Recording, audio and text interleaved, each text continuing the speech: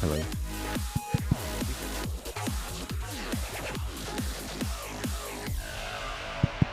Okay. Hello.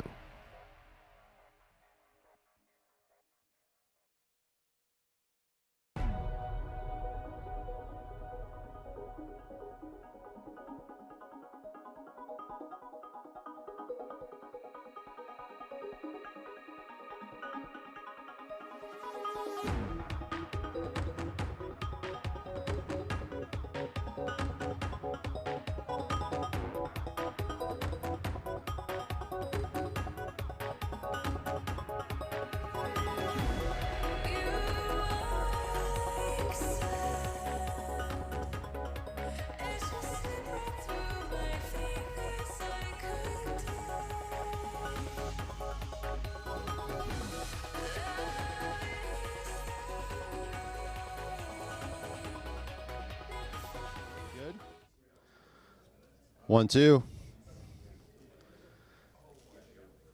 Good morning, everyone. Hello, welcome. Come on in, find a seat. We are going to be beginning day 2 of Resolvecon. I hope you got some rest because we have an intense day ahead of us. Yesterday was more like the warm-up. Today is like the sprint, you know what I mean? But it's a comfortable sprint. Don't be scared. It's okay. Quick announcement here. Want to remind you guys that in-house here, please make sure you're not downloading, uploading, watching streams, any of that kind of stuff. It directly affects the experience of our YouTube stream. So please keep that in mind. And yeah. And now we're going to get into our first just sponsor thank you time. I want to say a quick thank you to Blackmagic Design.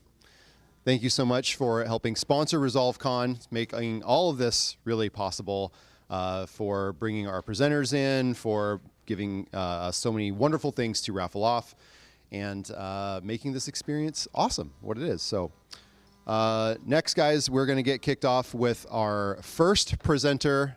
Give it up for Cullen Kelly.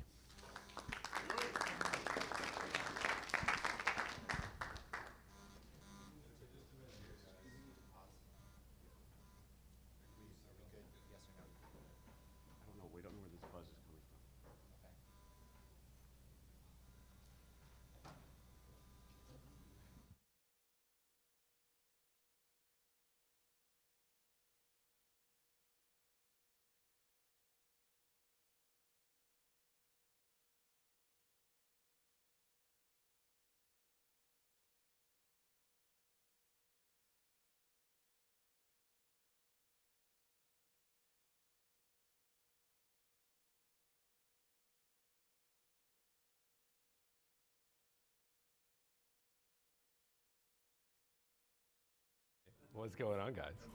Good morning. Pays to be local. Yeah, that's right.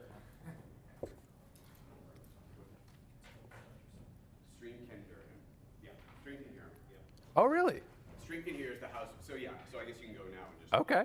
Everything is somehow functioning? Okay, so we're good to go. It's all happening? Okay, well, I've already said good morning to all the lovely people I'm in the room here with. Good morning to everybody on the stream. What the heck is going on, guys? I'm Cullen Kelly. I'm a colorist. I'm an image scientist. I'm fired up to be here with you guys on a Sunday morning. We're going to do some color church. We're going to do some color management church. Everybody into that? So, I've talked about color management quite a bit on my YouTube channel. It's a super important part of my practice as a colorist. And I'm just curious, for those of you guys who are here with me in person, maybe you can be my representative sample for the rest of us out there who are watching the stream live. I'm just curious, who here has like a general idea of what color management is? Just give me a show of hands. Okay, cool, cool. How many of you guys have like messed around with color management a little bit inside of Resolve? Okay, okay, solid. How many are actually using color management in your workflows? Okay, okay, we had a few hands go down for that one. That's great. That's a continuum that I want to help all of us move along. Wherever you plot, whether you're here in the room with me or you're joining on the stream, you probably have some idea of what color management is. If you don't, we're going to cover that. You've probably played with color management a little bit. If you haven't, we're going to do that. And you may have actually started using color management in your workflows. If you haven't, I want to get you up on using that, on the benefit of using it. And if you are, I want to get you a little bit better at using it. Yeah, no, the other. Oh, the other guy. One moment here, guys. There we go. House gave us dead batteries. Oh, bueno. Cool. Thank you, sir. Thanks to our tech team who's making all of this happen so beautifully. All right, let's get into it, guys. So we have a bit of an idea of the sort of continuum that I want to help us move along, wherever you're plotting on that continuum, the way that you use color management. My goal here today, as we've titled the session, is to demystify color management a little bit, because it's a solution, it's not a problem, and it's not an add-on or a fun little hack that we can add to our workflows. It's going to change the way that you work for the better. And one of the big things that really, really clicked for me when I started working with color management is once you understand the core concepts that we are going to emphasize today and work our way through, you'll recognize that it's not nearly as complicated as it sounds. There are like, I could rattle off 24 terms right now. Color managed, RCM, DaVinci wide gamut, scene referred, display referred, all these different terms in color management that kind of all point at the same 3 or 4 concepts. So if we can get a grasp on those concepts and we can understand, oh, when she says scene referred, that means the same thing as color managing my image. Or when you say RCM, that's the same thing as DaVinci wide gamut. There's so much overlap between these things. So if we can get a better grasp on what all those terms are pointing to, their sort of common headwaters, things are going to be a lot less overwhelming. We're going to have a lot more authority, a lot more ownership of the way that we use color management. So just to give us a little bit of kind of a roadmap for what we're going to be covering in the next hour, I'm going to start by doing some demonstration. I really want to get core concepts in place before we get hands-on. So I'm going to start by working on a random frame that I've pulled that you guys don't have a copy of. So for now, you don't need to follow along. In fact, you won't be able to follow along. And then we're going to get hands-on and look at how this stuff actually applies in Resolve in a couple minutes here. Okay? So we've talked about what color management is, but I want to go a little bit deeper into that as we get started here. So what exactly is color management? A lot of us put up our hand when we said you have some idea of what color management is. Hopefully a lot of you guys listening in on the stream have some idea of what color management is. But I want to give you a simple, concise definition of what color management is. Color management is a framework for transforming what the camera saw into what our display can reproduce. That's it. That's all that color management is. And implicit in that is the fact that most cameras, most professional cameras, even a lot of prosumer cameras, can't, or rather they capture more color volume, more dynamic range than even the best displays can reproduce. So let's go to like the very upper end of possibility and say like, I've got the new Alexa 35 or some great high-end cinema camera. And then let's take the equivalent like best in class display that's out there, the most like screaming bright HDR display that you can get your hands on, and it's super accurate and has this big wide color gamut and all that stuff. In that scenario, that display is not up to the task of reproducing all the colors that that camera saw. Does that make sense? That's something that is changing and shifting, and there may come a day where I can have a camera that captures one thing and a display that can reproduce that image one-to-one. That so far has really never been the case in the course of motion imaging, and it's really not the case today. That is the core value prop, at least one of the core value props of color management, is we have a problem that we are going to have to address ubiquitously. Pretty much any time that we are dealing with motion images, we've got what the camera saw, we've got what the display can show, and they don't tend to agree. And then add into that the variables of like, well, there's not often just one camera anymore. In my practice as a professional colorist, I honestly can't tell you the last project that I did was like, oh, there's only one color space. There's only one camera. There's no graphics. There's nothing else. There's only one source color space. There's multiple source color spaces. That's another thing that color management can do for us, is it can help us to find a common destination point for all of those different sources. Okay, so that's our concise definition for color management, and just some other helpful things to understand right off the bat. There are multiple frameworks. I referred to color management as a framework. There are actually multiple frameworks for this. In Resolve, the two most common are going to be Resolve Color Management, also known as DaVinci Wide Gamut. That's our first example of overlapping terms. Those things are really used interchangeably. And when I say DaVinci Wide Gamut or you say Resolve Color Management, we are probably talking about fundamentally the same thing. That's sort of variety A or framework A for color management inside of Resolve. The other big one that you're going to hear about a lot is ACEs. Okay? If we have time today, I'd actually would love to talk about ACEs. We're going to be focused on Resolve Color Management for reasons that I will go into as we go along. If we have time, we'll talk about ACEs as well, but these are both different solutions to the same problem. These are both frameworks for performing the task of transforming what the camera saw into what the display can show. Okay? That's our sort of core definitions there. We now know what color management is, right? I want to talk about what color management isn't for a second, because that's another place where I feel like I got really confused early on in my career, and where many of us tend to. So first of all, color management is not a creative limitation. I've worked with plenty of colorists or other artists in the past who look at what color management does at its foundation, where you might start with a log image, like we're looking at here.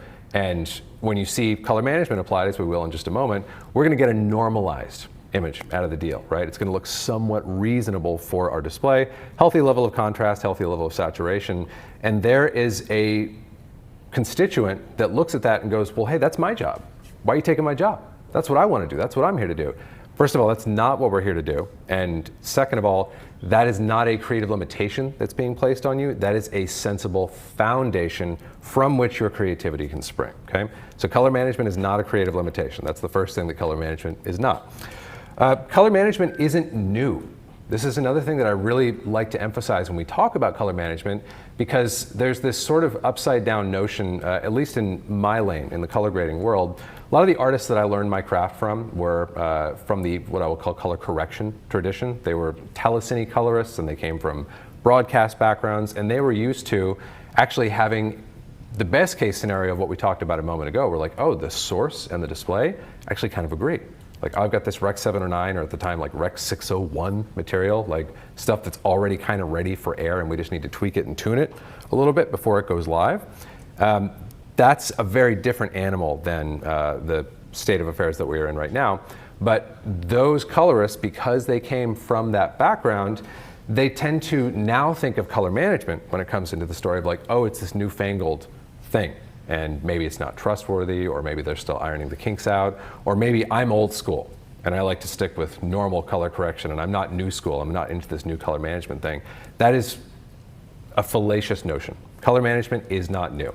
If we rewind to what I think of as the cinematic tradition, that I recognize many of us are coming from all kind of different backgrounds, and we may have different visual agendas for our images. Probably most of us, I would venture to say, are not solely in the business of fixing things. We want to make our images look good, right? Not just correct, okay? So to the extent that that is true, if we think about my practice, I'm a colorist. I'm not paid to correct things. I'm paid to make things look awesome, right? So to the extent that that is true, if we look at the cinematic tradition, meaning until the last 20 years or so, shooting on film negative and then reproducing on a film print, that is color management right there. Anyone ever tried to look at a piece of acquired film negative, still or motion? You can't.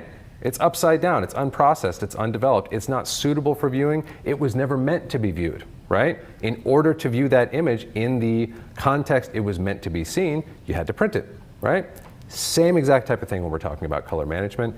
Color management is just a more robust form, or I should say Resolve color management is simply a more robust form of something that has been with us for as long as cinematic imagery has been with us, where you acquire something in a big, raw scene state, and then you sensibly shepherd it out into a reproduction state, okay? So color management is not new.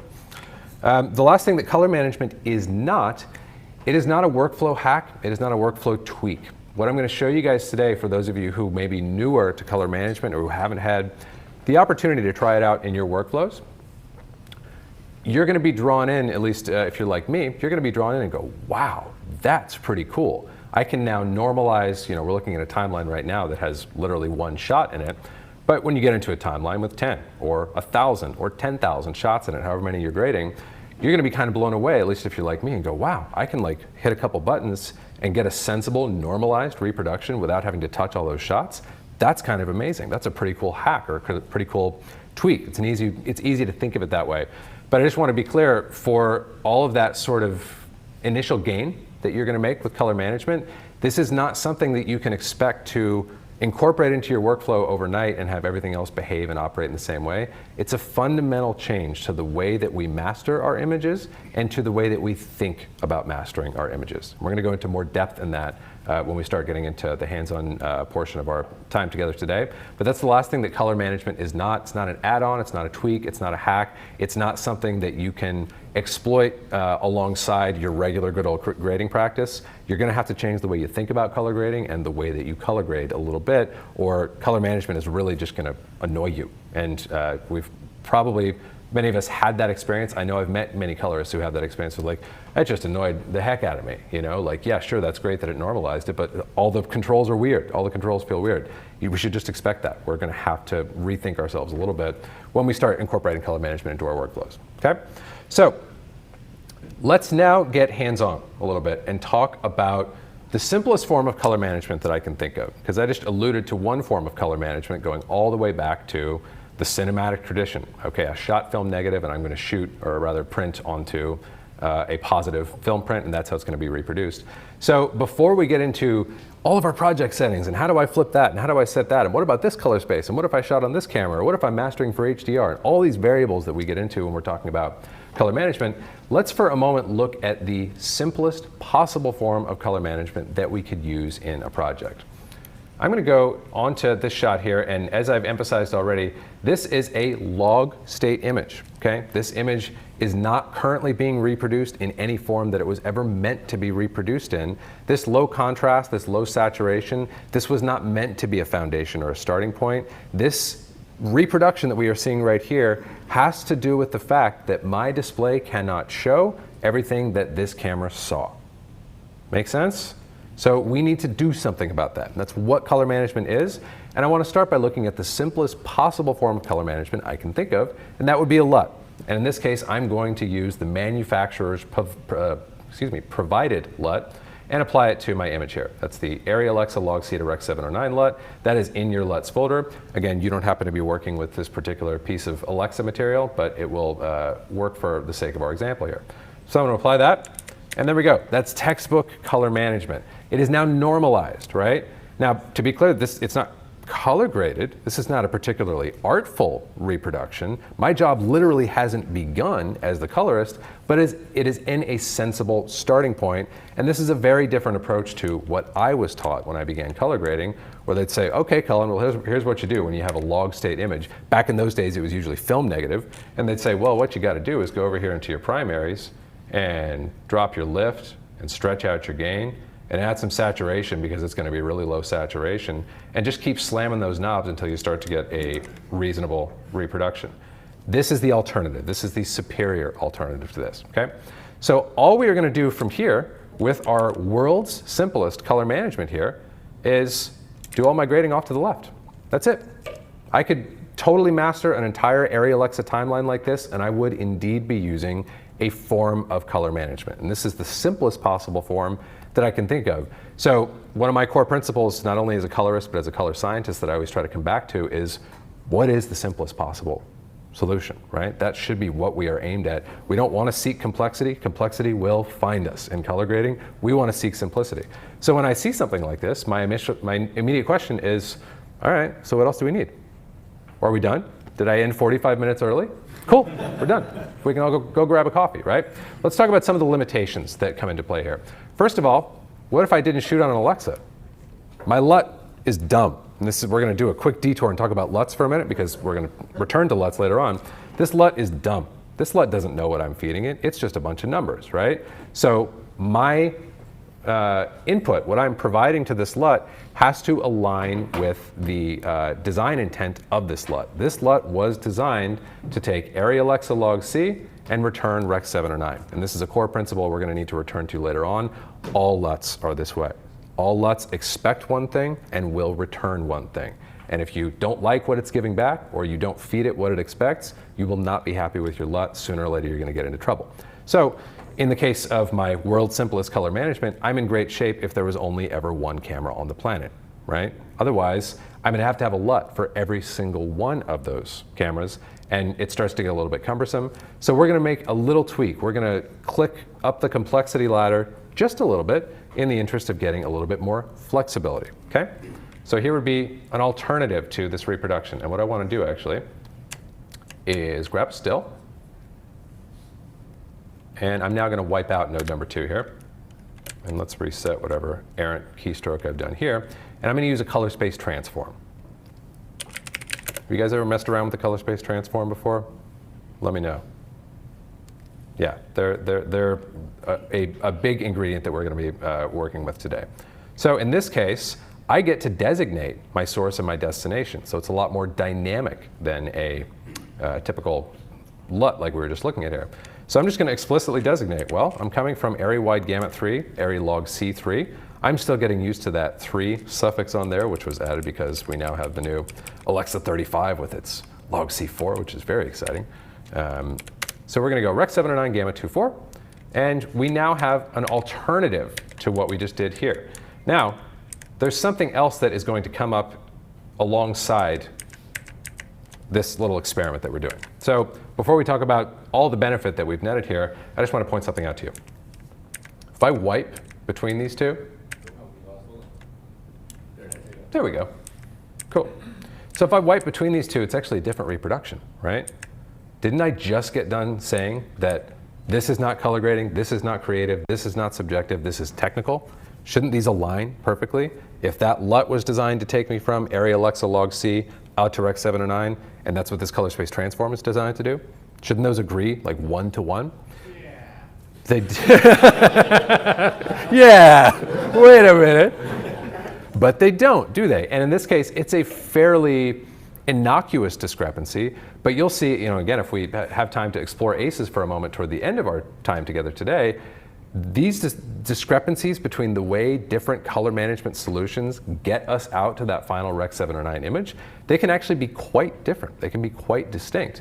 So it's kind of important to understand why that is. Any of you guys who've hung out with me before have already heard me use my favorite analogy. Saying, okay, color space transform, I would like you to take my array wide gamut 3, array log C3 image and transform it out to Rec 7 or 9 gamut 2.4. This is roughly the equivalent of us walking outside and finding the nearest construction site and me saying, hey, you see that 100 tons of dirt there? I would like you to take that 100 tons and put it into the, what do you call the thing on the front of a bulldozer? I don't spend that much time doing construction. The bucket, there we go. So if I'm going to tell you, I'd like you to take that 100 tons of dirt and place it into this 10-ton bucket or 20-ton bucket. Like, well, how am I going to do that? There's not enough room for all of the dirt, right? Similar thing here, because remember what we started this conversation with, the camera sees something different than the display can show, and in most cases, not all cases, most cases, the camera sees more than the display can show. So the reason we are seeing a discrepancy here is because the color scientists and the engineers who engineered this color space transform functionality versus the array Alexa log C to Rec 7 or 9 LUT arrived at different equally valid solutions for solving that problem. So there is some subjectivity cooked in there. It's just subjectivity that we as artists, as end users, are really not equipped to navigate. We want to take advantage of the sound color science that the engineers in both of these examples are using. But I just want to point out there is a difference in reproduction, and this becomes a bigger theme. Once you start to get up on color management a little bit more, that's going to be something that I'll sort of encourage you to consider when you're saying, oh, well, should I use ACES or should I use Resolve Color Management? Should I make my own color management and get really geeky like Cullen does? One of the big questions that is going to accompany your answer, or one of the big considerations that's going to accompany your answer, is which reproduction do you prefer? Okay, because they are going to be different. All right, now that we've done a little detour through the variation in reproduction that we're seeing here, we've now got a superior solution to what we had a moment ago with our Rec 709 Area Alexa Log C to Rec 709 LUT, because remember my question that I asked before of like, well, that's great, but what if I have a different source? Well, now I have a mechanism for dealing with that. So we're going to be looking at some Blackmagic footage here in just a moment. When we do, I could simply navigate to the proper color space and gamma, and my color space transform is now going to be correct for that material, right? So we've added a little bit of complexity, but we've got a little bit of flexibility to accompany that change, okay? Now we have a new problem though. We can modify our color space transform quite easily so that whatever footage we are working on will align easily with, if we have 3 different cameras, we can do a color space transform tailored to each of those cameras. Now we have a new problem. Remember I talked earlier about how your controls and the behavior of your color corrector are going to feel different when you're working in a color managed workflow as opposed to in what we could call a display referred workflow. A minute ago when I started turning knobs and just kind of trying to slam it into a reasonable reproduction, that's another fun term that we can log in our notes. That's a display referred workflow. The easiest way to remember that is that display referred workflows literally refer to the display for all of your decisions. Scene referred workflows, which is just another term for color management, refer to the scene for information about how it ought to be reproduced, okay?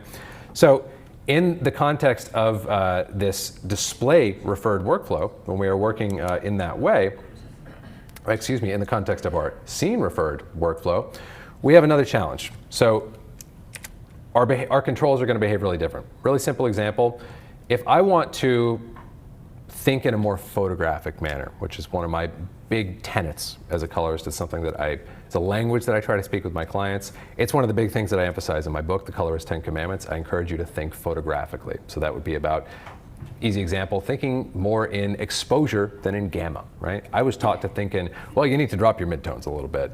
A much more photographic way to think about that would be to say, well, let's trim exposure by 1/3 of a stop. That's a language that's more meaningful to the production counterparts that we work with. That's the native language of the image until it hits our doorstep as colorists. So it's a better way to think about the image, to manipulate it on its terms, as opposed to transforming it into this whole other realm of gamma and lift and gain, et cetera. So if we're thinking about thinking photographically, the first thing that I do when I'm thinking photographically about my images is I think about the core consideration of photography, exposure. Okay? Now, if I want to get a reasonable analog for exposure when I'm in a color managed environment, even in a really simple one like this, I can go to my offset here. And if I drop this offset, let's actually get our scopes in play as well, so you can sort of see the story on the scopes. And I'm just going to set this up in the manner that I like to. I like to use a histogram and a vector scope. One shows me my tones and my densities, one shows me my colors. So let's go over here to my offset and just start to drop things down, okay? You can see in the image, I'm getting an exposure-like response, right? And my shadows are indeed reaching the floor and compressing toward the floor, but this is very different. If you've ever tried using offset in a display-referred context, i.e. downstream or to the right of this transformation out to Rec 709, after the image is already in a Rec 709 state, if I go to offset here, I'm gonna get very different behavior. As soon as I start dropping down, I'm going to start slamming like hard into the floor. Now, we're all looking at this image in a relatively small window. I'll try to remedy that a little bit. And we're all looking at this image either on a screen if you're watching the stream, or we're looking at a projector here in the room together. This may not be as blatantly obvious as it is when you're looking at a calibrated reference monitor, but trust me, this is not fun. Working offset in a scene state or a scene space is very fun. It's very exposure-like. So This is a bit of a detour, but an important one, because I wanted to put a little bit more meat on the bone talking about how it is that working in a color managed context differs from working in a a display referred context, okay? So that's just one of many examples, and we're gonna look at a few more of those as we go along here. But there's another sort of like subtler wrinkle to this. In the same way that working color managed is going to get you a different feel, a different response, a different behavior out of your tools than when you are working display referred, that's actually true in different scene color spaces as well.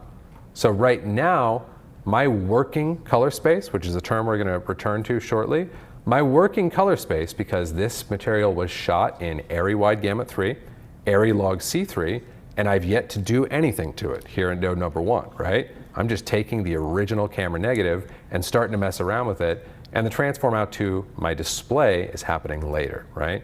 So my working color space is ARRI wide gamut 3, ARRI log C3. Make sense? When I'm in ARRI wide gamut 3, ARRI log C3, the behavior of my tools will differ from when I'm in, say, Blackmagic film Gen 5. It won't be as dramatic of a difference as when I'm going from Rec 709 back out to a camera log state, but it will be different. So that's the first problem that we have here if we decide that our solution is sufficient and we're simply going to color space transform from whatever our source is out to our display and do all of our grading off to the left of that point, our controls are going to have a different response. And to go away from the sort of technical side of what we're talking about this morning, where you're going to find when you get up on color management is like feel becomes really, really important. Like I don't think about most of the stuff that we are talking about this morning. This is just backdrop. This is just context that I have in my color grading practice. But when I'm actually color grading, I rely on my eyes, I rely on my hands, I rely on feel. I rely on knowing roughly what that offset wheel is going to do before I even touch it, right? That's going to vary color space to color space. That's not so great. Here's the other thing. We talked about LUTs a minute ago, right? We talked about how LUTs always expect one input color space and one output color space. If you have a LUT that you love to work with, we're sort of back to the same old chestnut if you want to use what I would call a look LUT or a creative LUT, meaning it operates in your scene space. You can't have a look LUT that will work for all your different cameras. A look LUT will only work, as any LUT will, for one color space at a time, right? So that is the reason we need to take another click up this complexity ladder, all right? So we're slowly increasing complexity, but for good reason. I'm going to start labeling as we go along here because we're starting to get a little more complicated. Let's label this node. I'm going to call this 2709, like so. That's my transform to 709. But what I want to do is introduce a third color space. Right now we have two color spaces in play, right? What's the camera's color space? What's the output color space? That's it. And by the way, another couple of terms that we can sort of add to our growing appendix or index or dictionary of color management terms. Output color space, ODT, output transform. Those all kind of refer to the same thing. What are you going to? What are you mastering this on? Are you on a Rec 709-ish display? Are you on some kind of fancy HDR display? It's the same thing all those terms are pointing at. It's like, where are you bound? Where are you destined, okay? So we have our output color space. We have our camera color space, right? We gotta know what the camera saw so that we can perform that job of transforming it into what the display can show, right? That's two spaces. I wanna introduce a third now. We're gonna introduce a working or an intermediate, or what Resolve sometimes rather confusingly calls a timeline color space. Those are three terms for the same darn thing, okay? And I will explain, we're gonna see why this is important in just a moment, but for now, just trust me. For our input color space, we're gonna say DaVinci wide gamut, DaVinci intermediate. Let's go ahead and reset this here. So I've got the beginnings of a slightly more complex, but again, slightly more flexible, slightly more dynamic, slightly more effective form of color management. So I need one other link in the chain, because if we sort of like follow the thread of color space transformation, what is the only color space transformation happening right now? We're going from DaVinci wide gamut intermediate out to Rec 709 gamut 2.4. Okay, great. That's a good start. However, is what I'm telling Resolve to do, am I telling it to do the right thing currently? I'm telling Resolve, hey, I'm feeding you a DaVinci wide gamut intermediate input, but I'm lying. That's not true, is it? I'm feeding it area Alexa log C3. So I need another transform. Time for another stack of terms that all mean the same darn thing. Okay, you ready? Input transform, IDT, source color space, same thing. All we need to designate now is an input color space or an input transform or an IDT for anyone who's messed around with ACEs before, which stands for input device transform, I believe.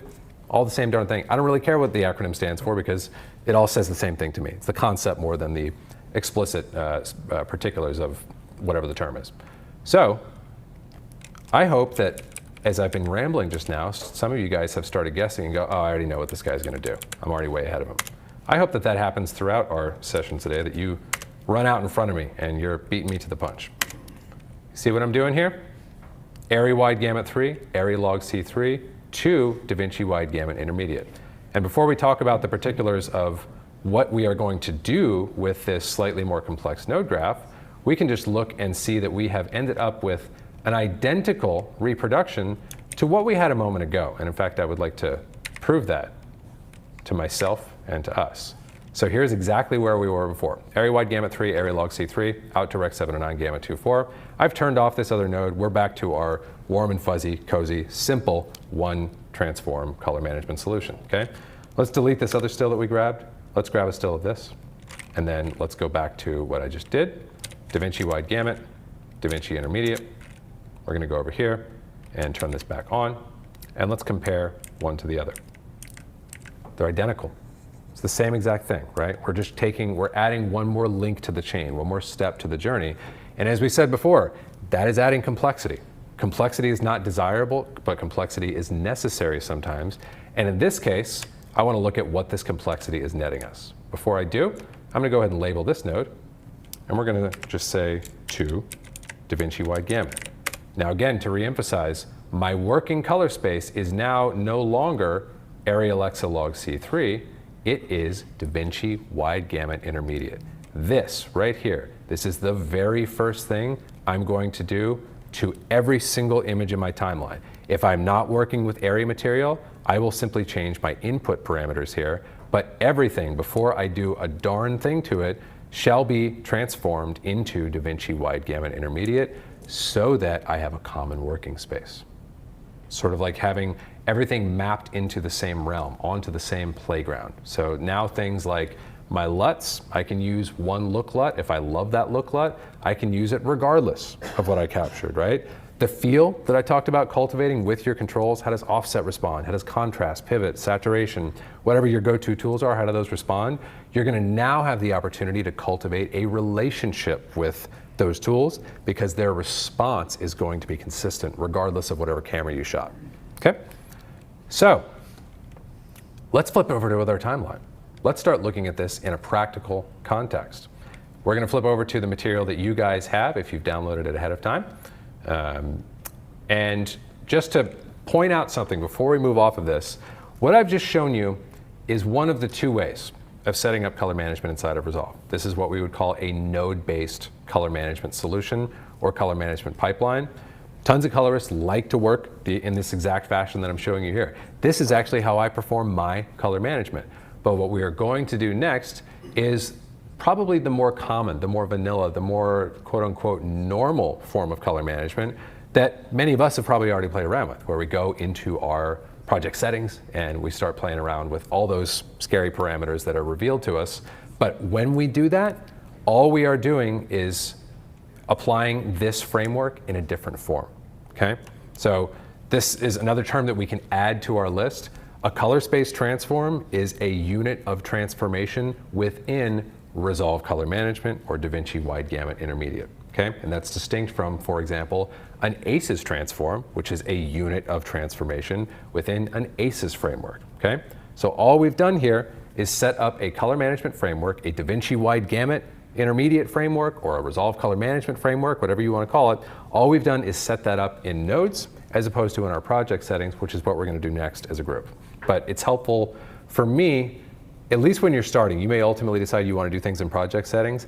I love starting with color management, learning about color management in the way that we just did, because you can see it visually. You can see the flow.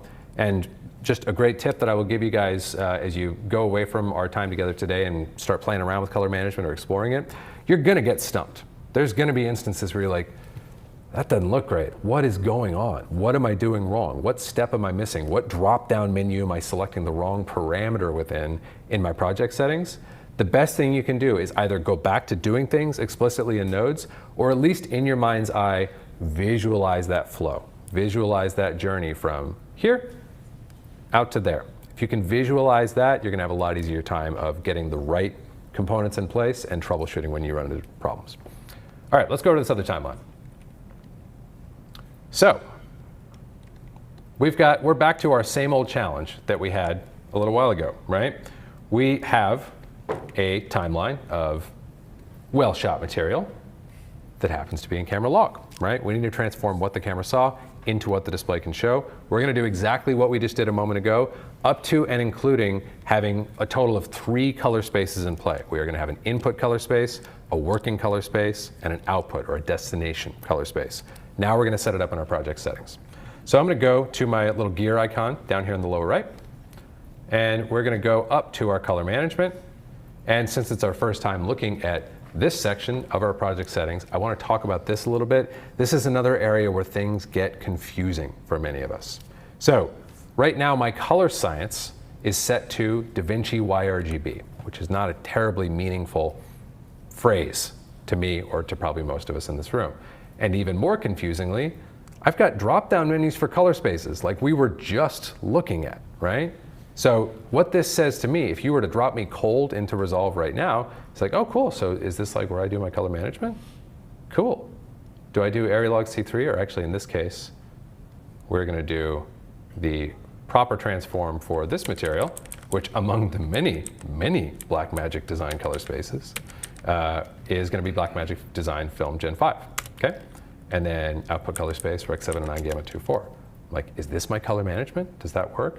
Just run this, we're running this test right now. Prove this out to yourself as many times as you need to. Look at the image here. Like, I'm moving this window so you can see the image and see how it changes when I hit save. It doesn't change at all. We didn't do anything, right? What the heck? What's the deal with these tags? We can return back to this and talk about this.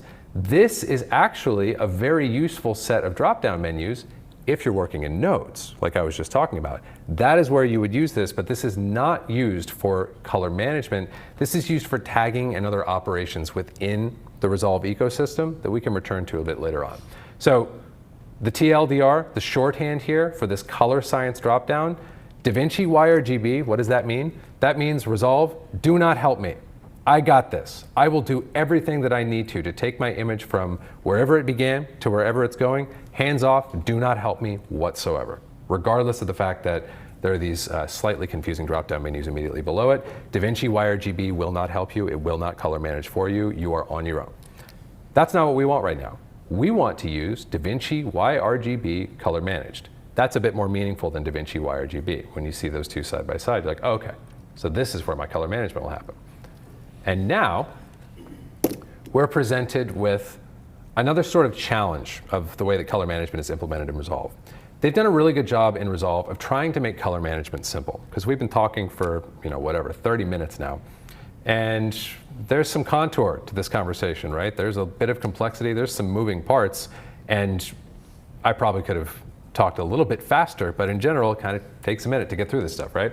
So what they've tried to do in Resolve is to make this conversation a little bit simpler, to make it easier for us to begin to work in color management if we haven't all chosen to give Cullen an hour of our time to talk about the topic, right? The problem is that it is obscuring the very concepts that we need to understand if we ever hope to become fluent and functional with color management. So the first thing I'm going to do here is turn off automatic color management. We want to do manual color management. We want to be in control. We want to know all the pieces of the puzzle. So I'm going to turn that off. And then for my color processing mode, I'm once again going to elect and say, you know what? I appreciate you trying to give me the automatic shifter. I want the stick shifter. I want manual control. I need to understand what's going on under the hood. This is a little bit more intimidating, but I promise this is the only way to get fluent in color management.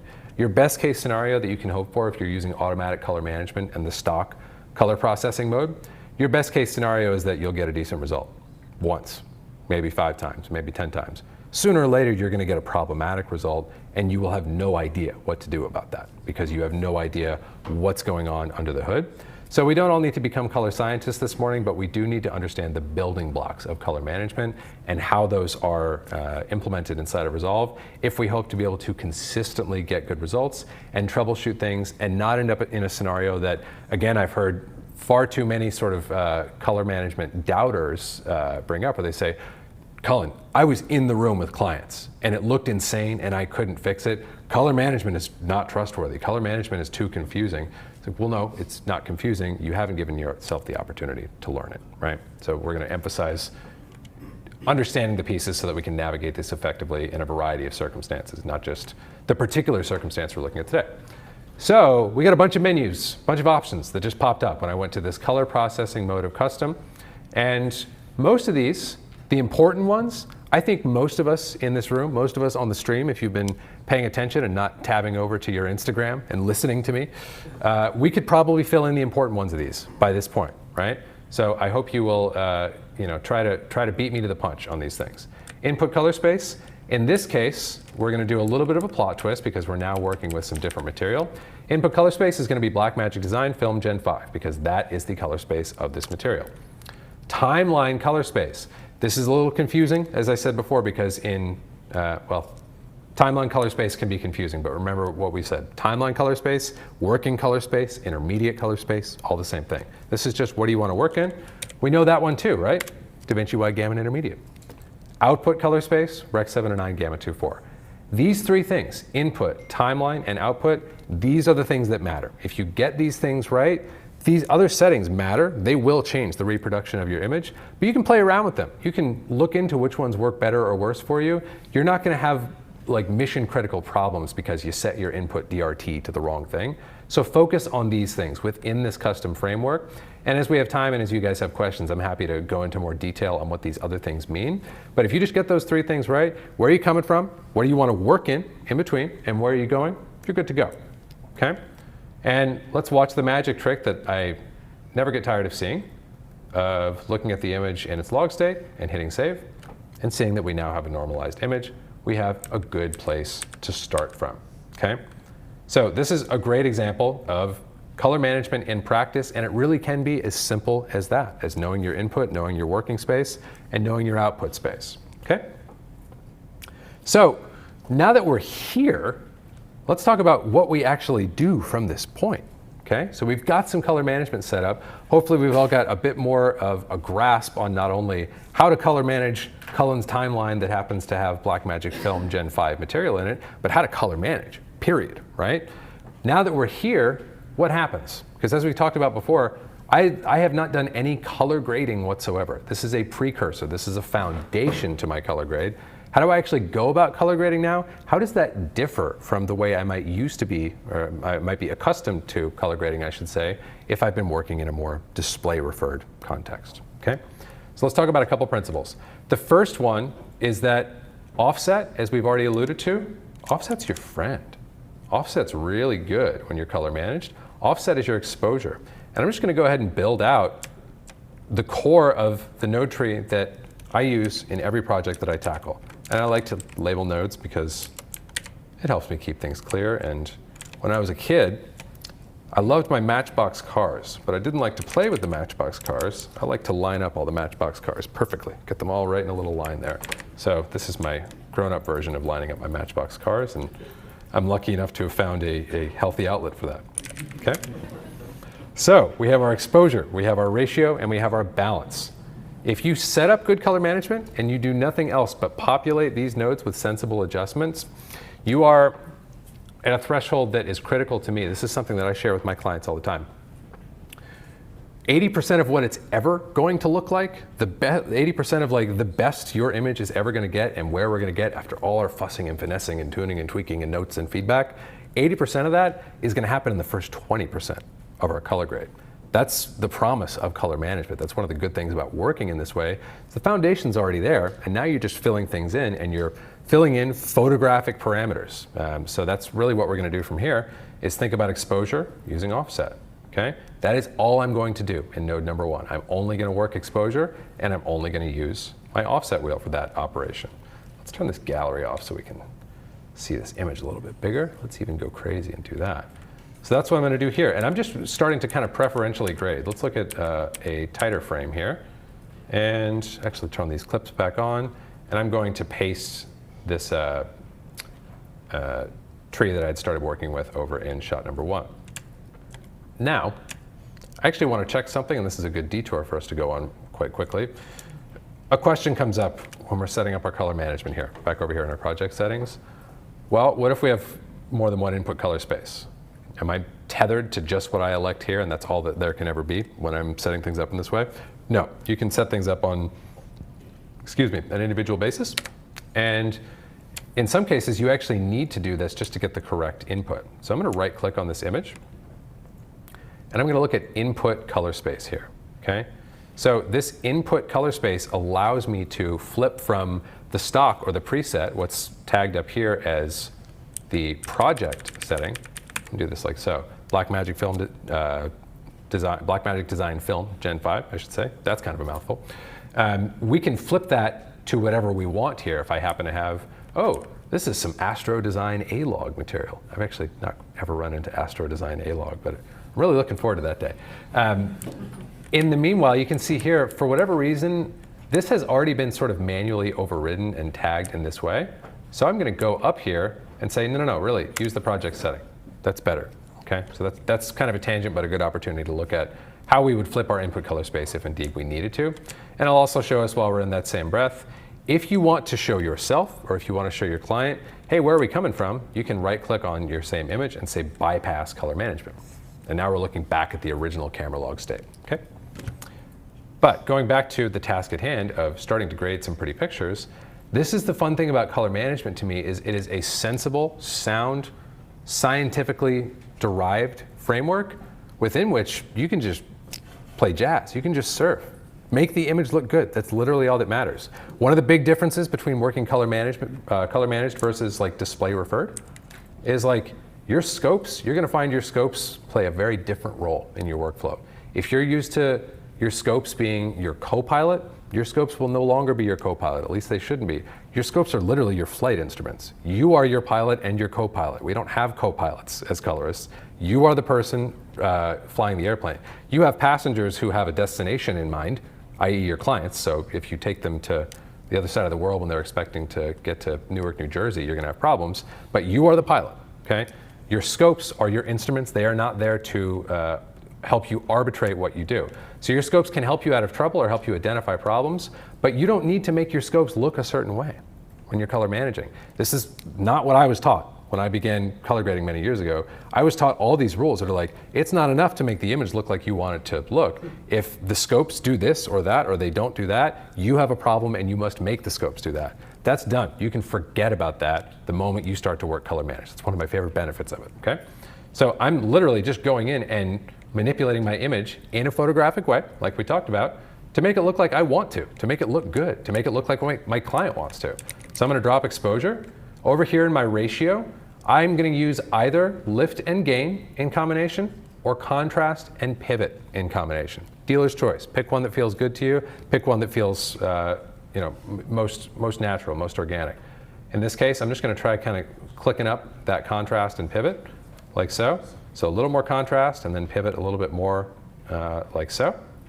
And that's going to be my ratio node, and I could back that off at any time. And now I've got my balance. This is where I'm going to perform my RGB color balancing and just look at the image and say, okay, ratio of red to green to blue. Am I happy with that? Do I want to do something about that? And here again, this is balance that is separate and distinct from the type of balance that I was taught when I began color grading, white balancing, black balancing, like corrective balancing. My assumption when I'm operating within a color managed framework is that if the image was shot according to its light source, meaning that this camera was expecting the light source that was illuminating the scene, I expect to need to do zero balancing whatsoever. The balance, once again, is just about what are we into? What do you want to see? It's not about fixing things. It's not about like trying to correct or repair or discipline the material. It's just about looking at the image and going like, oh, do we want to go like a little warmer maybe? Would that be nice? Get a little more color separation in there maybe? That's kind of cool. I'm into that. and I'm done. So that 80% marker that I just referred to, 80% of what it's ever going to look like, it's going to look like in the first 20%, we're there. If this is a real project and I'm working on it with a client, we're going to go through like 3 rounds of feedback and revisions, and we're going to window stuff and qualify stuff and do all kinds of details that I love doing. It's super fun to do in color grading, and we could have a whole session talking about those fine details and the nuance and the value adds they make to our story. But for the end viewer, the person watching this at the end of the day, that first 80%, like their net visual experience, is going to come from the things that we've already done just by going this far. Okay? So that's just a soft intro to the way that I conceptually think about grading inside of a color managed context, and also to the difference in the behavior of the tools. I want you to notice that in these 3 nodes that I'm using to get a net of this, which is like, okay, we're starting to get somewhere. We got some mood, we got a vibe going on here. This is literally 3 knobs. This is offset, contrast, and pivot, okay? So that's, if you take nothing else away from like, oh, what tools should I use, or what tools are going to be the most useful in a color managed workflow, start with that offset. It's the simplest, broadest possible tool that you can use when you're color grading, and you can get great results out of it when you are in a scene or a camera log state and operating in that manner, okay? So that's kind of a 101 on grading within a color managed environment, and on keeping it simple, some of the things we need to be more aware of when we are color managing, and some of the things that we can very happily let go of and forget about when we're working in color management, okay? All right, so next thing I want to talk about, I want to return to LUTs for just a minute here, okay? So I made the other sort of claim that one of the benefits of having our intermediate working space, which, by the way, just to clarify, what is our working space right now? What's our intermediate space? We're in DaVinci Wide Gamut Intermediate, right? One of the benefits of that is that it doesn't matter that this material happens to be Blackmagic Design Film Gen 5, and the material in the other timeline that we were just looking at happens to be MrAlexTech. It doesn't matter. I can use, as long as I have a LUT that is set up for my particular working color space, such as my elements LUTs that I'm going to look at here, or even better, let's look at my Kodak 2383 LUT, which is a free download. I'll get you guys a link for it if you want to download it. This is my look LUT. This is the sort of like, if we think about making that transition from like, okay, we've got our image, we're in camera log state, we got to do something about that. Now we know something better we can do about that than simply twisting knobs until it looks decent. We're going to color manage that, right? And then we want to start to work on actually grading by hand and making creative manipulation, preferential manipulation of the image. Something that sort of rests in between, okay, we're color managing the timeline and now I'm grading individual shots, would be establishing a look.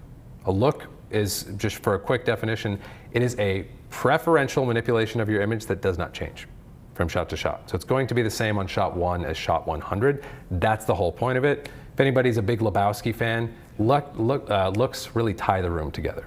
Really brings everything into one common space, okay? So in this case, let's use this 2383, and this is actually a great example, because if I drop this on, I may not love what I'm seeing. It's looking a little crunchy, a little dense, a little bit under to me, and that's because I just started doing grading without my look, without my LUT in place, which is really not the way I would do things. You want to get that look in place early so that you have it for your context for making all your other grading decisions. So, easy example here, I would make these, in particular, my exposure and my ratio decisions. I'm going to make those differently under this LUT than without this LUT. It's adding a big old hit of contrast because, by the way, that's what a film print does. Okay, so that we're kind of coming back full circle to our film print conversation that we started our session with here today. But when you're working underneath a LUT, and it is a LUT that is properly set up as this one is, you can see it right here, DaVinci Wide Gamut to DaVinci Wide Gamut. That means I expect DaVinci Wide Gamut, I will give you back DaVinci Wide Gamut.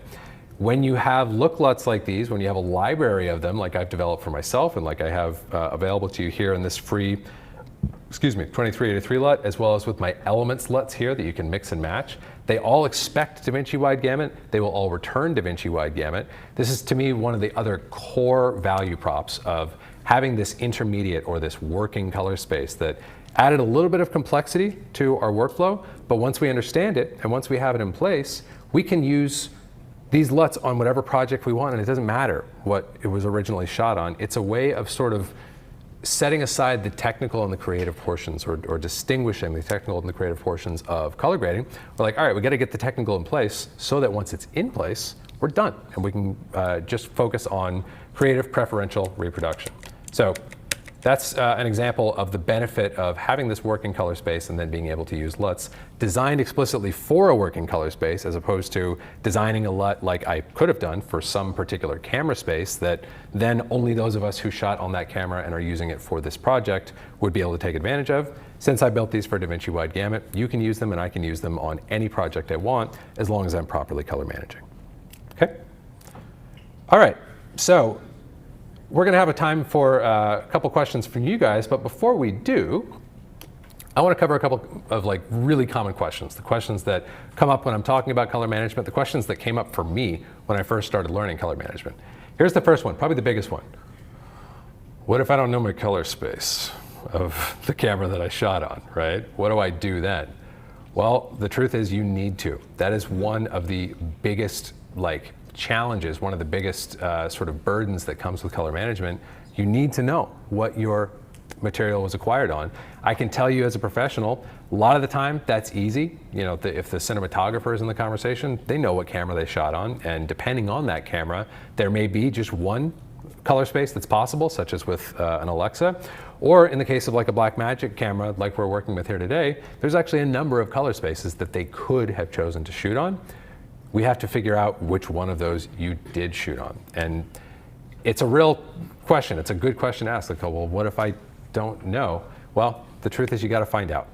I can't really sugarcoat it for you. You got to find out. And again, I can tell you in my professional practice, it's a matter of diligence. And because I've seen the benefit long-term, job after job after job, of working in a color managed context, I'll very patiently ask. I'll say, whoever, the post coordinator probably doesn't know what color space. If I circle back and say, hey, question for you guys, do you know what color spaces you shot on? Often the post coordinator is going to go, no, I don't, I'm sorry. I'll say, okay, no big deal. Any chance we could find out? Telling me nobody knows what color space we shot on? There wasn't a first AC who had to pick a color space? Someone knows, right? And as long as we're not jerks about it, and as long as you don't give people the pressure of time of saying, I need to know in the next hour, then we can usually find that answer. And if you're shooting for yourself, as I know many of us may be, it's time for you to start paying more attention to the color space that you acquire in, so that you have a sensible starting point to this entire continuum that's going to take you from what the camera saw out to what the display can show. Okay? And the one other thing that I will mention along those lines is that if you're dealing with nonfiction, you're dealing with archival, you're doing documentary, as I sometimes do, a lot of the time you're going to get stuff that's like second, third, fourth generation, where did this come from type of thing. Most of the time that material is going to be some kind of flavor of Rec 7 or 9.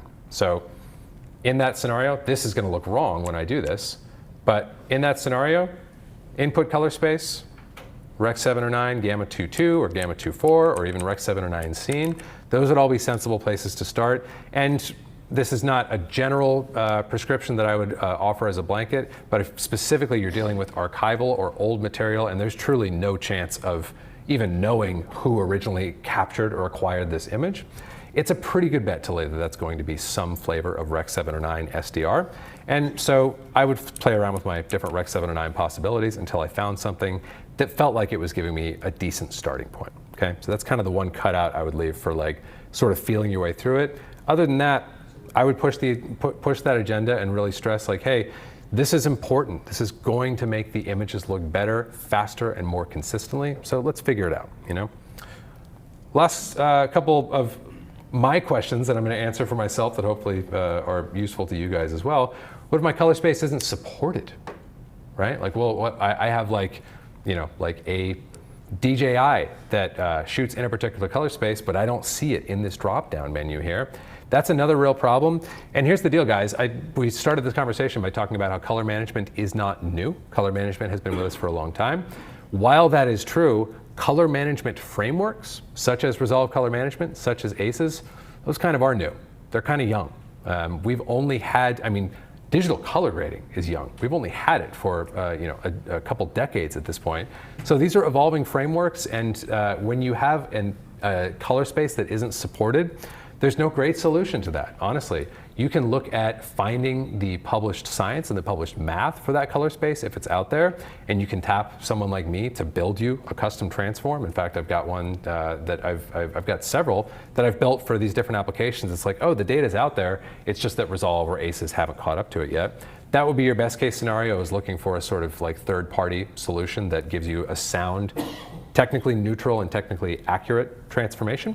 But those are really, kind of like the other edge cases where it's like, all right, well, if it's unsupported, you kind of got to get creative, and you also have to be patient and willing to let the evolution of color management play out, because we've recognized just how high the value prop is, and we recognize that it's worth navigating those edge cases or coming up with solutions for when those edge cases do arise, okay? And we're just about at the end of our time here, but the last one that I just want to throw back in to emphasize in closing. Well, what if I like to do things by hand? We talked about that colorist early on in the session of like, well, wait, you're taking away all of my sort of creative autonomy by doing this color management thing. I want to be the one to transform that image out to its display state. Put it this way, in closing, whether you shot for yourself or you are working for a cinematographer or a production team, you owe them more than that. You owe them a sensible reproduction at a bare minimum of their exposures. And if you don't give them that sensible, neutral reproduction of their exposures, the best you can hope for is that you are most of the time going to compensate fairly well for the error that you yourself have introduced. So that's not really your role to play. Your role to play is to get creative within a sensible framework. And that's a pretty good place to end my spiel about color management and why I think it's awesome. Thanks, guys. Awesome. Thank you so much, Cullen. Yeah, buddy. Incredible wealth of information. I know there are questions out there right now. Great. Okay, so before we get into our Q&A section, we're going to kick off our first giveaway of the day for the Godox ML30 Lite. So if you are watching via live stream, please type !giveaway1 to be entered into that giveaway. And if you haven't deposited your raffle tickets into the appropriate jar, get depositing, y'all. I said that on the internet today.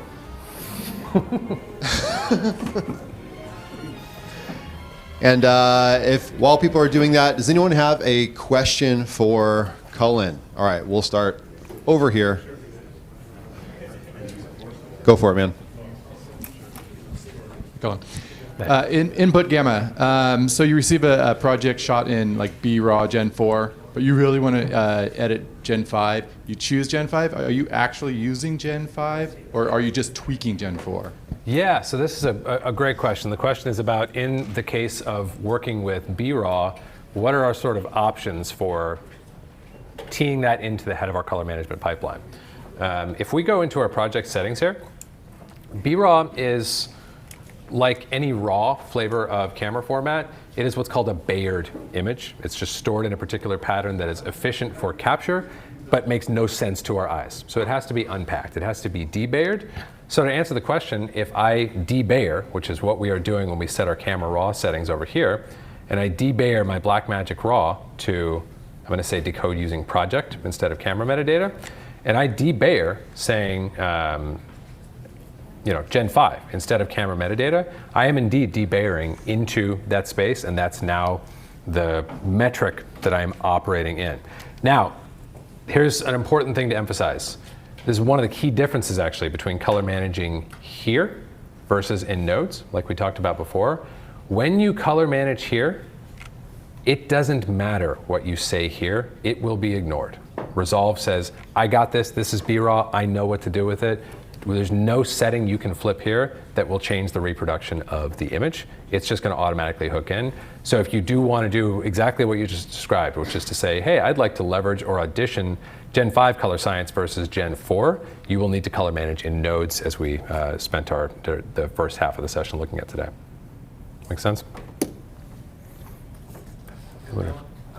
Yeah. So like when you did the LUT and then you did the CST, you had slightly different results. Mm-hmm. Okay, but if you go into here, in the project and set up the color management there, are you getting the exact same result with the CSTs as long as they're set up identically? Yeah, so this is a great question. And then it's just preferential the way you want to work. Right, right. That's a great question. When we did our color management in nodes here, let me turn this color management off for a second. And let's just, this is another one that I think talk is cheap. It's much easier to prove out. So here's our original humble little one-shot color management that we spent some time on earlier. Let's grab a still of that, and then let's wipe everything out here. And then let's do our color management like so. I'm gonna go fast, and we're just gonna say custom. In this case, we're gonna say Arilog C3 as our input, and we are going to hit save on that. And if I wipe between them, it's indeed identical. So it's a great question. Is this equivalent or is this identical? It is identical. It is a matter of preference, and there's a couple of tunes and tweaks we can make within this approach versus the other, but on the surface, it is the same mechanism that's getting us out to. So basically, the order of operations in terms of what it's doing under the hood to do this are exactly the same in terms of where it's Exactly. The bookends are the same. We are still grading at the same point in the pipeline. It's just two different ways of implementing it. Hey, Cullen. If you are using project settings to do color management, how does that affect graphics or things that you're making in the Fusion page? Because they do show up as clips on the color. And so are they coming through as like Rec 709 and that's what it's expected, or do you have to kind of go through and like click on the individual things and set them in a particular way? Yeah, this is a great question. So when we are color managing in project settings, what effect does that have on assets that may be flowing over from Fusion, or graphic assets for that matter? And yes, you are correct. What we need to do in that scenario is we're probably going to have our A cam and possibly a B cam and a C cam that all need to be properly set up. And then we're also going to have a bucket for our graphics that need to be sensibly input mapped, typically from like a Rec 709 Gamma 2.4, if that's what you're getting from your vendor. And there's workflows and ways to do that, like you can really take advantage of and get fluent in your clip filtration features up here. If I'm working on a feature or something like that, I'm going to figure out what criteria can I use to filter out the different piles of media that needs to have its own separate input mapping, so that I can quickly get all those lumped together in one pile and apply one input transform to color space, or like use case A, use case B, use case C, just depending on what that material is. Yeah, thanks first for a great presentation. I work in a color space with CSTs as well. But the last two settings on CSTs is the OOTFs.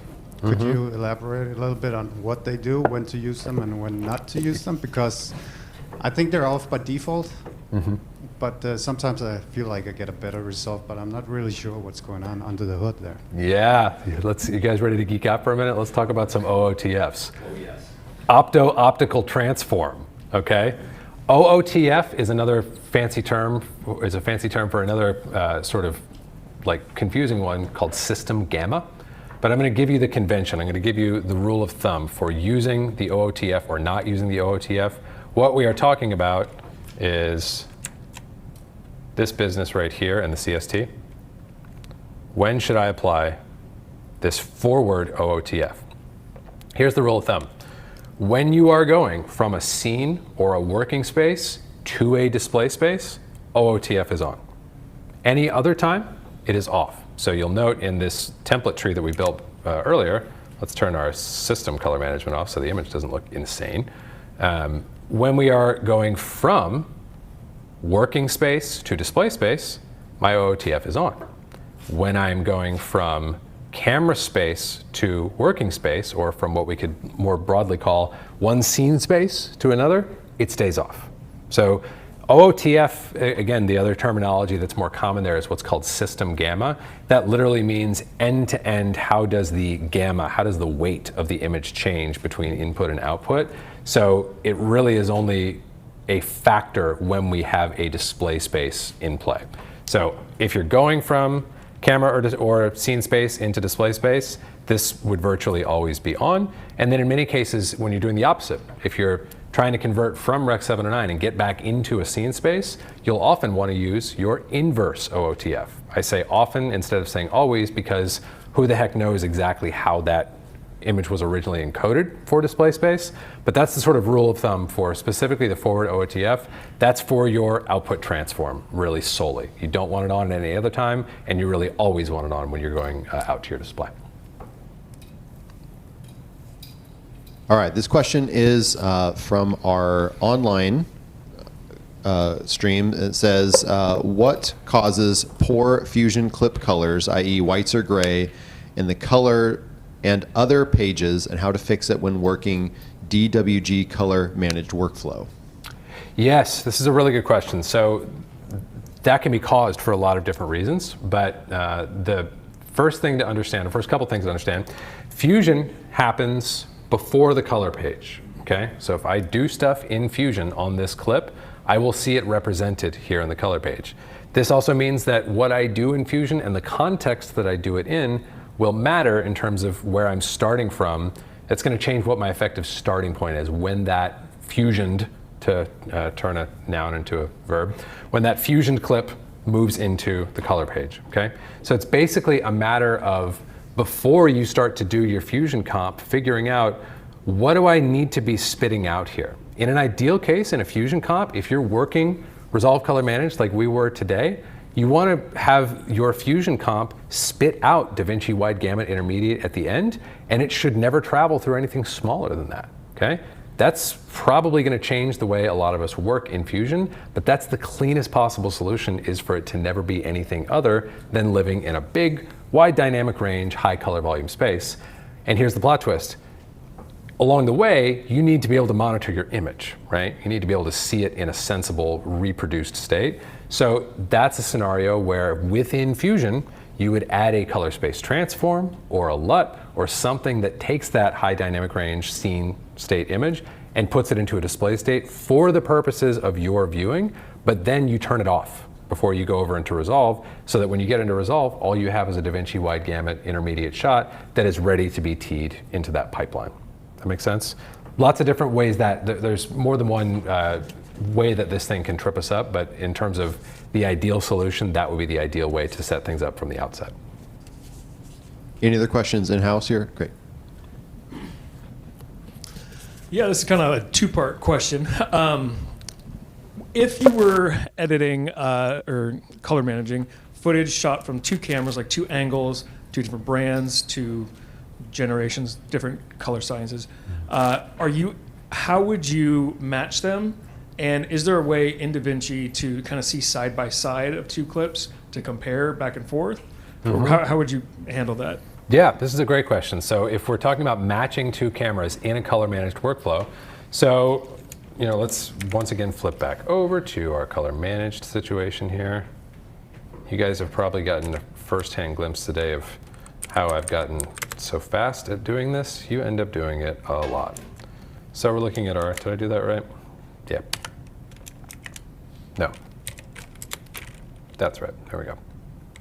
So if we only have one particular source color space in this particular instance, but if we were just to kind of use our imagination a little bit, again, the first thing that my expectation, my hope is that, in my mind's eye, if I have a decent capture instrument for camera A and for camera B, the camera has been rated in alignment with the light source that's being used. So if it's a 3200 tungsten source, that's how the camera's been rated on both camera A and camera B.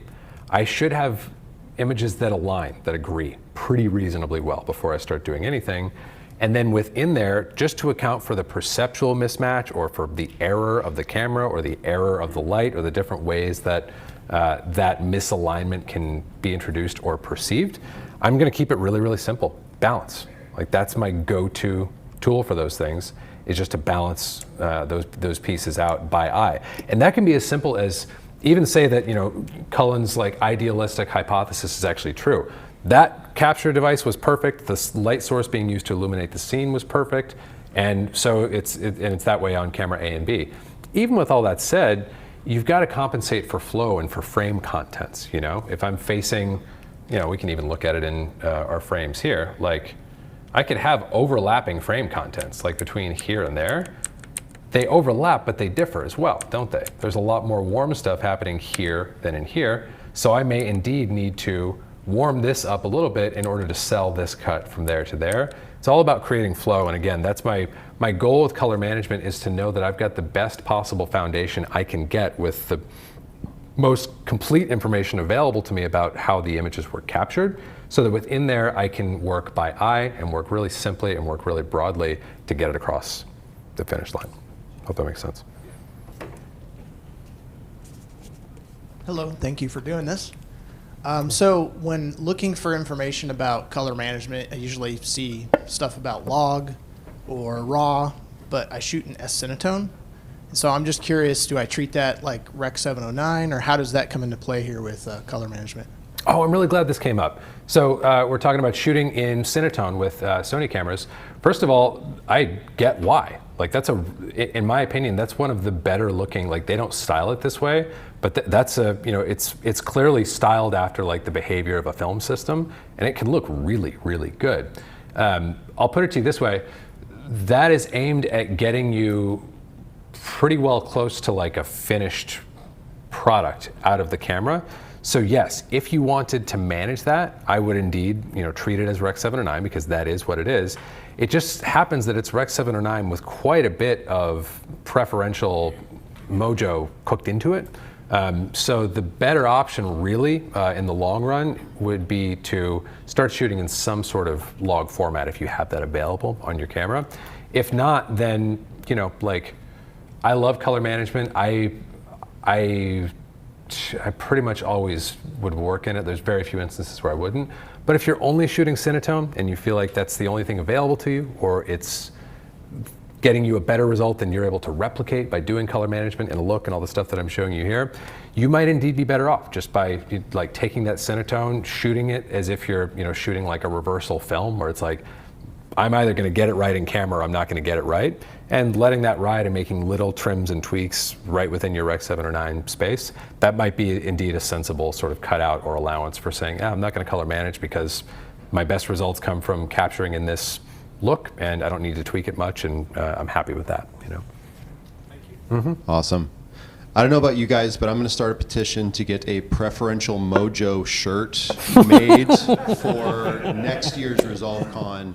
And of course, all the proceeds will go to Professor Cullen. So, guys, give him a hand. This is amazing. Thank you so much. Thank you very much, guys. Awesome. Well, we're going to continue with our giveaway here, and that is for the ML30, provided for us by one of our sponsors. And everyone seemed to enjoy the scientific method that I used last time, so we're going to do that again today. Completely scientific. They all came out this time. That's good. And we'll just pick one. Brian B. Are you here? That's you. Hey, congratulations, man. Awesome. And we will roll that giveaway for our online audience here, and we are going to be going into our break time. So we'll be back here in 15 minutes, and our next presenter is going to be MrAlexTech. Looking forward to that. And we'll see you guys in 15 minutes. Catch you later.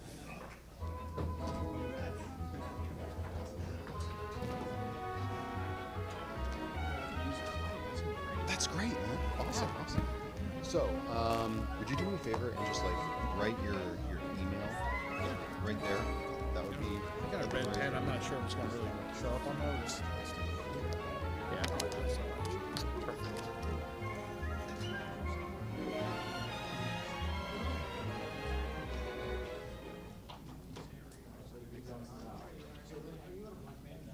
And is that the same email that you use to?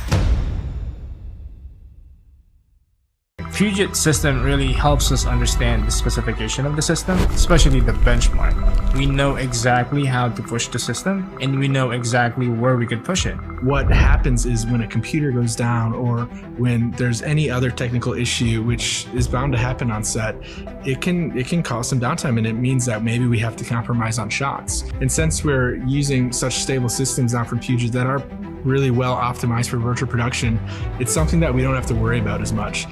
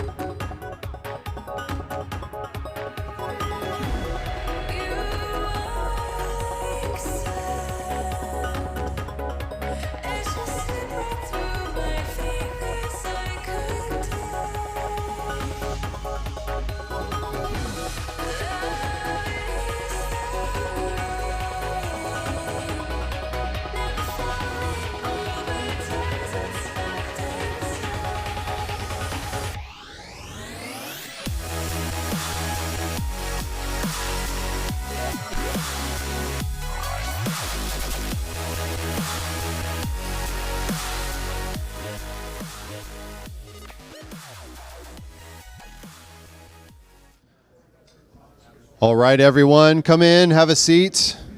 We're going to get back into it. Thank you again for being here. Also want to say a quick thank you to one of our sponsors, Puget Systems.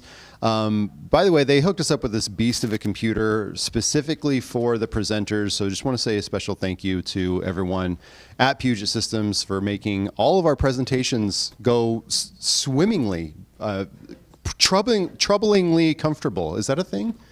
That's a thing. Okay.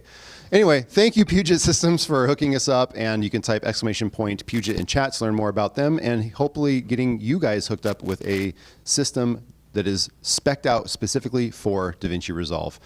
Up next here, our next presenter, making your edits, your videos fun with the edit page with MrAlexTech. Guys, give it up.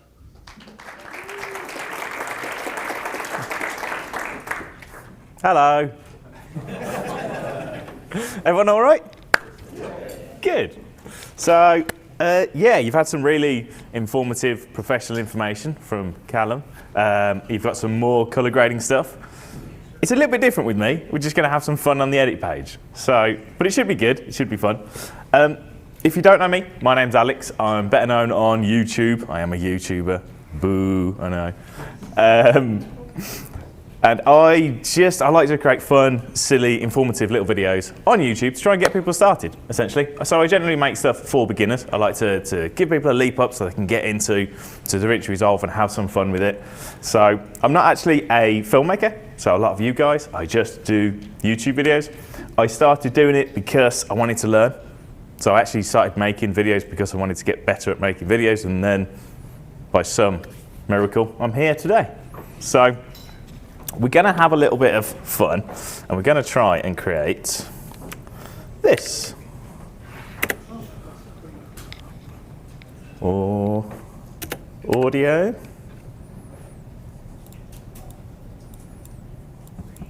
Resolvecon 2022 is finally here, and it's going to be awesome. But before we get into it, let me just introduce myself. That there is me, and my name's Alex, but I'm better known on YouTube as MrAlexTech. And I'm here today to show you some fun little tips and tricks which you can use right now on the free version of DaVinci Resolve to set the edit page on fire. So, let's have some fun, shall we?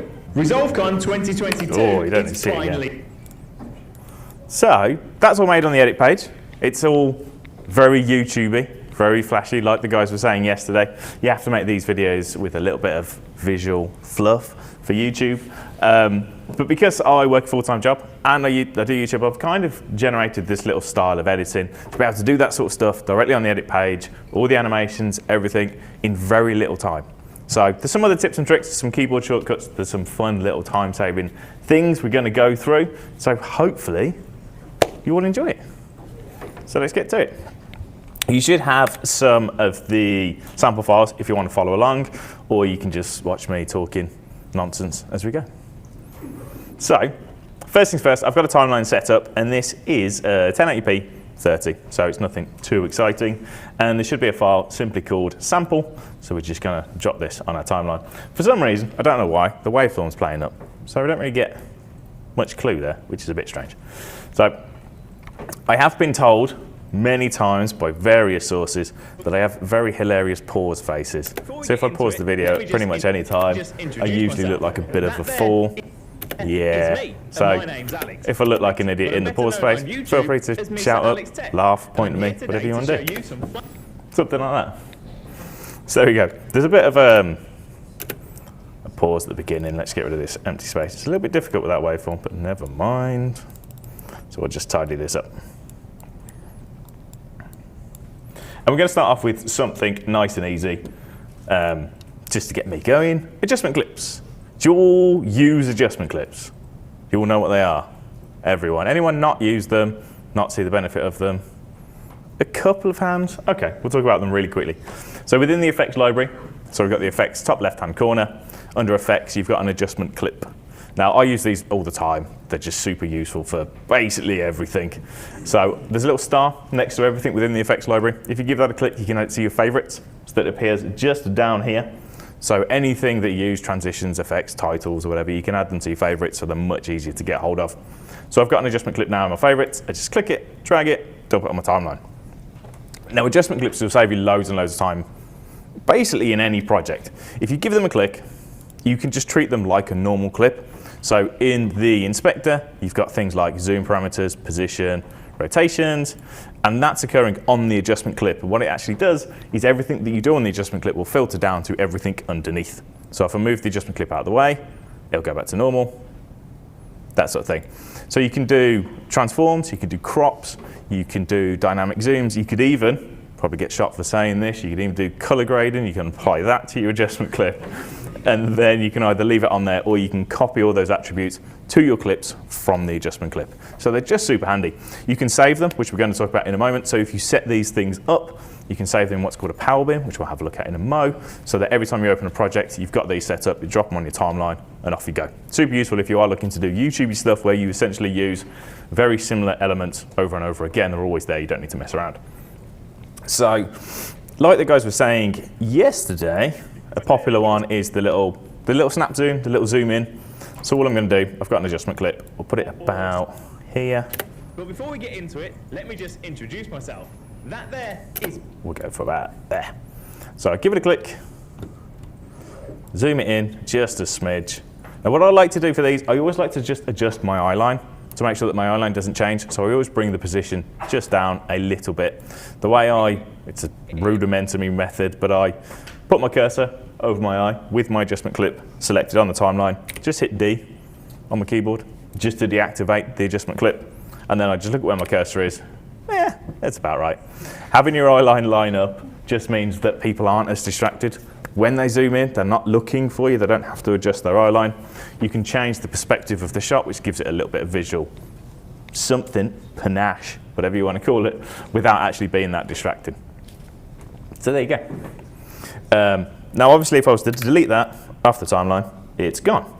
But what we can do for these is give them a name and save them. So in the inspector, very top right, you've got a black screen. And then we're back. You've got file, and then you've got name. So I can just call this snap zoom. Give it a color if you really want to. And then you can grab your adjustment clip. You can actually just put it back in your media pool. So now if I delete it off my timeline, it's in my media pool. I can grab it as many times as I like, and it's all there. I can just replicate it as we need to. Now, power bins. Who uses power bins? Who's heard of power bins? Anyone not heard of power bins? We'll do it the other way. Again, a few hands, cool. So if you look in my media pool up here, I've got my master and I've got smart bins down here. You can add something on here called power bins, and I don't know why they're not there by default, which I find very odd. They kind of should be. But if you want to activate them, you simply go to View, at the very top, Show Power Bins, give it a tick, and then you'll get this power bins. So what a power bin is a bin or a folder which you can access from any project. So any future project you create, power bins will be there. Any old projects you go back into, power bins will be there. So I've got my snap zoom, I can just drop it in there, and now any project, I've got this adjustment clip with the parameters that I'd like to use. I drag it out of my power bin, drop it on my timeline, job done. You can put titles in there, you can put videos in there, you can put images in there, you can put whatever. Quick tip for that, it doesn't actually store anything in DaVinci Resolve, so if you then delete your image, your PNG, your logo, whatever, off your actual PC, it will break the link, that sort of thing, so just worth mentioning for that. So, that's that. Really useful, I use this all the time, I've got loads of effects in there, it just makes life a whole lot easier. Next up, keyboard shortcuts. I have a love-hate relationship with keyboard shortcuts because there's like a million of them in DaVinci Resolve. It's really hard to keep track of. I recommend everyone learns a handful, like your Control-B to do cuts and your differences between, you all know deletes, ripple deletes? Yeah, lots of nodding. Cool. So what I actually prefer to do is I learned one, pretty much, one main keyboard shortcut, and it's the Alt key. If you're on Mac, it's the Option key.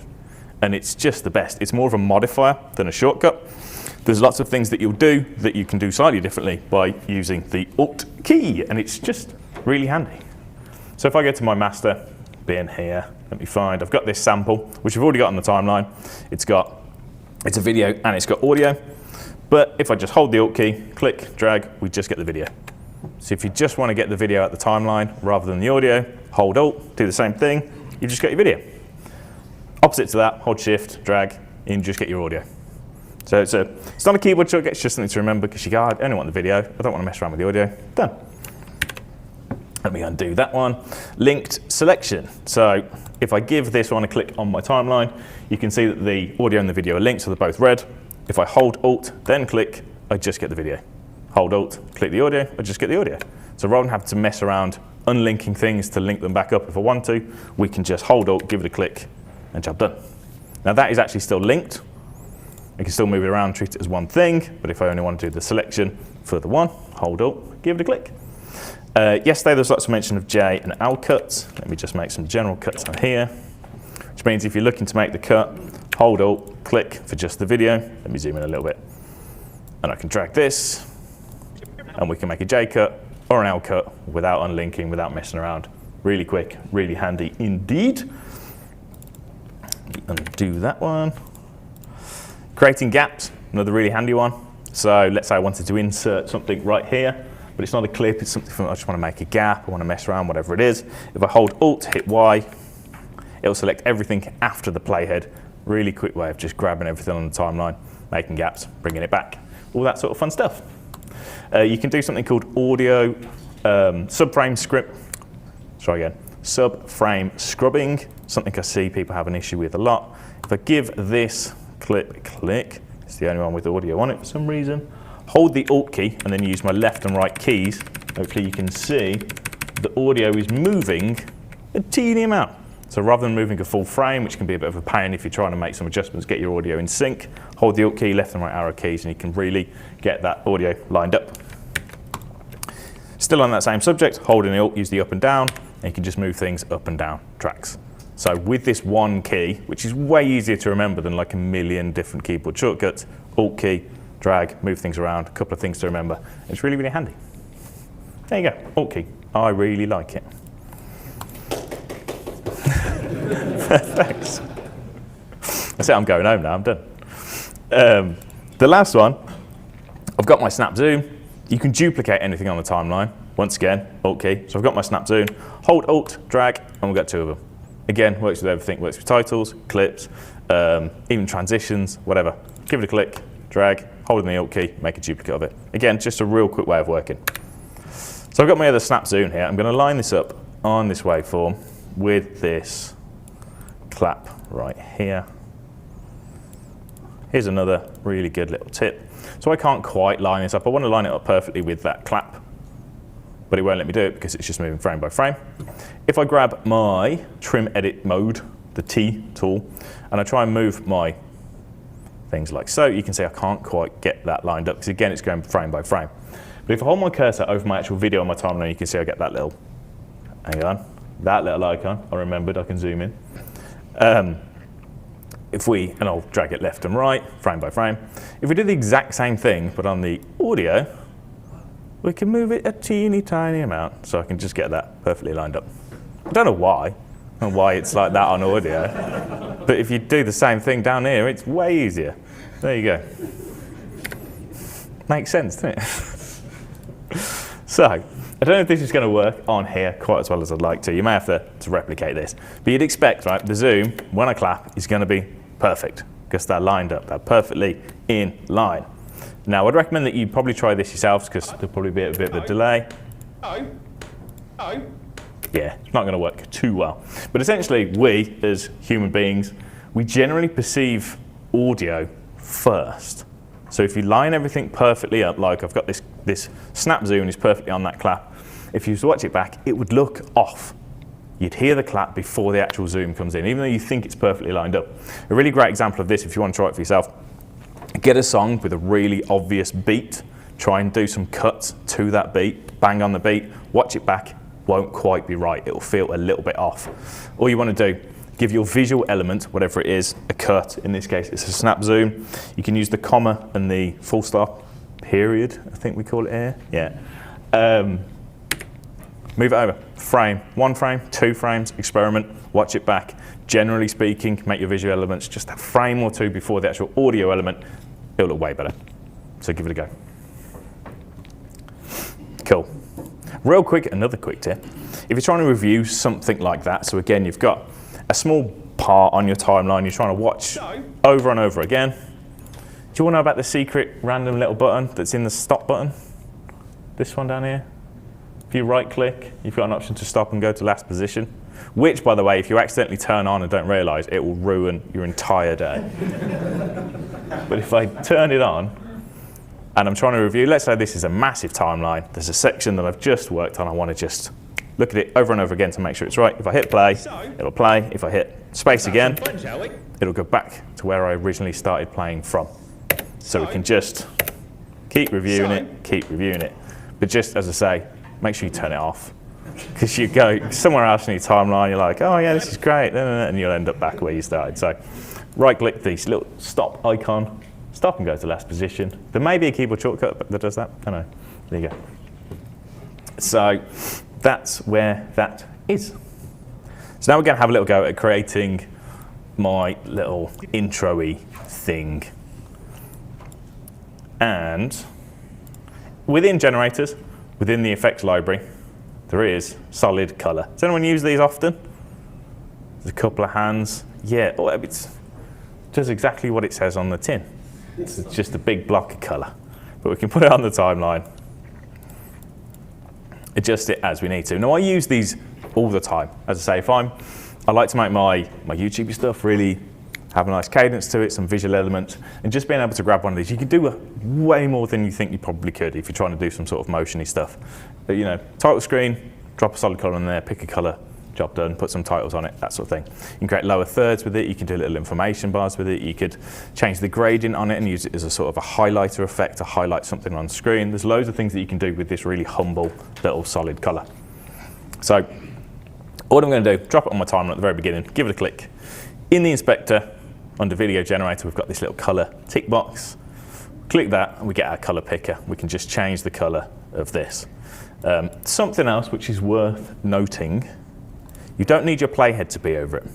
So if you've got some brand colors on your timeline, for example, I'm just going to use my shirt for this example, and I want this solid color to be that color, my playhead doesn't need to be over it. I can put my playhead wherever I want, click the solid color, open the color box, and then I can use this pick screen color, grab the brand color, or whatever it is, if you haven't got it to hand, off the screen. Now your solid color is that color. So it's just a handy way of being able to steal color off stuff rather than trying to go and find out what the number is and all that sort of whatnot. So I'm going to make this gray. Really exciting gray. We'll give that a click. Now within the media pool, I've got PNG. I'm just going to drop that on here, like so. This is just the Resolve logo, and let's just move this around a little bit. Now we could start messing around with this loads on the timeline, but if you're creating little things like this, even if it's only a couple of solid colors, it's a PNG, it's a few simple things, it can start to become a little bit messy. You can accidentally move some tracks, you delete some things, it knocks it all out of sync. So I like to use compound clips for these. So are you all familiar? Compound clips? Yeah? Cool. We'll go into them a little bit anyway. Because do you want to know the other way to create them rather than selecting and right clicking? Ooh, so there's a secret way. Well, you still kind of right click, but there you go. It's somewhere, you click somewhere else. So there we go. So I'm just going to select these, we'll right click, and we're going to create a new compound clip. So for anyone that's watching at home or that doesn't know, compound clips, really simple. It's just a box. You're just putting stuff in a box. It's literally the easiest way to remember it. Way easier to move things around if they're in a box. You can move your box somewhere else and unload it and get your box, all the stuff out of the box. It's a box. All right. So we're going to create a new box, aka a new compound clip. Give it a name, title, and click create. And now we've got this title. It's exactly the same as it was, but we can move this around. We can hold Alt, we can duplicate it. We'll come back to that in a moment because that can trip you up, but it's really handy to be able to do. If we want everything back, we right click and we get to decompose in place using clips only, and it's just going to revert that back. Great thing with compound clips, if I delete it, go to my bin, whichever bin you had active when you created it. Strip me up a few times if you're in a bin, so if I was in my finished bin, created my compound clip, that's where it would be, so just a little heads up. But I've got that title now, I can just drag it onto my timeline at any point, makes it nice and reusable. If I want to drill into it, right click, wait for a moment. There we go, thank you. Opening timeline, and then we're inside our box. So we can do what we want to all the stuff that's within our compound clip. We can edit it, we can add some stuff. We're inside this box, and then when we draw back to the timeline, all those changes will occur. So I want to animate my little logo, and we want to put an additional box under it. So I'm just going to move my logo up, holding Alt up on the keyboard. If you prefer if you prefer mice, another keyboard shortcut, mouses. If I drag this up, but I've edited to the beat, for example, everything's perfectly lined up. If I click my mouse, it's really easy to accidentally move things left and right. When you click something, hold the Shift key, move up. Doesn't matter what I do left and right, it's going to stay in that position. So you can move things up and down without moving them left and right. Really handy to rearrange your timeline if you've edited something to a beat or whatever you've done. So we're going to move this up. I'm going to duplicate my solid color. Give that a click. Let's change this to a darker gray. And underneath the preview window, you probably all know you can give this a click. You've got your transform tools within here. Solid colors are great. They're really quick to work with because I don't care if I skew it. Usually if I was to grab this, this would become skewed. If it was a video, whatever, it's just a color, so it doesn't matter. So we can really quickly just arrange this. Whoops. Put it in place like so. Maybe give it a bit of a fade in just by using these little handles. And now we've got a little background which pops in. Takes no time at all to create. Doesn't look, it's not going to win you an Emmy, but you know, for a real quick animation, it takes seconds to do, and you can get it done. I want to animate my Resolvecon logo. I want it just to slide in. We could do some keyframes. So keyframes are really actually quite simple. In the inspector, you've got these little stars, and all you do is you set in a start and an end point. I want it to start in this position, I want to end up in this position, and DaVinci Resolve fills in the gap. So as a real quick example, let's move this over here.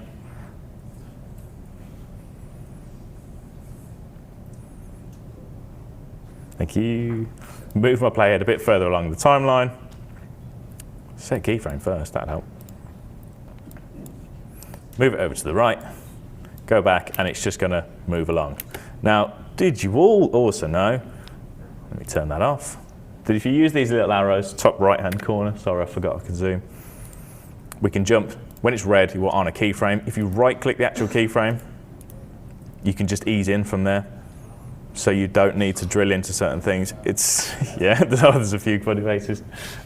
It's not as good as opening up the curves and messing with splines, but as a real pinch, just turn it on from there. Let's zoom out. And you see, it's rather than linear, it's got a little bit of deceleration before it reaches the end point. Just doesn't look as obviously keyframed. Something else that I prefer to do, just put this back in the position, because I'm trying to, you could say I'm trying to work quick or I'm just lazy, one or the other. If we come down to push, so within video transitions, there's a push transition. Really simple, slap it on here, move it over a little bit, and then hit play, put it on PNGs, images, and it's just going to animate in. Just saves that a little bit of time. Again, if you're doing this, if you're trying to churn these videos out quite quick and you're just trying to make something that looks kind of all right in a relatively short space of time, you can do so. Now that again is linear, so there's no acceleration. If we give it a click in the inspector, you've got all your transition tools within here. So you can change the duration of it, you can change the alignment, so rather than centered on the end and all that sort of stuff. This one's got a preset, push left. It's backwards in my head. You know, push right comes from the other direction, but there you go. But you can change push right, push up, push down. I'm going to keep this push left. And the most important one, ease. By having none, that's linear. If we change the ease to in and out, that gives it an S curve, which just means it's going to whip in and stop and look like you've put a bit of effort keyframing that, and you haven't. What I like to say is, if in doubt, in and out. And you'll just make anything look better. Not the burger place, although that's on the list of places for me to try. So we've got this. It looks something like that. Let's zoom that out a tiny bit. What we'll do. Now, this is still inside our box. It's still within our compound clip. If you want to get back to your original timeline, really simple. Down the bottom left, you've got timeline 1 and then the name. Well, you've got the name of the timeline. In our case, it's timeline 1. And then you've got the name of the compound clip. You just double click on the name of the timeline and you're back in here. And And if we hit play, Resolvecon 2022 is fine. we've now got that. Now, like the guys were saying, this is a little bit static. Let me turn that down. So it just sort of sits and hangs for a little bit. This is where I like to use dynamic zooms. Again, really simple, really obvious, but they just add a little bit of something. The joy of using a compound clip is all the elements, even if we'd had like 10 elements within this compound, we can move them all, we can animate them, we can treat them as one thing. So if I give the compound clip a click on the timeline, in the inspector, I've got this dynamic zoom. I just toggle that on. And all it means is over the duration of the clip, it's going to slowly zoom out. If I want it to zoom in, there's a swap button, which just means it's going to swap around. And if you want to control it, you can change the easing to, if in doubt, in and out. And underneath the preview window, there's a little drop down for a dynamic zoom. And you get two boxes. Green is your starting point, red is your end point. So if you want it to be a little bit slower, you just make the difference less, make the green box bigger. If you want to swap them around, you can even do little, again, motion stuff. If you want, you can make the boxes the same size. It's a bit of a faff on here. It's actually better to do it on the cut page, but there you go. Make them left and right, and then you've just got a little pan over. Just a real quick way of doing some simple camera movement. Again, just the quick and easy way without messing around too much at all. So we're going to go with ease in and out.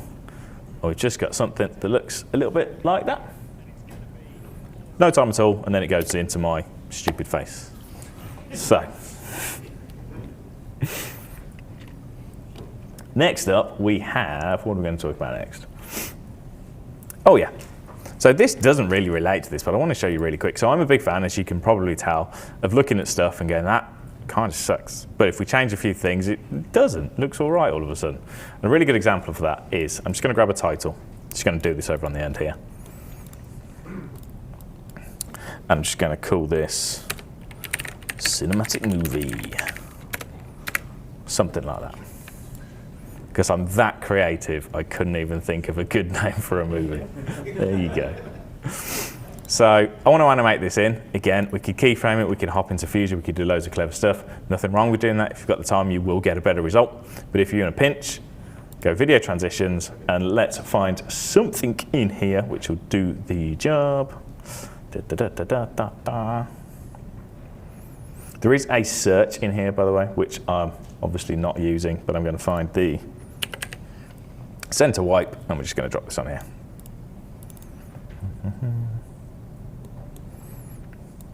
Lengthen this out a bit, and we're going to hit play. It's going to look horrible. This doesn't look great, right? If we give it a click, you know what I'm going to say. Yeah, if in doubt, in and out. And it's still going to look horrible. Still just doesn't look great. But you're going to make it really long, way longer than we think we probably need. And then up here you've got a border. So if I drag that up, we get a white border. We can change the color of it. Obviously that doesn't look great. But then we can feather that. And again, not saying you're going to win an Emmy for this, but really quickly, you've got a cinematic title which doesn't look anywhere near as bad. And if we give this the actual title a clip on the video, let's go settings, turn on a dynamic zoom. Imagine some big bass, you know, like some good music or something, and it's just going to pop in, and it doesn't look that bad, right? It looks all right. If we want to duplicate it, we can do, holding my Alt key. Let's move this somewhere else on the timeline. So let's just move this one down a bit. Wow, search movie. Make it a little bit smaller. Hit play, and it's just going to pop in. Do if you time it differently, change some stuff, and there you go. You can use a lot of the elements which are built in, which you immediately look at and go, that's horrible. And change a few things, go, actually, that's not too bad. And once you've done this, again, presets, right-click on the timeline, any of your transitions, and you can create a transition preset.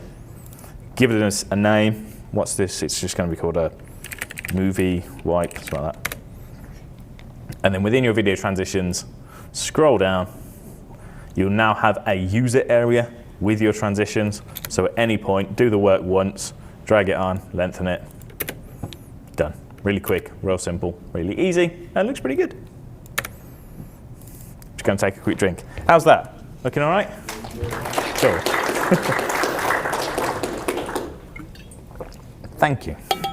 Thank you very much. Another example of stuff that I like to use. Let me find my place. Nothing. Let's just guess. On YouTube, oh, there you go. MrAlexTech.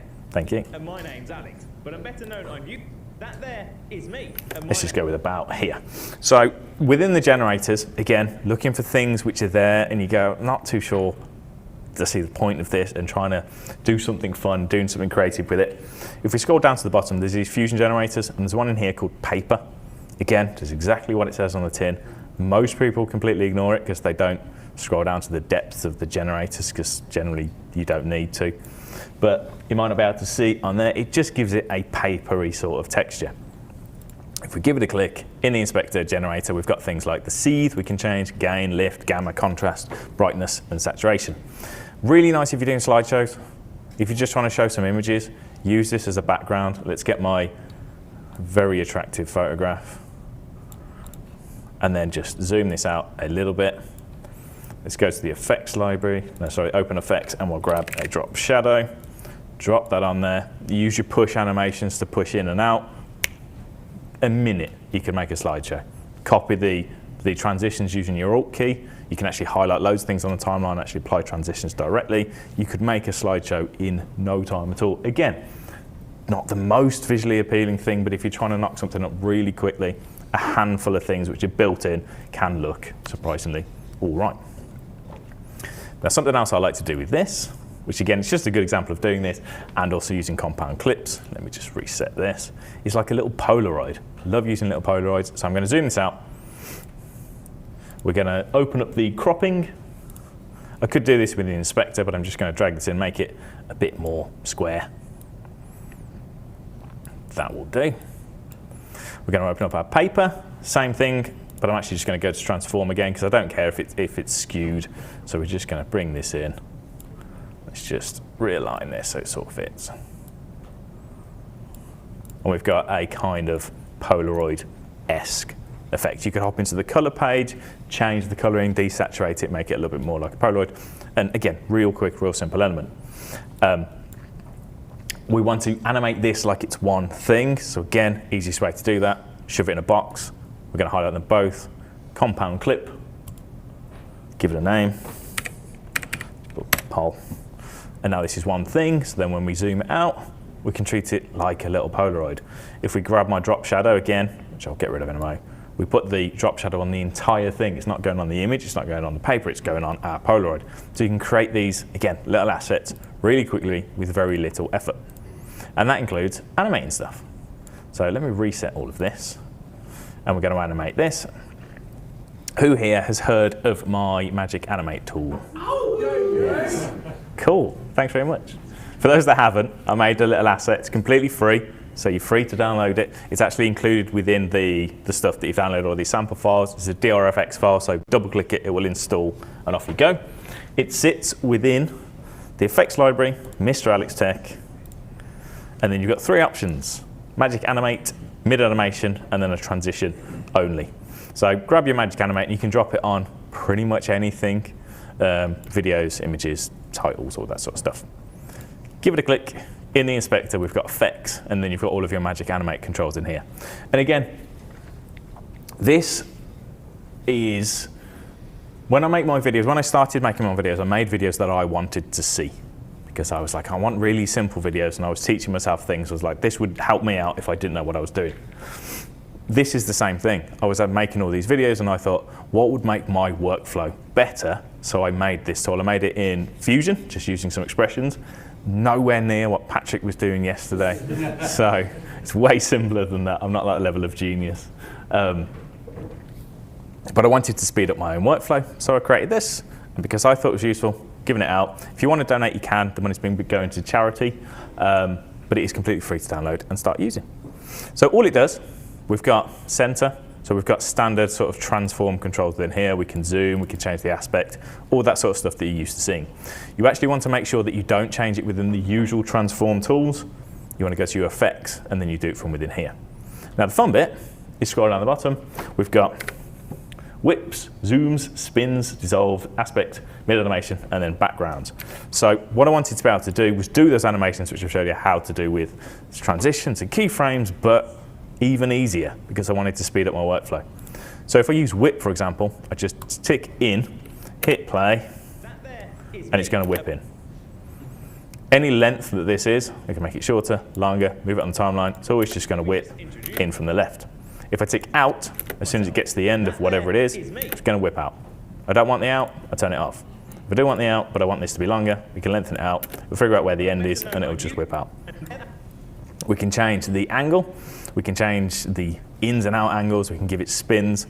If I also want, let's turn this off, let's say I want it to whip in, but zoom out, I can just go to zoom, toggle that, and it's going to go out outside. So again, it's just designed to make your life a bit easier to do all this sort of stuff. You can combine as many as you like. So I've got a zoom, out, let's also give it a spin, out. And it's just going to do that. Simple. Scroll right to the bottom, there's this mid animation control. So this is for, you've got the transition element, the ins and the outs, and then you've also got this pulsing. So if you want, from a, I don't know, more corporate point of view, you've got a little logo you want people to be looking at, or for sale, or whatever. If you're a YouTuber, maybe it's a subscribe button, whatever it may be. You can change this pulse, and then throughout the length of the composition, whatever it is, it's just going to bounce. And as soon as it gets to the end, it's going to go away. So it's just to save you the hassle of doing all that sort of stuff yourself.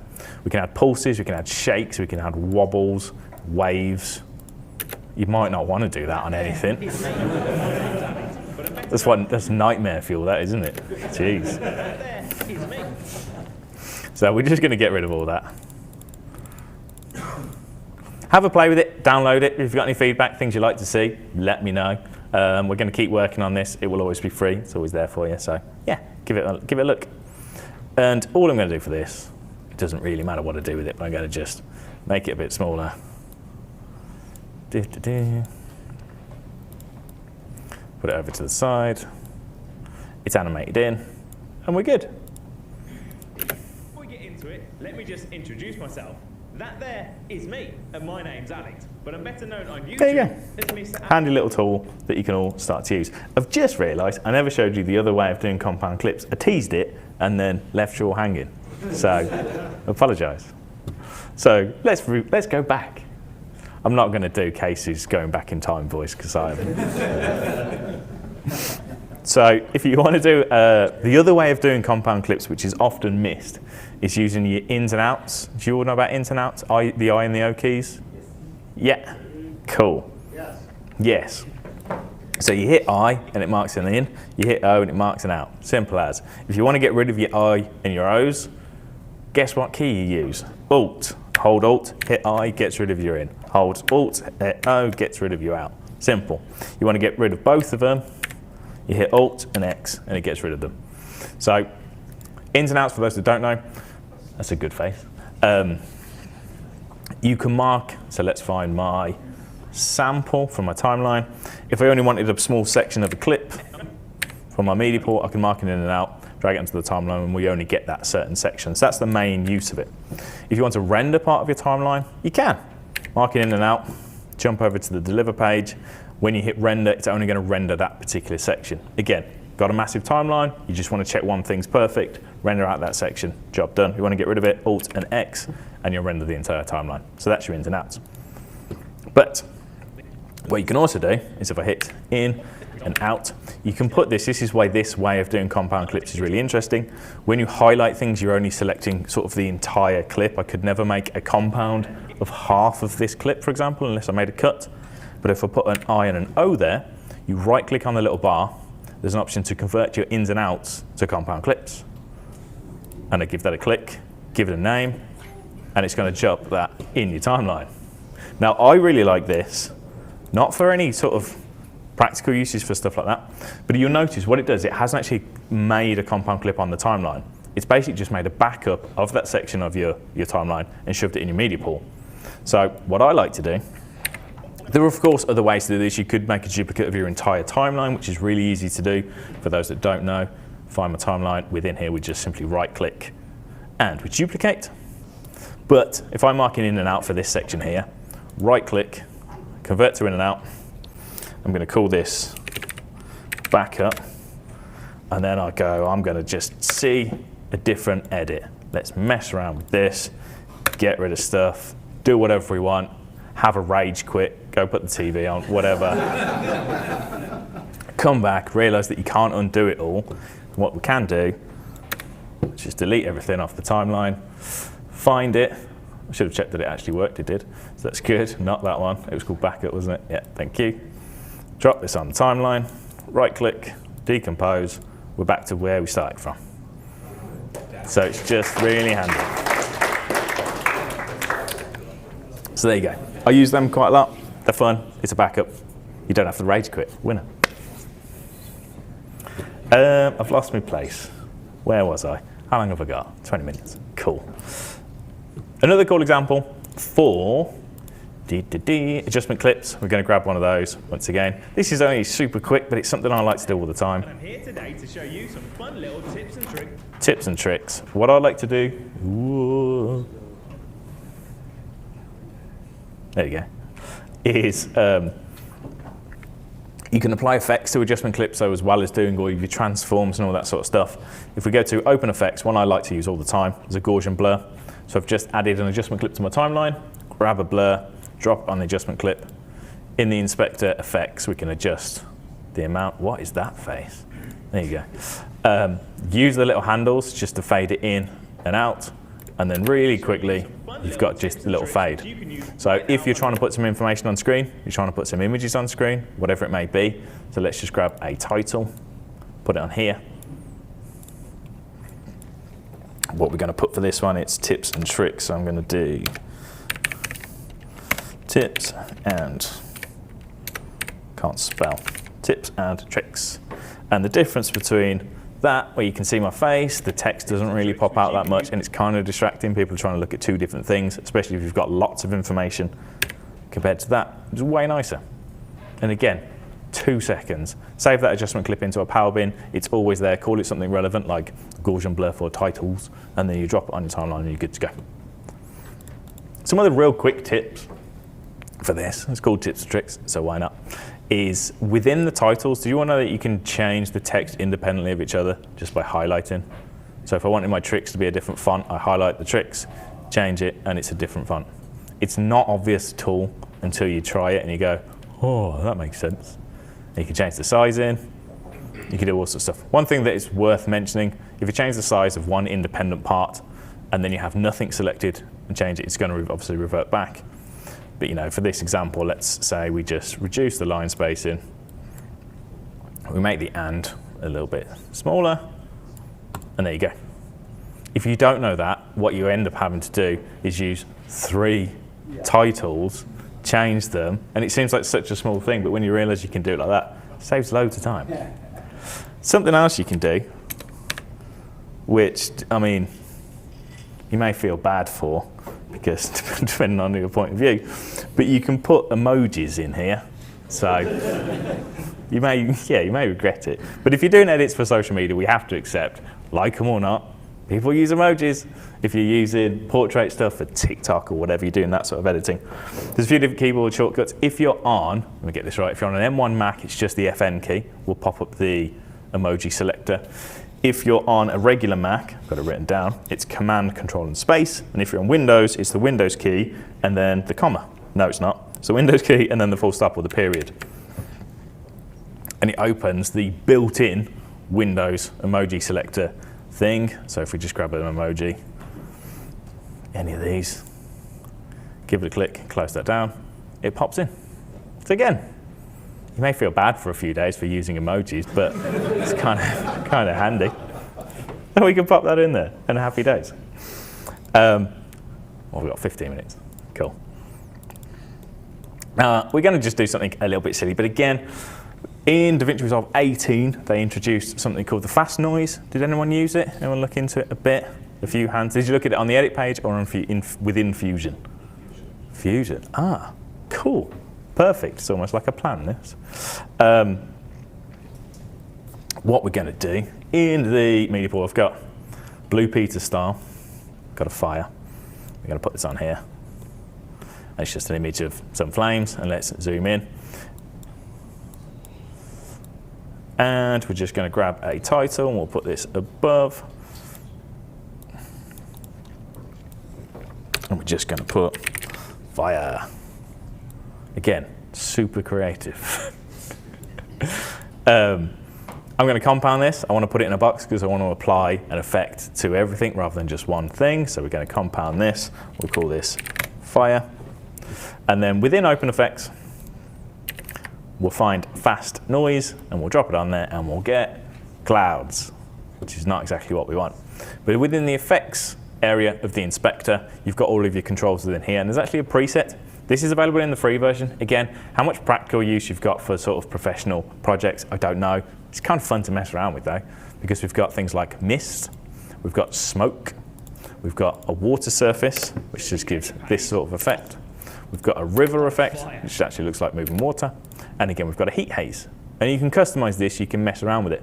So again, if you're just trying to make something that has just a bit of visual appeal in no time at all, and you can somehow make it relate and use one of these, again, it's just an example of using something which you look at and go, I don't really know why I want a water surface, but you can make a title screen out of it, you can do something fun with it.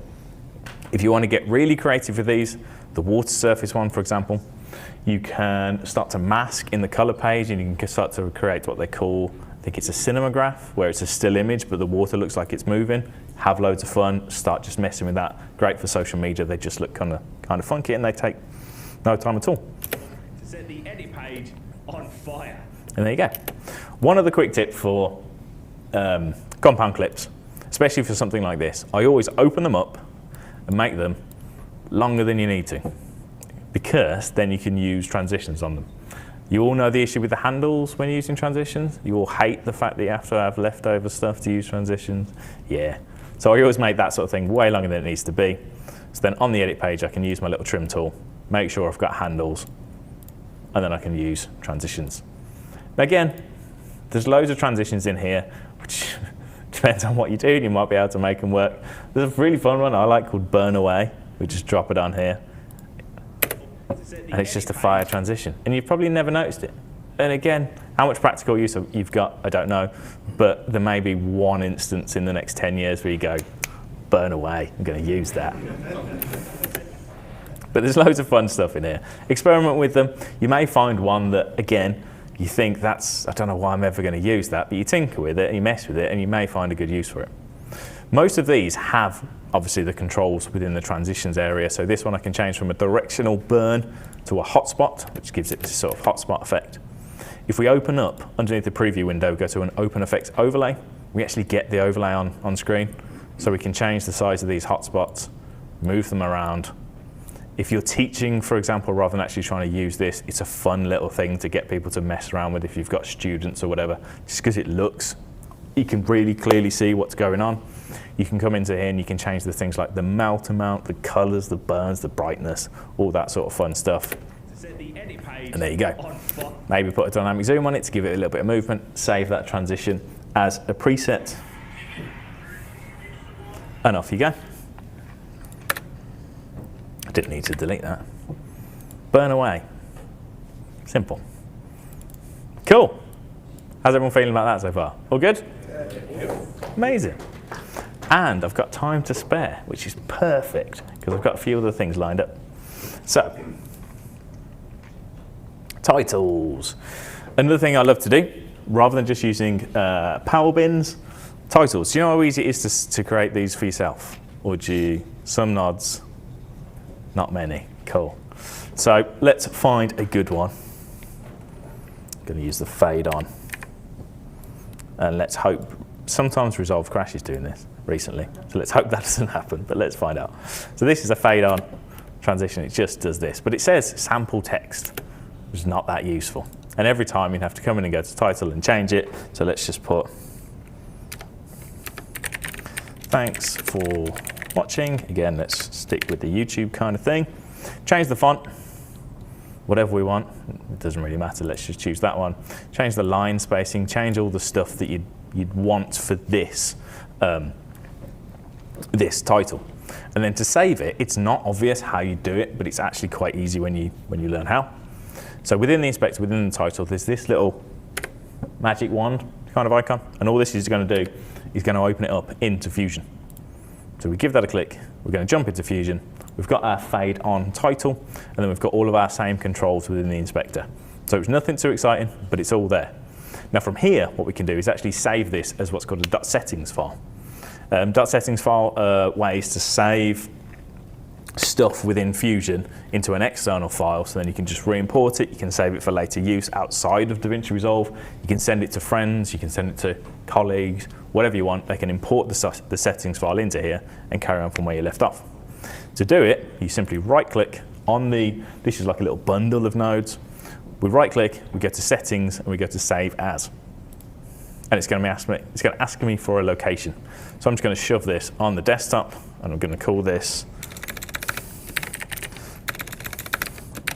"Thanks for watching," and then we're going to hit save.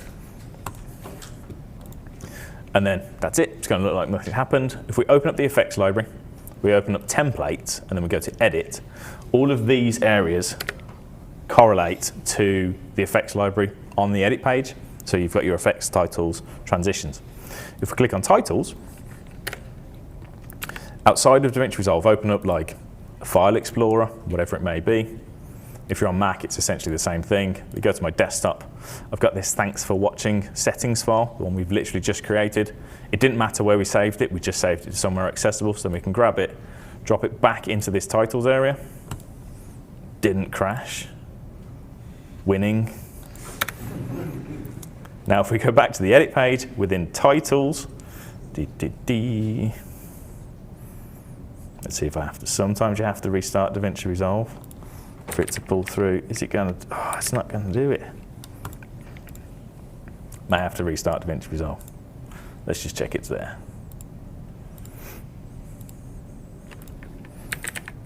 It is. Let's do it real quick.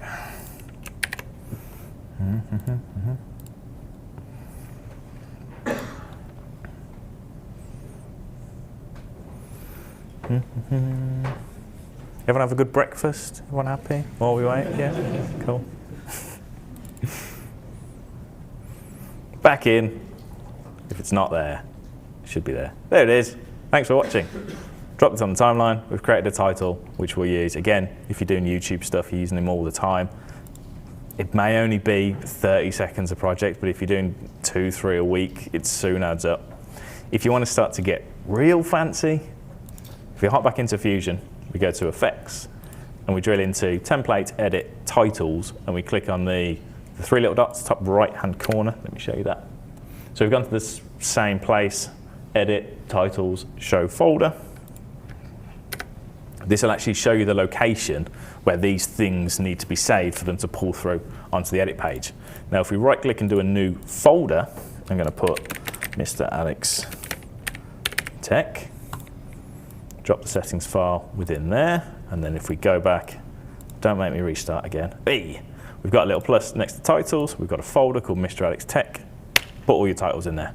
You don't have to go through the whole list, 2 seconds, do it once, whole list of your titles. You can even do more folders within that. So you could make yourself a folder, and then you've got YouTube projects, personal projects, ones that work well for social media. Make as many of those as you like.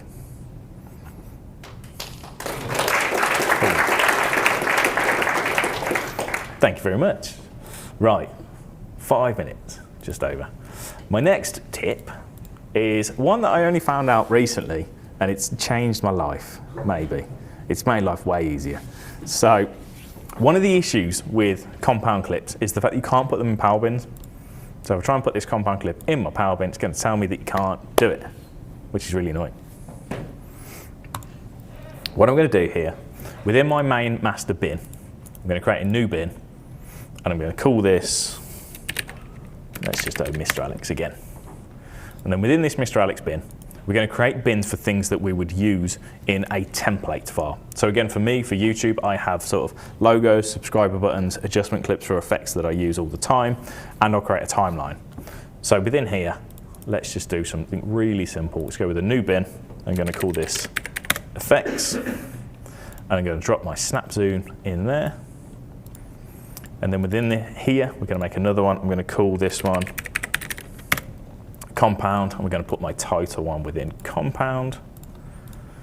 And then within the root of this, we're going to make a new timeline. And I'm going to call this my YouTube timeline for whatever. Let's set a couple of tracks, 3 tracks. Come on. If we want to make it a different format, we can go and let's say that it's YouTube, so we're going to stick to 1080p 30, but you could do whatever you like and hit create. Within this YouTube timeline, come and make any amendments you want to. So we could open up the mixer, for example, and set all of our track levels, do all the stuff to this timeline we want the next time we want to edit a video. So we could even, let's grab my compound. This compound is the title screen, so we'd put that on there. Let's say we'd put something else on this timeline, do all the work. You could even open up Fairlight, thanks to Jason, so we all actually understand what Fairlight does. And you could do all your mixing in there, you could apply all your effects, all your noise cancelling, do all that stuff, do all the things that you want to do. Then on this master bin that you've just created, right click, and then there's an option to export a bin. So we're just going to export it. And I'm going to put it on the desktop again, just call it MrAlex, and hit save. Now I'm going to close DaVinci Resolve. And we're going to go to my desktop. When I sit down to edit videos, because I like to be, again, as efficient as I can, I like to remove as many barriers as possible. So I can sit down on my computer, I can import my footage, and I just want to get cracking. So having these bins, you can have as many of them as you like. It sits on your desktop PC. I double click. It's going to automatically open up DaVinci Resolve. It's going to start a brand new project. We go to the edit page. I've got everything set up. Within here, I've got my timeline with all of my noise stuff, all of my noise effects, all of my noise reduction, everything's ready. I hit save. I can't ever overwrite that template because it's just the template on the desktop. I say this is a new project and I start editing. You can have as many of these as you like. So professional work, 4K, 1080p, whatever. Set them up. Rather than having to open it up every single time, go to DaVinci Resolve, click on the little cog, set all your stuff. Anything that sits within the media pool, you can just put in a bin and then export it. It doesn't actually save these settings in terms of the project settings, but it doesn't really matter because you can set everything on the timeline itself. So anything within here you could set up so that you just double click that icon on your desktop, it boots you in and you're ready to go. Remove the barriers and you'll just get more done.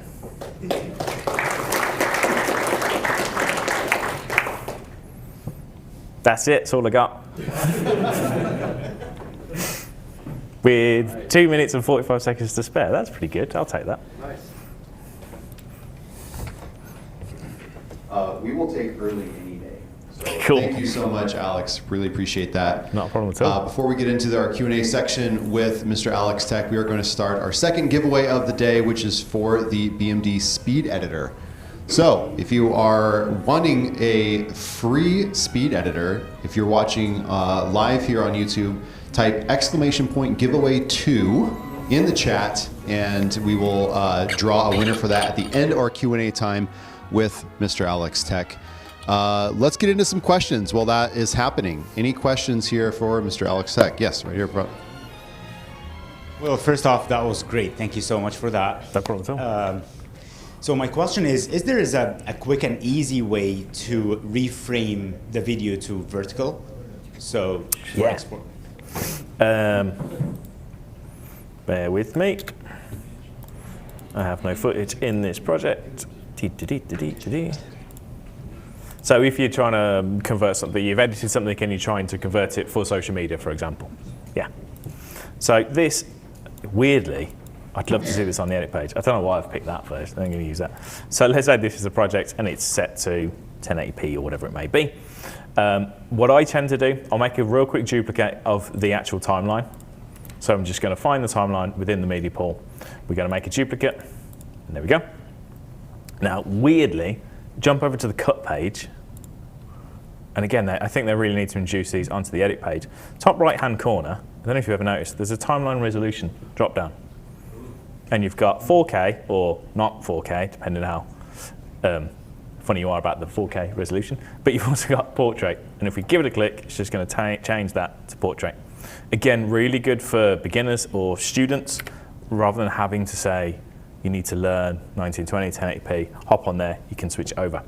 Now, if it's a big timeline, one of your issues is the fact that everything's going to be in the center, it's not going to zoom in. Find the timeline within the media pool, right-click, timeline settings, and then you've got this mismatch resolution. So by default, it's going to scale entire image to fit. So what it's going to do is shrink everything down so it fits. If you change that to full frame with crop, click on OK. I've done it on the wrong timeline. Do that again. Timeline settings, full frame with crop. It's going to automatically zoom anything in so that it automatically fills. And then what we've got to do is change the positioning. Not everything's going to fit, but it just saves you loads of work. You come in and you just change the actual sort of the X, the horizontal position, to get everything that lines up. If you're really fancy and you're on the studio, you could maybe even use this smart reframe, which will essentially do the whole thing for you. And then off you go. Hi, Alex. Hello. Thanks so much for this. I'll try and formulate this as a clearer question. I work with a fair amount of text, and that seems one area where it's really hard to know what to do in the Text Plus versus the other node. And like, I haven't had any success using keyframes to animate text, and I am that person who ends up basically just having like 5 separate titles for it. So yeah, if you have anything to weigh in on that, and when it like maybe makes sense to do some in Fusion versus not because of processing power, I don't know. To be honest, the text, it needs a little bit of work, doesn't it? It always. I mean, the fact that you don't even get sort of word wrap has always been a pain. The text functionality isn't the best, is the honest answer. It's always a bit of a pain. It's probably not the answer you wanted, but it always has been. If I was doing lots of text animation, I would probably hop into Fusion and just start to mess around with the keyframes in there. The Text Plus gives you a few additional options, and you can start to mess with stuff. But again, I would probably just use the Text Plus in Fusion because it's a little bit easier to do the keyframes and all of your splines and that sort of stuff. Text, unfortunately, it's just not the best. It's not the best way of dealing with things. So unless anyone else has any tips on that. Anyone have any thoughts, better ways of using text? Are we all in the same boat and thinking that it's not the best? Yeah, cool. Yeah. Yeah. Sorry. Question back here. All right.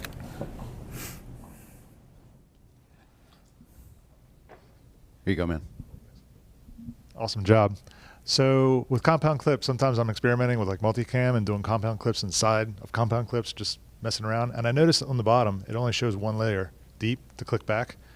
When you go inside a compound clip, you can click like underneath the timeline. There's a little path, but it doesn't keep the path going. Am I missing something, or does it only show you one? Oh, so one, if you've got one like layer deep. If you've gone Inception, you've got like a compound within a compound. Good question. I think it does only go one deep. Let's compound that and drill in. And we'll compound that. Give it a different name. Yeah, you're right. No, you're not missing anything I've never noticed. It does seem, yeah, which seems a bit mad actually. I suppose technically you're not drilling in, you're not actually drilling into a compound within a compound. You are, but you're not. Because what you're actually doing is just selecting the compound from the media pool and drilling into that one. So if you think about it that way, it's technically correct. You've gone media pool, you're in compound clip 2 rather than compound clip 1. From that point of view, I don't think it cares that one is within the other. You just happen to be there. One tip I did say I was going to mention, and I forgot earlier on, if you are doing things with compound clips and you duplicate them, just remember that you're actually editing the same compound clip. You've got 2 instances of the same box on your timeline. I wouldn't necessarily admit this myself, but I have, or someone I know, has created a compound clip for a chapter, for example, duplicated it for, say, 10 chapters, worked through the timeline going, chapter 2, chapter 3, gets to chapter 10 and realised that everything is chapter 10. So yes, what you want to do, go to your media pool and duplicate the compound clip. So then you get a copy of it, drop that one on your timeline, edit that one. And then you're editing 10 different boxes. It definitely wasn't me, I promise. It was. It was me. Any more questions? Right over here. Yes.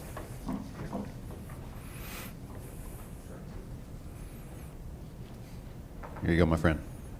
Just like everyone, thank you so much. You're doing great with this. You seem that you're geared for speed and efficiency. What are some common hotkeys you use to accelerate your process? Honestly, just mostly that one, the Alt key. I do so much with that. And I've got so used to just using the keyboard and mouse. I know a lot of people use other peripherals and this sort of thing. There is one which I sometimes forget what it is, but let me remember. What am I doing? Let's jump back to my other timeline. Bear with me.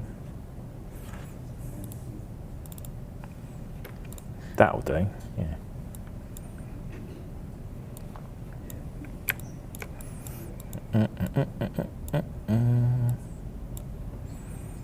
Let me find my Gaussian blur, pop that on there. Make this a bit smaller.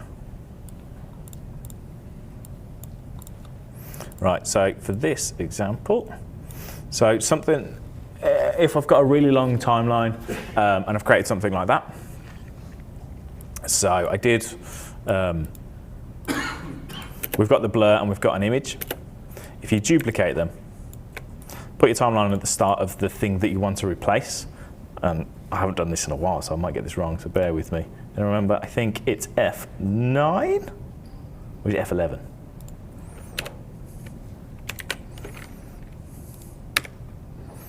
Neither. F10. F12. Can't remember what it is, but there is one. Because you put me on the spot. There is one, and you can essentially replace, if we do it the old-fashioned way and drag. Do you all know you can do that, by the way? No. Oh, okay. No, you're telling me right now. So if you go to the media pool, grab stuff and drag it into your preview, you get this handy little thing. So if, I don't know, by circumstance you stood in front of a room of 60 people and you can't remember a keyboard shortcut, what you can do is drag over here and then you get the options. So replace, why are you doing that? Oh, I bet it's because of that. Alt F10. Is it Alt F10? Oh, I should know that, shouldn't I? Oh, no, it's because of that. There you go. It's because my default track was set to the wrong one, which is up there. Let me do one other thing to that so it makes more sense. So let's say that I've got this Alex here on my timeline, and it's got all my stuff. I've got effects applied to it or whatever, and I've got the stuff underneath. If I grab this sample and I replace that image with the sample, but it keeps all of the attributes. So what it does is it just literally replaces what was there with the new thing, but you don't need to mess around readjusting things. So an example for that, which I used it for, I did like a newsy kind of show, and every now and again I was showing images of certain things. Rather than having to do it every time, you just duplicate that across your timeline, replace it, and there you go. There you go, we got there in the end. And what was it, someone said Alt F10, is it? Is that what it is? Or is it replace? Just so we know, so we can all sleep tonight.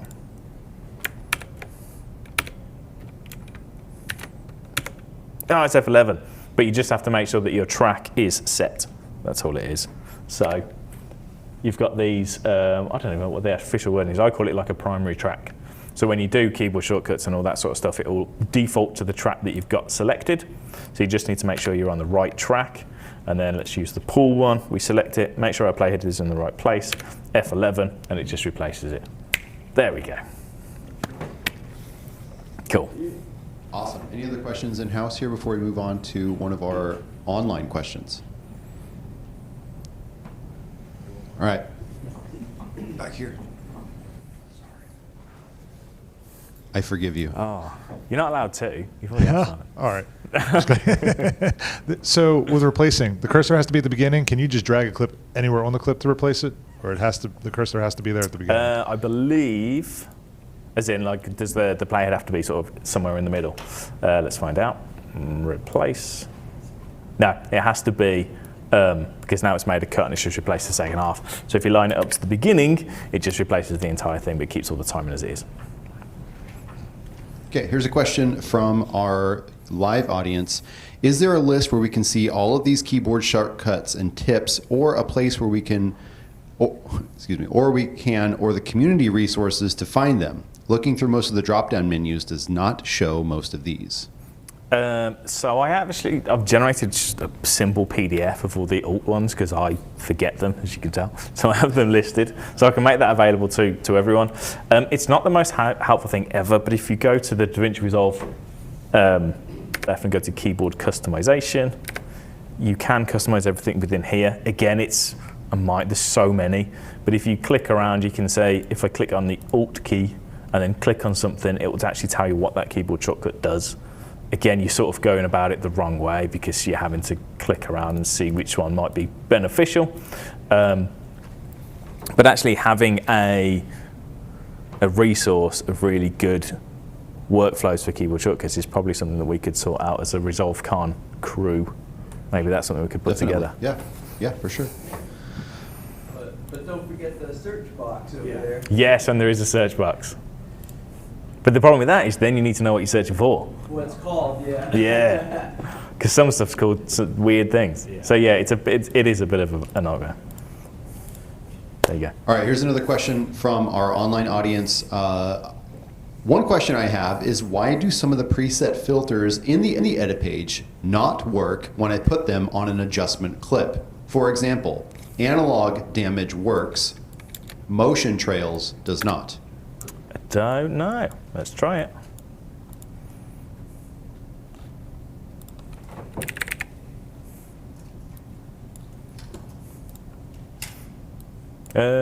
Probably would help if I used something with motion in, wouldn't it? Let's try on a still image. Good question. I don't know. That's probably just the way that they're done. It may just be picking up, if it's motion, it's probably picking up the motion from the thing you've dropped it on, in which case dropping motion trail on an adjustment clip doesn't make sense because there's no motion to an adjustment clip, I guess. Maybe, I'm hypothesizing. But it's looking, oh, what's that? Oh, that's on the clip itself, doing its deal? Okay, then never mind. Just kidding. Yeah. If I'm guessing, I would think there's a difference between a sort of an overlay and then something which is taking the attributes from the clip itself and manipulating them. So for something, what was the other example? It was the analog damage? Analog damage, yes. Yeah, so if we think logically about analog damage, what it's doing is it doesn't actually care what you're looking at, it's just putting damage over the top, where the motion trail needs the information from the clip that you're on to do the motion. So if I'm guessing, that'd be it. It doesn't really help, because it still doesn't work, but there you go. It's a good question, though. It's a good question, yeah. Awesome. Thank you. Thank you so much, Alex. Guys, give him a round of applause.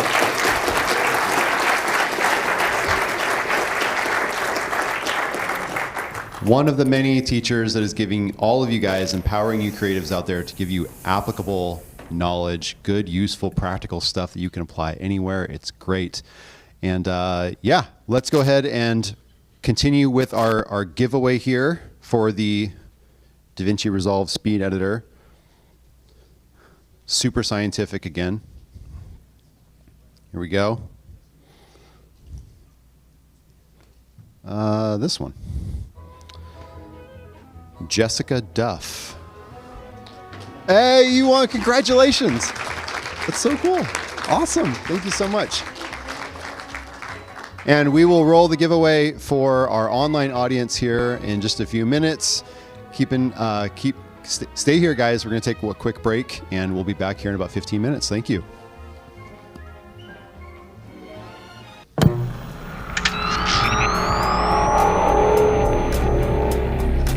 This is the best way to learn DaVinci Resolve. I'm Casey Faris. I've been teaching video editing for over a decade now. I've led classes online, in person, in groups, at conventions, and one-on-one. I've worked with people all over the planet teaching them DaVinci Resolve, and years of experience have shown me this. It's all about the concepts behind the controls. So we're bringing you a new kind of video training that will let you pick up DaVinci Resolve and start creating with confidence. We start with the basics and explain the major concepts behind post-production, so you can have a full knowledge of not just what buttons to push, but why you would even push them. And it's all broken up into simple steps, thoughtfully organized, so that you can build your knowledge in the very best way possible. Not only do you get our best Resolve training course ever, but you get access to media and project files so you can follow along, and our exclusive training Discord so that you can ask questions and get help if you're stuck, because, you know, sometimes you get stuck. And for the first time ever, after the course, you can get ground control certified as proof that you know your stuff. No matter if you're just starting out with video or if you've been in the suite for years. At the end of this course, you'll have a deep understanding of the Resolve workflow so that you can create with confidence. This is the best way to learn Resolve, period. And we're gonna have a lot of fun while we do it. We know you'll love it. And if you don't, we'll give you your money back. So what are you waiting for? Introduction to Resolve 17. It's available now at groundcontrol.film.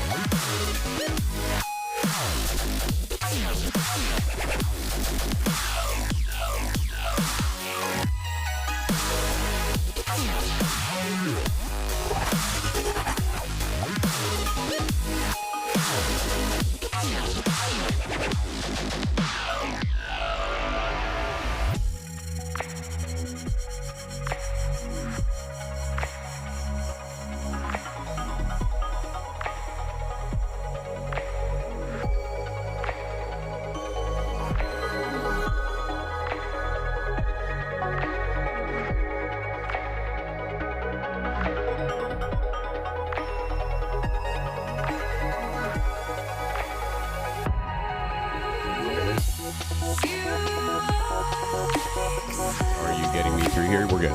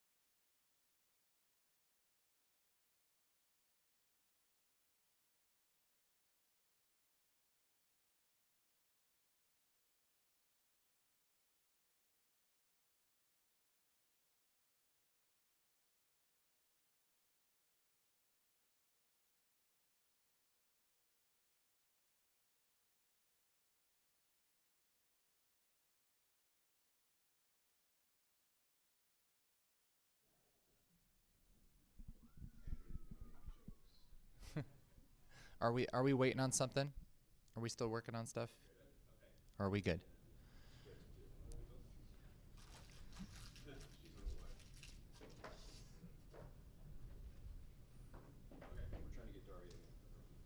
Okay. You're pointing at me. We're good to go? Okay. All right. Wonderful. Well, hello, everyone. Hey, Daria. It's good to see you. Oh, no. Oh, there she is. Wonderful. Man, I'm so glad to be here with you guys, and I'm thankful to have you guys here on this panel. Before we get started, I want to take a minute and thank you to our sponsor, Motion VFX, for providing the graphics templates for our con here, and really excited to have you guys on board. You can type !Motion VFX in chat to get a free plugin that they actually made just for us to feature Resolvecon. And man, those guys have just been amazing. So thank you so much. All right, so we're going to get into our second panel, which is called Color Grading for Broadcast and Films. We have brought our colorist friends here. And I wanted to get this exact group of people because, frankly, they work on stuff that is, I would say, a lot more has a lot more big boy pants than some of us do, right? I'm used to doing stuff for YouTube, doing short films and things like that. But as far as films that the entire world sees and broadcast and kind of some bigger projects. That can sometimes be a whole different ballgame. So I'm really excited for you guys to give us some knowledge and wisdom from what you've learned in years in color grading broadcast and color grading films and stuff. So thank you guys so much for being here. Thanks for having us. So let's start this out with. Thanks. So let's start this out with what does a job that hits your desk typically look like, right?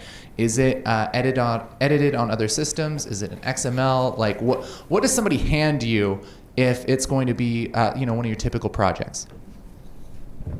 Should I go first? Yeah. Right. I'm waiting for your answer. Typically looks like a mess. No. Two flavors coming in. It's either going to be linking back to the original files via XML, okay, or it's going to be a baked-in file, which is invariably going to mean it's going to be a quicker conform. Okay, so we're going to get the job. We're going to start grading a lot quicker doing that process. Disadvantage to that is I'm not accessing the original files, thus I can't access things like raw and that sort of thing. I would also have a conversation with the production team first, or definitely the editor, and just work out which route we're going down, because I've got to allow for some conform time, which can be anything from 20 minutes to 3-4 hours, depending the complexity and where it's come from. If they've done resizing in Premiere, I'm going to allow a little bit of extra time for that, for sure. And they'll send me a reference file, so I can see what the reference from the actual timeline itself. So I've got that as my sort of hero guide to this is what this frame should look like. So any resizing, I can match it back to that. But it's definitely a conversation with the production team, and particularly the editor first, to see which way we want to go. So ideally, I want an XML file or an AAF if it's coming from Avid that's going to relink back to the original master files. With documentary work, that might mean relinking back to not camera rushes, it might be linking back to archive material, but all the same, I want the best quality that I can possibly get. But that is going to allow a little bit of extra time into the grading process, because we've got to conform it in. With things like music promos, I invariably get those as a flattened file with all the grade taken off, and we'll have an EDL or an XML file from the edit, which will then automatically chop the scenes so I can grade individual scenes, albeit a single file. That means the conform is very easy, because I'm grading off a master record. So that's the workflow I like, but often, ideally, I would want the original XML files. We've also got to factor in getting it onto my server. So they walk into the suite with a drive they bought from, I would say Curry's in England, but it's probably Costco here or something. They think it's a great drive because it's got 15 terabytes on it. and it's got a 5400 spin speed on it and a USB 2 out. So we're spending, luckily for me, 6 hours at color grading time just copying it onto my server, which is happy days. The producers normally are pretty annoyed by that point. So that's typically my workflow. I would say the systems that they're coming from is annoyingly still not Resolve. I'm not seeing edits. Bear in mind they're coming to me for the post, so I'm not editing. I'm not doing the whole workflow in my studio. They're coming to me for post production and color grading. So that'd be effects and color. So typically we're seeing Avid still for broadcast documentaries. I do a lot of BBC, ITV. I'm working on a big Channel 4 job at the minute. These are coming from Avid or Premiere. Typically a mix of both. I would say we see more Premiere than we do Avid, but Avid is still, it's very strong. Avid is not going away. I'm hoping to see less and less Premiere timelines coming in, to be honest. I have conforming hell with a lot of those projects. I do have a crib sheet that I send out to the editor before, and I always have a conversation. In fact, I get nervous if the editor hasn't phoned me at some point during the edit to just say, hi, I'm John, what do you want? I'm like, please call me if you. And you call that a crib sheet? That's the term that you use? Yeah, is that? Prep sheet, I think, is like that maybe what more of us are familiar with, or it's like the lingo that we use internally at my shop anyway. Crib sheet, I kind of like that better. Can I have that? You can have the crib sheet if you want. Cool. I need to get your crib sheet actually, so I know how to prep edits for you. So it literally has the 2 different methods clearly laid out. I will even identify which method we'd have agreed to use, whether that's XML, AAF, or flattened file. And it literally tells them, you need to flatten everything down onto the lowest possible layer. Again, if they want me to do that, I'm happy to do that at color grading rates. It's really not a problem. But I just send it out, so it's literally in black and white, the process that I need. And it generally goes pretty smooth. Daria, is that how it rolls for you? You know what, I was listening to Darren and I'm like, he's hitting all the points, like a lot of very similar workflows that I go through. So especially, he said he had his 2 main approaches. I would say receiving things via XML and usually having either a drive or even sometimes like a RAID shipped to me, so like a much bigger storage device. That's happened in the past, especially if they're sending me raw media, so it's quite a lot of information. And another common approach is, the last few years I've been telling clients, here is, my crib sheet, you gotta conform everything to one video track, et cetera, et cetera. But also, I'm gonna give you this option. If you import this project into DaVinci Resolve, and you conform it yourself, and then you just send me either the DRA with all the media, preferably, or at least, the DRP. Actually, it doesn't make sense for you to just send it the DRP because they still have to send all the media, so DRA is really the best. Then I could knock off, X amount from my, the final fee, like X amount of hours or days. And a lot of people take me up on that, they'll say, yeah, that's fine. Like they prefer to have something like an assistant editor who's already familiar with DaVinci Resolve, prep the project for me, and then send it off, and then it's quite beneficial for them financially to do it that way. And it's beneficial for me because I don't really enjoy conforming as much as I enjoy grading, so I'm happy to do it. Yeah, that's a great add, and I would second what these guys have said. I think it's, like getting that initial turnover is just the beginning of a long, ongoing, detailed, collaborative conversation. No one likes conforming. Yeah. Yeah, I imagine that is that's kind of the necessary evil before you get to the fun part. And what a great idea to tell somebody like, hey, just prep this in Resolve, and then I just have it, and it's available in the way that you think it's going to look, and you're happy with it, and then I don't have to guess, did I rezoom this thing just right or not? Yeah. Wonderful. Okay, so what about the difference between grading like a documentary versus a music promo versus a feature? Like, do you go into a project differently based on the kind of genre it is? And Cullen, let's start with you this time. I would say not necessarily. I go into every project with a fairly blank slate. It just depends on whether there's an existing relationship there or whether it's a new relationship. And honestly, kind of the same theme that I just wrapped up with on our last talking point of like getting a collaborative conversation going early in the process to figure out what are the needs of this project. The needs of this nonfiction may be very similar to a short film that I did last year, or it may be completely different from any doc I've ever done before. It depends more on project and relationship and on, you know, sort of creative intent and desire, more than, you know, necessarily a recurring theme that I see with, oh, nonfiction tends to go this way, or, you know, like short form goes that way, et cetera. Those things can vary a ton in my experience. Yeah, I think for me, I don't really do feature film work. We're very much, I'm quite known for documentary work and music videos. In the last couple of years, I've done a lot. I do treat them quite differently, actually. I think in terms of, you know, the grade, I'm hoping they still have the same pleasing output at the end. But with documentary, I'm very much, it's that time-grade ratio. And often you find with the documentary work is much harder than the music video work, and the music videos often look like they would take longer to do. I guess hour by hour they do take longer to do, but they look more glossy. But the documentary work, often it's been shot in situations where they have no control. So for example, if they're doing an interview with someone, it might be at their house, it might be at a place of natural history or something like that that's to do with the documentary. Normally when we sit down in the grade, this is where the director goes, oh, by the way, yeah, this scene, we had real problems. So you're like, okay, yeah, of course you did. Yeah. So I'm there to fix those problems and make it all still look nice and uniform. So I do think I have to approach that slightly differently. I have less time per shot. So as soon as I bring a documentary in, the first thing I do is go, there's a little eye symbol. I haven't got Resolve here, but there's a little eye in the corner, which tells me how many clips I've got. So, which comes back to sort of how much time I've got to do a documentary versus a music promo. People say, how long does it take to grade a 1 hour documentary? I need to know how many shots it is. I don't care. It's an hour. It might be 25 shots. If they come up and there's 2,000 shots in that hour, that's a different beast. So you're saying it doesn't take an hour to grade a 1 hour documentary? The producers seem to think so for some reason. So I'll come back to that, that's another story. So I do have to manage my time very well. So my node tree and the depth I can give that grade really depends on how many shots, what's potentially gone wrong, how much archive there is in there, so how much of it I can't color manage. Obviously the color management is a big part of getting you to the right starting point, as Cullen explained this morning.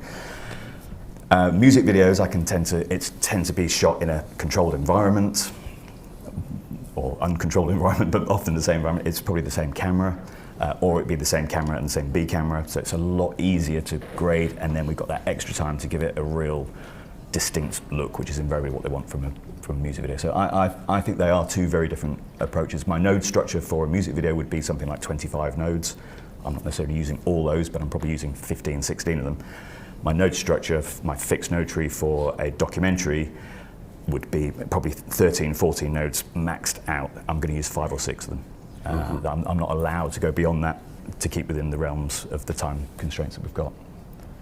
So I tackle them differently, and they're both different beasts. What does Daria do?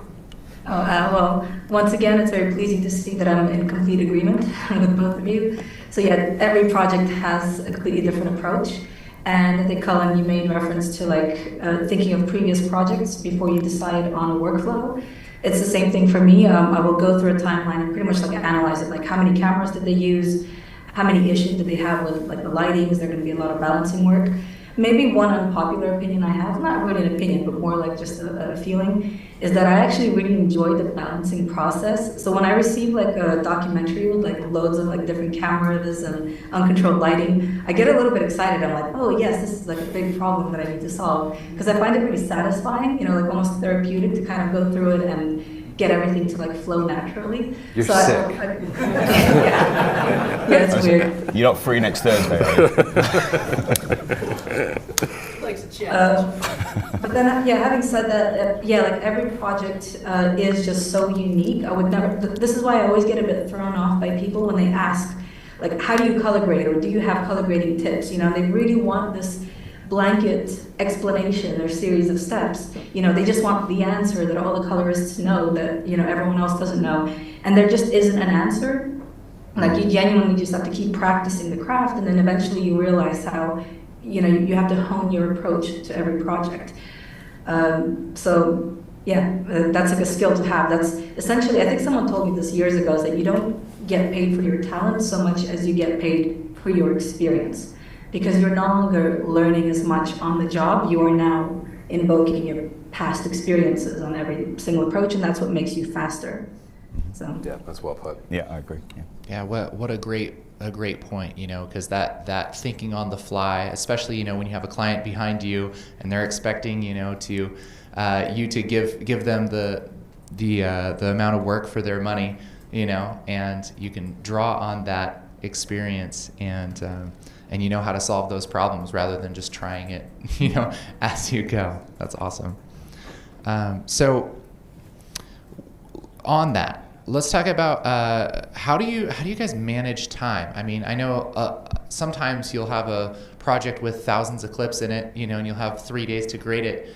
How do you manage time and budget and your priorities and stuff when it comes to working on a color project? Let's start with Daria this time. actually, I was just trying to fix the audio issue that we had with the echo. I assumed it was on my end. No, I don't think so. I think it's still getting an something with echo. us. But Okay. is it livable? Are we good though? I'm good either way.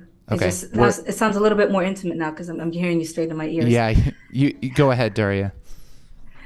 Sorry, and I was slightly distracted. You were asking about budget. Priorities, time management, how to work quickly when you have a lot of shots.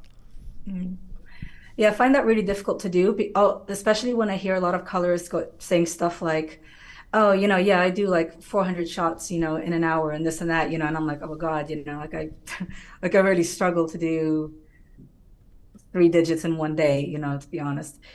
But I have started, what's helped me a lot is gamifying the coloring process. So I'll set myself like how many shots can I do in an hour? Well, not in an hour, like in half an hour before I get my first visual break, before I have to leave the room and just refresh my eyes. And I kind of find that makes, kind of takes the edge off because I'm really bad at just sitting down and concentrating on something for hours on end. So yeah, that's kind of the way I do it. I don't know if that's unorthodox or not the best use of budget, but yeah. How about you guys? What are you doing? I try to learn from, we talked in my session earlier briefly about how, digital color grading is so young and it's so new and it's just a very new discipline. And I try to learn from our predecessors, color timers, and from the photochemical tradition, where you would start with a one light of everything. That's where I try to get the whole timeline before I get precious about anything. Before I get precious about windows or ratios or finesse or anything, I try to get every single shot looking visible and sensible so that the first mush for me is let's get to that first viewing link or get to, if we're going to be sitting together in person, enough of a level of completion that we can sit together and start to evaluate, oh, where do we want to fill things in or knock things down or whatever it is. There's a certain amount of diligence that it takes just to get to that point. That's really my focus. So I am trying to get, I'm trying to get those triple and quad digits in a day for sure, and let go of my habit of just getting fixated on yeah, but this also needs this and that and that. I try to just do really broad strokes, really big picture, do the one light for the whole thing and let that be the first pass. And then from there start to build and tweak and adjust from that point. And I'll also say that requires ammunition and some buy-in from a client. So we need to have some sense of agreement of all right, are we doing a film print level of contrast, or are we doing this airy, delicate, semi-log type of look? We need to sort of have that stuff decided before I'm going to start doing anything. But once that's in place, then I try to get to that first mile marker of a one light first pass as quickly as I can and be as unprecious about it as I can. Yeah, okay, that's interesting because mine's slightly different from that. Let's take a 1 hour documentary, for example. I would spend, and let's argue I've got 2 days to do that. I would spend the time getting the look that we want. I would then test that, and that's the full look. So with film print emulation, the whole shebang. I would then test that on various scenes just to check I'm not going down a hole that I can't get out of later on. Checking that with, how's that going to look with some archive footage? How's that going to look with exterior and interior stuff? I would spend more time on the interview setups, so making sure they really get some love because you're going to keep coming back to that shot throughout. But for me, and I very often have the client with me, it's pretty rare now with post-COVID. My clients are pretty much back, but they want to see if I get to the end of this program, they don't want to see me go back to the beginning again and go, right, we're going to do level 3 now. And I don't want to give them that comfort that they think they've got to the end. It's like, no, I need another day yet. We're not quite there. So I kind of really road test it scene by scene, and then I literally, I have a conversation with them that when I leave a clip, if you haven't said anything, I presume you're happy. But don't tell me in 10 minutes, like, can we just go back? I mean, obviously we do go back and we look and we review and we tweak, and I've got a node or 2 nodes set for doing that tweaking. But when I'm moving forward, I'm moving forward. When I get to the 60-minute, we're done, bar particular VFX, things that are going to take a little bit of time that we need to do. Maybe if it's something that's come up and it's late afternoon and it's a tricky bit of tracking that I need to do or something like that. Let's do that tomorrow. I'll just flag the clip. But invariably, I'm moving forwards on it. Yeah, in terms of and just in terms of budget, you were talking. I'll be quick, but I normally get to have a look at an offline edit, so I can have a quick look. Again, going back to my, how much does it cost to grade an hour? How many shots is it? That's what I need to know. But I also need to know how complex is this going to be? How much VFX work is there? How much awkward stuff is there? How much fixing is there to do? So I will give them a quote not based in pound notes or dollars. Actually, pound is dollars now. Yeah. 1 to 1. Thank you for that, our government. But I'm pretty much accurate in terms of how long I want for this job. I'm good within plus or minus, an hour or 2. And if we're wrong at the end of the day, it's not because I'm slow at color grading by any stretch. It's because the parameters have changed. So in terms of budget, I quote for hours, not price. And then if it takes longer, it's not because of me. So it kind of helps soften the blow. Yeah, it makes sense. Yeah. Well, I mean, how do you ensure that it's not because of you, that, Because I know what I'm doing. Sure. I mean, that's through experience. I'm confident enough to know, I know how long this is going to take. And I'm pretty good, unless... Yeah. I know what I'm doing. No, I honestly, I think about that question all the time, and I think that's one of the reasons I have the strategy I do of trying to orient priorities in such a way that it is as close to what I understand it ought to look like as early as possible, minus, qualifiers and windows and secondaries and all that stuff that colorists love to do. We love to get in there and finesse things. Those things are called secondaries for a reason. So my big strategy is to hit it really well with those primaries, get the look in place, as Darren mentioned, so that there's opportunity to know early while there is still time left in the tank to say we're actually not quite on the same page. That's not what we had in mind, Cullen. We had something different in mind. At that point, I've got bandwidth or latitude, I should say, to pivot a little bit and say, okay, let's figure something else out before we're well, what do you mean? I've only got 3 hours left in the budget and we're already set to ship here. That's, fail fast, I guess would be the idea there, is leave room for pivoting early in the process, early enough in the process that there's the chance to do something constructive. And that's possibly why I do my theory of I'm just moving forward, because if it's a 1 hour and we've got 2 days, at the end of day 1, I want to be 30 minutes into the show. We've got to, sure. If you want to be out of here tomorrow. When you're doing your estimates and sort of initial scope, do you talk about, you stipulate hours, do you stipulate passes at all, or is that just implicit? Yeah. I'm expecting, they're going to have a look at it, they're going to review it, and But I'm going to so do you talk about with them hey, I'm going to give you 5 passes or 2 passes or whatever? No, because normally they're in the room. I want them there. So it's we make that decision. Makes sense. Here's your finished program. See you next week. Makes sense, yeah. Great. Yeah, thank you guys. So let's kind of dive into that a little bit more, because I know especially people who might be new to color want to know a little bit more about how the pros do it. When you are, maybe you can give us a little bit more specifics of when you sit down and you have the shot, the project, and it's conformed, it's ready for color. What are your major steps, from kind of beginning to end? Darren, why don't we start with you? Yeah, sure. So I work on fixed node trees. I have several, probably 3. So my music videos, as I already mentioned, would have a node tree that looks pretty scary, but it's kind of empty with a few things switched on and off. So I love using Dehancer and things like that. I've got it ready to go. So the fixed node tree helps me it disciplines me in the order of operations that I'm going to work. So I look at it, I go, okay, yeah, my first 2 nodes, let's get the balance going. This helps the speed, so this is why I know I can grade quickly. So yeah, there's that discipline, but the color management is key straight away. I'm getting my color management sorted, get my CSTs. I work node-based color management. So Cullen, you were talking earlier about whether you're going DaVinci YRGB, color managed, or whether you're just staying in regular DaVinci YRGB, and I use a color space transform to do my color management. So I would get all that in order. So I guess it's a little bit like you were saying, you go through the whole program to get your first look. I'm doing that in terms of color management, and all my nodes have got the fixed node tree on. So I guess I'm kind of doing a light first look straight away. But that's how I get going. So my node tree disciplines me. It reminds me what I need to do.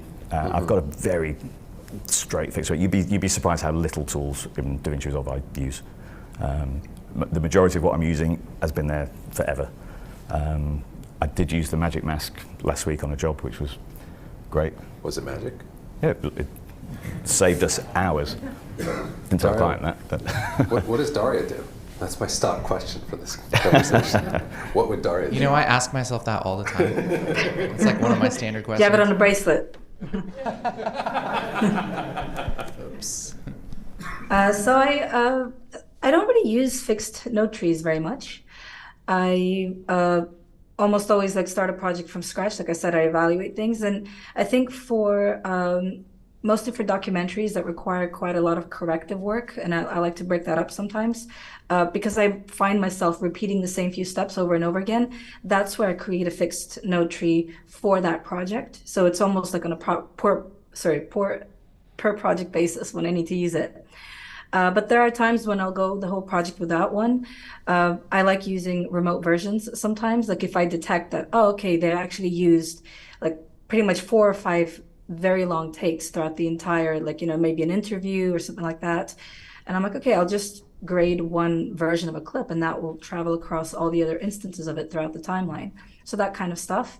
And I've also been inspired, I've been to some other suites and watched professional colorists, and I've seen some colorists doing an entire feature film using 1 or 2 nodes. And that's just really invigorating to see, because you're like, wow, that's, they ended up with a really beautiful look, and that's really impressive. So yeah, I just kind of do sort of as I go, as I evaluate. Not every clip needs to be matched, for example, not every clip needs balancing. So I kind of like to keep the node editor tidy for that reason. And yeah, that's my answer. I'll give you guys my 2 guiding principles, which is really just kind of maybe a lens on a lot of the points that we're emphasizing. My 2 guiding principles for this subject are 2 of my colorist 10 commandments. The first one being macro beats micro. So if I can come up with a solution that serves 10 shots, that is fundamentally more valuable than a solution that serves 1 shot. So I'm looking for any of those possible solutions first. Before I do local solutions, I'm looking for macro solutions. And then similarly, broad beats narrow. If I can find a broad solution that gets done what I need to, that's fundamentally more valuable than a narrow solution, because it's cleaner and it is going to have a greater chance of having a macro consistent impact. So that's kind of the lens that I look at things through, and it's if you think about color management, that's the ultimate example of macro beats micro, because I can get the whole timeline into a much better place than it was 30 seconds ago just by implementing proper color management. From there, I get into a macro level creative transform, a look that doesn't change, or creative transform that stays the same across all the shots. That's more valuable than, no matter how great a job I might do making shot 345 look amazing, if the other 900 shots haven't moved, that's not as valuable as a macro level creative transform that makes everything look better. So my whole system is kind of trying to work from broad and macro down to micro and narrow, and almost hold off on local shot level color grading as long as I possibly can. Yeah, that's kind of a principle I feel like I've heard from all of you is starting with kind of the bigger chunks and getting smaller and smaller as you need to.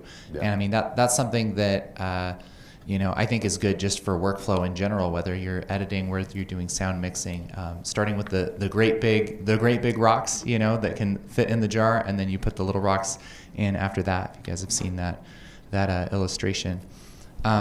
Speaking of all the little rocks and everything, what about the fancy things, right?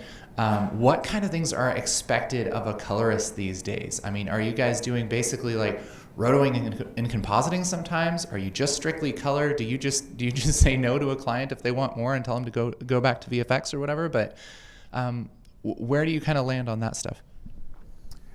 I'll give you. I bet I know Darren's answer. I want to hear. I want to hear Darren. This is going to be good. Yeah, you sure? You want me to go first?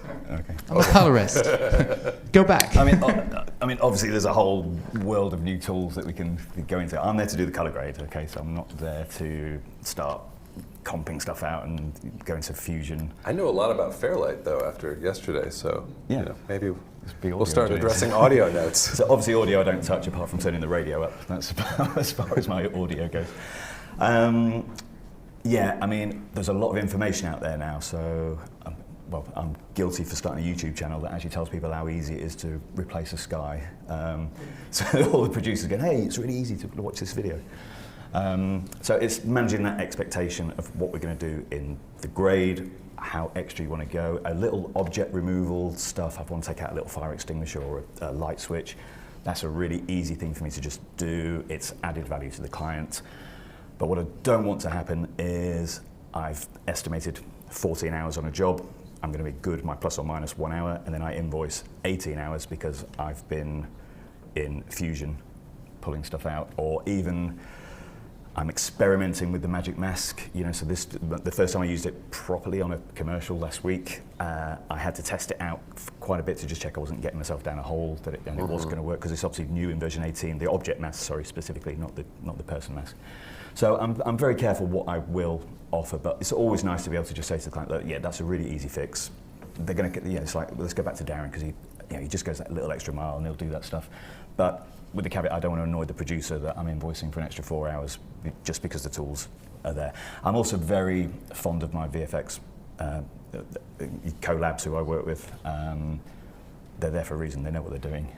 So I think the tools are great if you're, if it's your own company, it's your own production.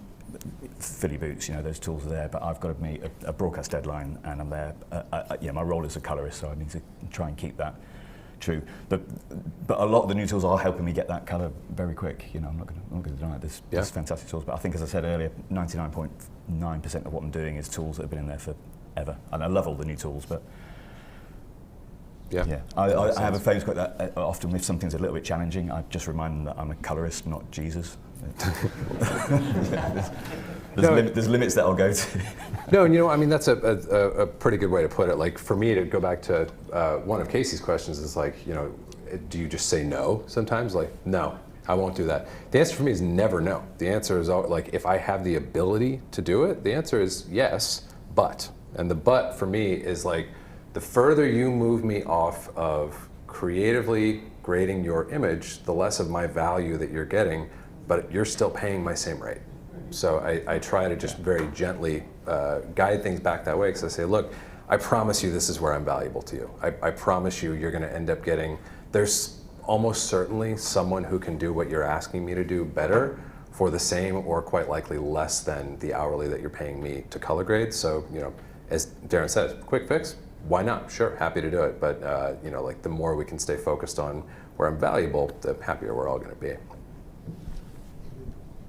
Daria? Yay, I get to disagree again. So I actually started off as a 2D VFX compositor, and I'm still quite passionate about it. In the last few years, I've transitioned to doing this in Fusion. And I was doing like 2D compositing for a few years, and at the time, so this was been around like 2009, 2010 era, smaller productions were not really using colorists as often. That was just when people were transitioning to like log footage. So they would kind of tap on coloring as like the finishing part of a compositor's job. So they'd say, can you also color grade the footage before you deliver the timeline? And I'd be like, well, I don't really know anything about color, but okay, So I'd do something and it wouldn't look good, but it would be good enough for the clients to accept it. And people would come back and, keep asking for coloring work with their VFX. And then eventually, I guess, like, my reputation kind of shifted a little bit, where people started coming to me purely for VFX. So I sort of got gently like pushed. I want to say pushed, not shoved, into becoming a colorist professionally, but I do still very much enjoy the whole problem-solving aspect of compositing. So any chance I get, I will do it. But like the fellas just said, I will set expectations for the time that it requires, and what I am capable of doing and what is best left for the professionals. So we just heard some examples from Darren. It's funny how clients often don't understand the scope of what we can do in VFX and how quickly or how difficult it is. Someone once asked me to stabilize a pretty straightforward shot. This was just unstable on a 2D level. This wasn't even a moving camera shot. And they were like, can you do it in 5 days? And I was like, I could do this in 5 seconds. But on the other hand, I've had clients say stuff like, hey, the angle of the shot is a bit weird. Can you rotate it 180 degrees so the audience can see what's on the table better? And I'm like, no, that's physically impossible. You'd have to reconstruct the whole scene in 3D. And they were asking me to do it in the space of 30 minutes. So sometimes clients really, I'm not laughing at clients, by the way. It's not their job to know this stuff. But it is a bit there's a bit of humor to it, how maybe people understand what we can accomplish. So I'm going to say I'm in camp, yes, love VFX, and we'll do it every chance that I get. Wow. Yeah. So again, what are you doing next Thursday? Yeah, that's really cool to kind of hear the broad differences here. So let's talk about clients then. So, like I said, I know a lot of you work with the client in the room, or at least work closely with the client and lots of revisions and things like that. How do you handle a client and make your color grading session fun and, chill and all that kind of stuff?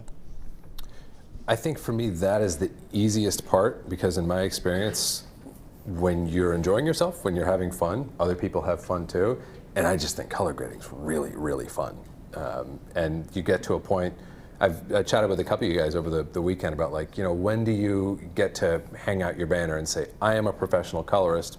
That's a subjective choice that we generally have to make that proclamation ourselves before anyone else starts subscribing to it. But once you do, a good metric that I've discovered for that over the years is when you are more excited than you are nervous to sit on the grade. It doesn't mean that you're not nervous ever. It just means I have enough grasp of what I'm doing and I have enough flow of ideas for what we're going to do here that kind of outweighs any nerves that I might have about sitting with this person. And so for me, at some point, I crossed over that threshold, and that's kind of what drives the energy of my sessions. Is I'm just really, really excited to make pretty pictures with people in the room together.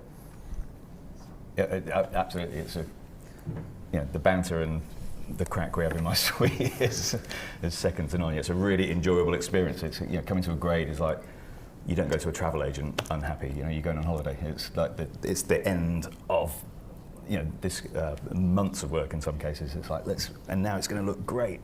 So it's a really it's an enjoyable experience. Obviously there's issues and problems, but I keep the client involved. So to make it a pleasant experience, bar the things like I've got scented candles, make the room smell nice. There's decent coffee. These are staple things that don't open a facility with bad coffee. It's not going to work. Do you have snacks? We have I've got a famous one that always a nice fresh bowl of fruit. Never gets eaten. Straight to the Haribos. The biscuits and the Haribos. That's what goes. Yeah. So bowl and just little things like keep talking to. So once you started setting the look and you're off down that, you've got your 3 days to go now.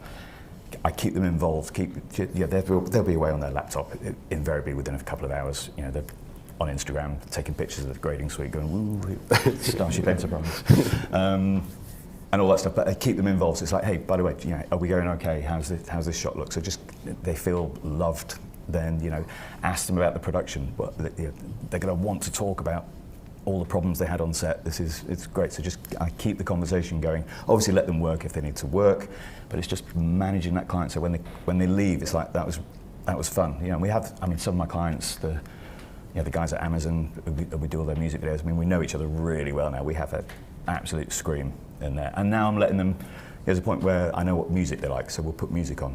If I'm going to put music on in the grade, I check with my client first. Do they want silence? Do they want to work?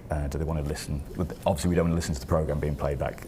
While I'm driving. Enthralling. Yeah, and we'll listen to it invariably at the end. But it's keeping the client involved, keeping them informed of what you're doing. Don't just grading blind. They have no idea what you're doing. They know what it's looking like, but I'm just enhancing the sky at the minute. Okay, I'm focusing on the sky. Then they can see what you're working on. I try and sort of narrate a little bit without annoying them if they want to work. That's smart. Yeah, it's just keeping them involved. And if they're looking distant and hey, what do you think? We're going too warm here. They feel loved then, So always make sure they're happy. Let them know if you're taking a break. I'm not necessarily charging for every single 15 minutes. Like, don't panic if I go to the toilet. That's £12 you just cost me.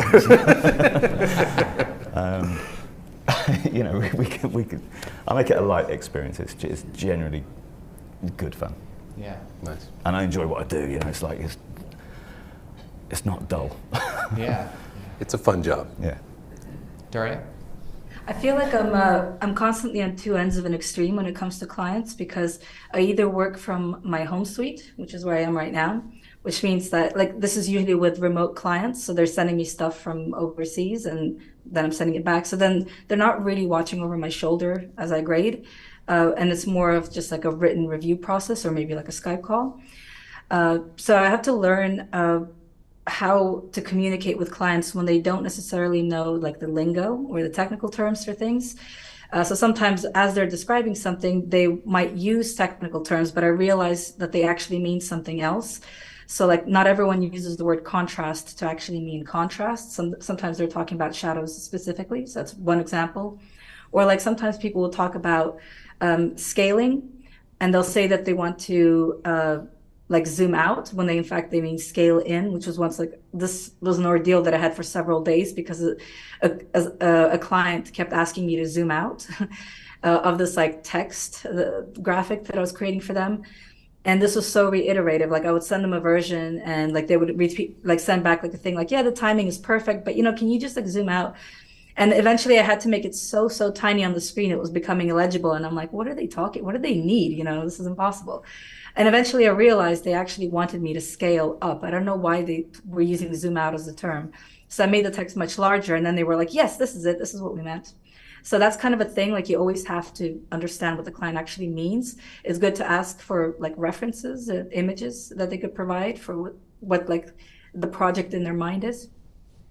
And also the other half of my work is usually when I get sent to work in a post-production suite or work on set. And then, you are talking much more directly and the exchange of ideas is much faster, but you still have to keep in mind the difference in lingo, and you have to be understanding and patient. I don't know about you guys. How do you feel about doing the first pass in front of clients? I find it incredibly difficult, especially for maybe younger directors or younger filmmakers who have maybe not experienced color grading as much. I feel I describe the experience as cooking for someone who has never seen cooking before, so as you start the process, they're going to go oh, raw chicken, gross, I'm not eating that, and I'm just hang on, I'm not I know it looks really magenta right now, but I'm not going to keep it that way, so it's really stressful. I definitely know what you mean, and I think that's actually goes back to Darren's idea about narrating extensively.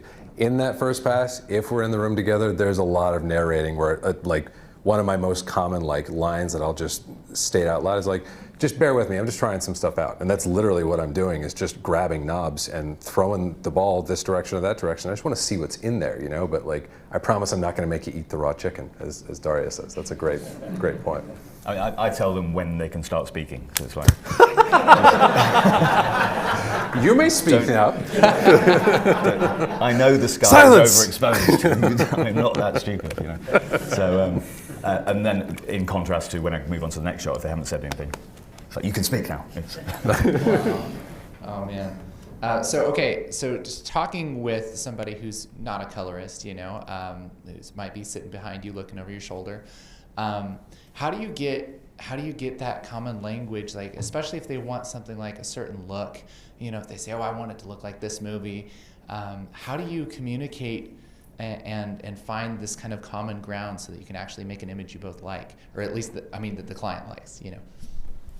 You're talking inexperienced, like the people who haven't done a color.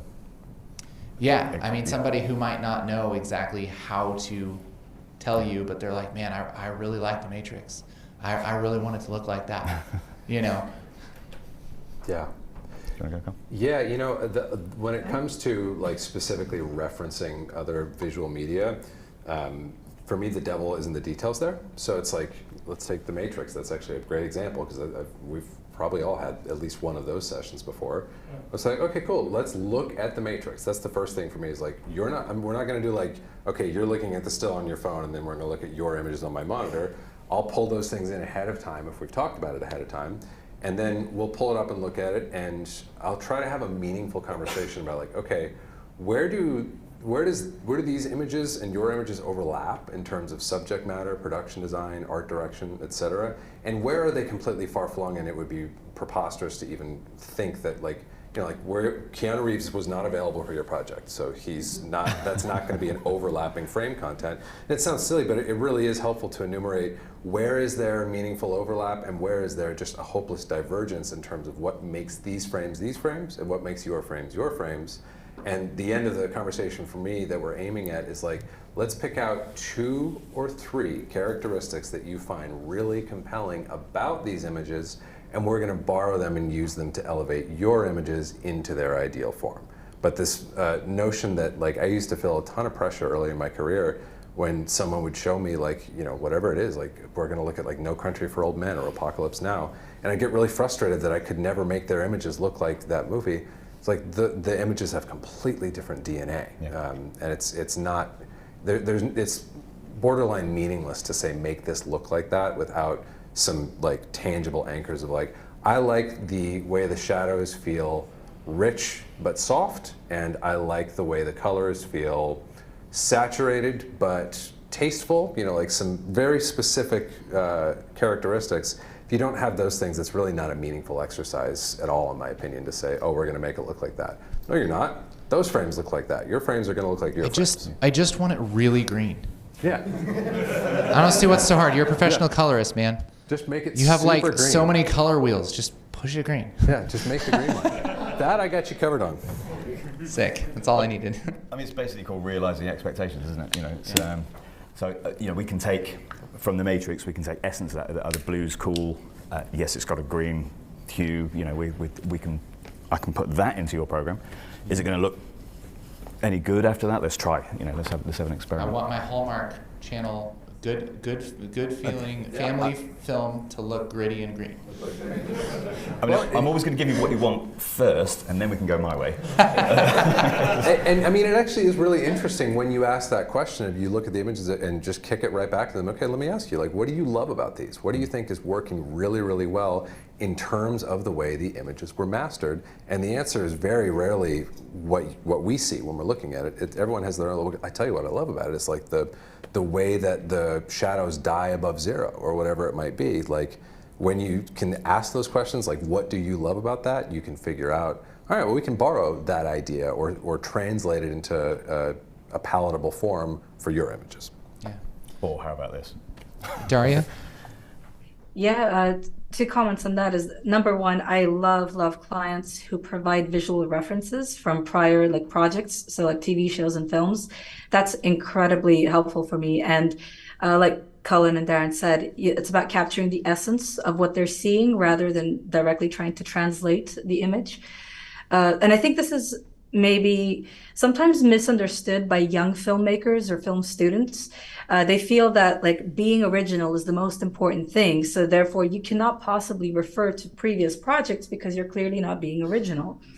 It shouldn't be taught that way. It should be taught that every professional production, you know, that I've ever been involved with, they will have those references, you know, in that initial pack when they're first trying to get the film off the ground, trying to get it produced. It will include tons of images from prior films and TV shows explaining the look that they're going for in terms of production design and for color grade. So it's completely normal, it's natural, and it doesn't mean that you're unoriginal. We need those images. We need to see what you're seeing in your head. But then secondly, and this is something also that was alluded to, is that there is like a scope to what we can achieve with those reference images. So very often, you might get something from, I think like a Godfather is a very common one that I get. They'll share it with me, and then I'll see their film, and it's like a couple of people talking in a living room in Britain with a white wall behind them.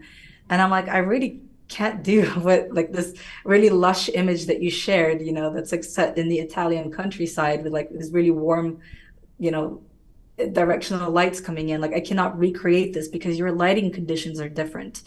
So that's kind of like, if you wanted it to look like The Godfather, you had to light it like The Godfather. So that's kind of like my piece of advice for cinematographers who have a very distinct look in mind, is that it begins on set. It begins in pre-production. But then we can do the final touches. Yeah. There's also an element where they don't come with references. So I think part of your question was, how do we talk color to people? So if they're coming in, they haven't got a reference, they've got the film, they're just expecting you to make it look fantastic. I'll often give them a little colorist chat, like, is it your first color grading experience? I'd give them terms that they can use. So obviously, warmer, colder, more contrast, less contrast. But things like, I say to them, we can split the difference. You say to me, split the difference. To just feed them a few terms that some people don't know how to explain contrast. I always say to all my clients, well, if you don't like it, just say you don't like it. You don't have to have a reason. Let's just. Oh, that's a great idea. I'm 54. I'm 5'5". I'm hard as nails. I can take any abuse. Just say you don't like it. It's like, it's fine. I'm not going to be offended. I don't want you leaving the room going, oh, we should, or we're 2 hours in and now you tell me you don't like it. Just say you don't like it. You don't have to have a reason. It's great. Just start again. That's a great idea. I've even done it myself. Oh, sorry. I've just blown the stream. Is that all right? Yeah, you're good. But I've done it myself where I've been grading. I'm like, this is just not quite right. Reset. I get it in 5 seconds. Yeah. I mean, and that's a great one too. Like, it takes a certain amount of like confidence to do, especially in the room with clients. But it's a great move to be able to yourself say, you know what, I'm not loving this. How do you feel? Yeah. And just try it fresh. No clients ever said they don't like it, by the way. Of course. It's just there for them. Yeah. Awesome. Thank you, guys. So couple more questions here. So when somebody is kind of getting into color, I think there's a couple of questions that come up. One is, what's the difference between, in your opinion, like a non-pro color grade, somebody who obviously doesn't really know what they're doing, versus somebody who's done this a million times? Like, are there any kind of telltale factors that you could share with us that you're like, man, that's a dead giveaway. This person hasn't done a whole lot of color. Tell me about it. Let's start with Daria this time. Yeah, how about it? So I feel there's a few phases that every colorist goes through. Like I kind of mentally almost like keep a list of it, because these are phases that I went through and I see other people doing them too.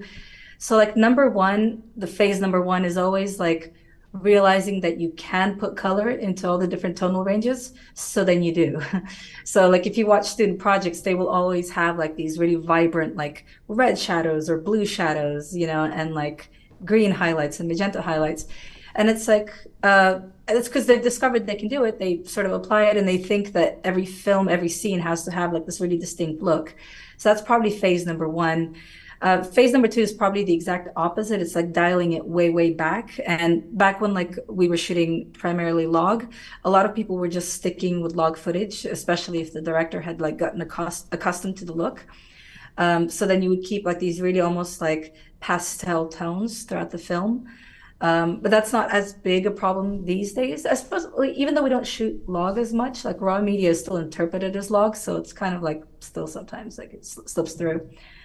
And I think like keeping things relatively neutral is where you start to enter your professional phase, I guess, is like working with the colors that the DP intended and enhancing what they did rather than trying to overpower it.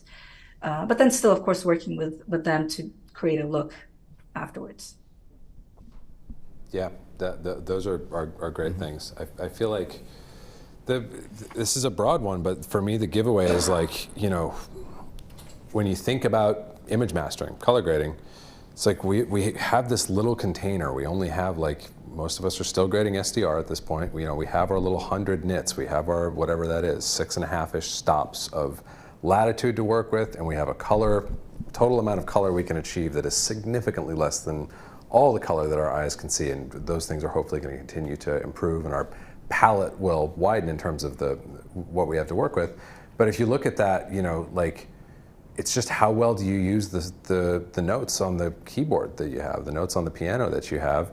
The mistake that I see with young colorists is it's really one of two variations. They are either like blowing out past the edges of what they can do and reminding me as a viewer that I'm looking at a screen and not looking into an image, or they're not taking advantage of the container, and they're like going like with completely flat contrast or with a completely like monochrome image. That can be great for like dramatic effect if you are contrasting that with another treatment of an image at another point. But those are the two big things for me, is like, okay, you're either spilling out over the sides or you're not leveraging the container that you've been given, because that's all we have as colorists is, whatever display we're working on is like, we've got those 6.5 stops, we've got that color volume that's way the heck lower than our eyes can see. You better be taking good advantage of it, and you better not be reminding me of the limitation inherent in that. If you're getting those things wrong, even occasionally, that's kind of the mark of someone who's not maybe hit that pro threshold yet for me. Yeah, I mean, it's something that you were talking about earlier, Cullen, was, so I might be working in these 17, 25 node trees. They're not full. I'm not using all of them. I think, I'm going to get my looking really good in 2 nodes. My clients have been saying they're going to be impressed with 2 nodes. I'm then going to do the layers on top, so I'm going to put the halation in or whatever I'm going to do. But I find with less experienced colorists, and I do a fair bit of training, so I've seen a fair few, it's going here, then it goes here, and then let's stick a warper on it to repair that I did, and it's a sticking plaster on there, and I'll use that tool to pull that back. And it's like, wait, what's going on here? And it looks, let's switch it on and off, and then I've done this with a couple. There's a couple of people that I sort of mentor, and we criticise or sort of critique their node structure, and they've not noticed that the guy's jumper's completely oversaturated because they've been focusing on somewhere else. Rip it all to bits. 2 nodes looks fantastic. So I think it's getting that wow factor very quickly. Your clients expect it to look great very quickly. I think that's when you're sort of pro versus you're still gaining your skills. I'm not doing any damage in my first 2 nodes. My image is still as pristine as it was given to me. It's just looking a bit better. Yeah. Yeah. Great advice. I think keeping it simple and doing again those big strokes and doing them well. Yeah. Again, based on experience. People want to use all the tools because they're there. Yeah, exactly. Because they're flashy. Yeah. Yeah. All right. Last question. So, and then we're gonna go have lunch. Oh, baby. So, if somebody is getting into color, they're super excited, and they're like, I think I might be looking into a color surface. When do you think is a great time for somebody to actually invest in a color surface or a big expensive monitor, or painting their whole suite gray and making sure they have $1,000 lights behind all of that stuff? When does that come up? What do you think, Darren? Look, I'm a big believer in I'll give you guys a little anecdote very quickly from the way things have gone for me. I've been a contractor, I've been a staff artist, I've been a business owner, and most of those things more than once at different points in my career. My most recent season, where I'm now running my color grading business, that started with like a laptop. And I got the screen calibrated on it so that I could do decent work for my clients. And the big difference that time around versus the prior attempts that I've made at running a business were that the investment went into me. I just invested like crazy in getting really, really good and really, really knowledgeable at what I know how to do. And I basically, I don't buy gear. My clients buy gear when they need that gear in order for me to fulfill the work. So I let them drive that thing and say, hey, we got to do HDR, get an HDR monitor. You invest in those things as your billings, allot for. And you invest primarily in yourself, not in your equipment or in your trappings or whatever it may be. Man, great advice. Other thoughts? Things to add? Who's next? Me? Sure. I'm really the wrong person to ask because I love buying kit. I just you bought some on the way in here. I go for I go and see my accountant once a year. They're like, oh God, what have you done? Oh God, I mean, how do I just love kit. I've done a studio tour recently. You can see what I've got. I mean, I've got the advanced panel. I've got, but it's an investment. Yeah, you know, the money comes back on those things. It's my tools. I've got to use these things every single day. I want the best kit that I can possibly have. I've been running a business successfully for 25 years. That's allowed me to have, you know, enough money to just not think too hard about it. I'm not saying I'm super rich or anything, but there's enough. I'm making enough money from it that I'm not overly worried about buying a Mac Pro 2019 in the middle of COVID, when I actually had no work at all. But yeah, I don't regret buying any of my kit. If my kit's going to help me increase 5% of my business, I need it. I also invest very much so I'm ready. So for HDR, we're kitted out already. I haven't had any HDR work yet. So if anyone needs any HDR work, I've got really nice monitors already. So yeah, I don't even think I started slowly. I kind of just went in for it. Yeah. But I get return on it, you know. Daria, other thoughts on gear? When to purchase gear? Yeah, I think I'm more like Cullen. I went at a snail's pace. I think I did like 2 features on a workstation at film school. So it was not even a grading monitor for one of those. I was using like FCP7, so the color tools in that. And yeah, for a very long time, I didn't have like either monitor or a panel. And I think I did all right, you know, like I said, like my kind of the whole color aspect sort of followed my compositing work. So then eventually when it took over and became the majority of my work, that's when I was like, okay, I really should have like a proper, properly calibrated monitor. I saw in the chat earlier, somebody was asking which one I use. I use the Flanders Scientific. This model I think is obsolete. So DM240, they don't sell it anymore, but there's a newer model that just came out that you can see on their website. And it's like pre-calibrated for you when you receive it. So yeah, like it always made sense to me to buy this type of equipment when you're already making money off this type of work. You know, I always say that, you know, once you've made your first, like say, $3,000 or $2,000, that's when it makes sense to buy the mini panel for color grading. You know, once you make a few thousand more, that's when it makes sense to buy a color grading monitor. Especially if like early on in your career, you're most likely doing a lot of your output for online videos, you know, so for like YouTube and Vimeo. And in that case, using your computer monitor, like it's not out of the question. It's not the worst thing you could be doing. It could still look pretty nice. It just won't be like super accurate, obviously, as it would be with a grading monitor. And if you're delivering for like broadcast or obviously for cinema, then absolutely you do need that grading monitor and that precision. But yeah, I think if you're just starting out, there's still a lot you can do without any of like the bells and whistles. This stuff's much more affordable now than when I was building my suite. I mean, yeah, people look at my suite and go, well, you've got loads of stuff. Like I've accumulated this since 1999, you know. I've not just gone out and bought all this stuff. And so when I got, like I did buy the advanced panel, there wasn't a mini or a micro panel then.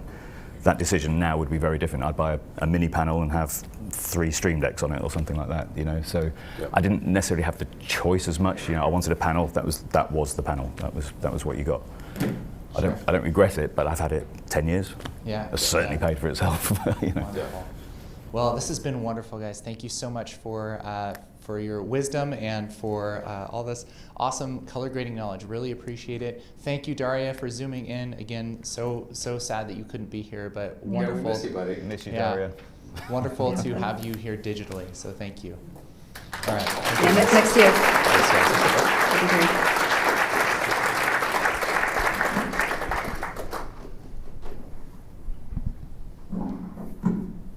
All right, we will awkwardly juggle microphones here for a second.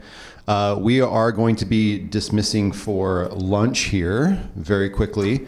First off, I want to share a little a gift that our friend Jason has given us here. If you are watching online, one of our moderators will provide you with a link where you can, the first 10 people that click this link and use this coupon code will get his Fairlight plugins for free. It's pretty cool.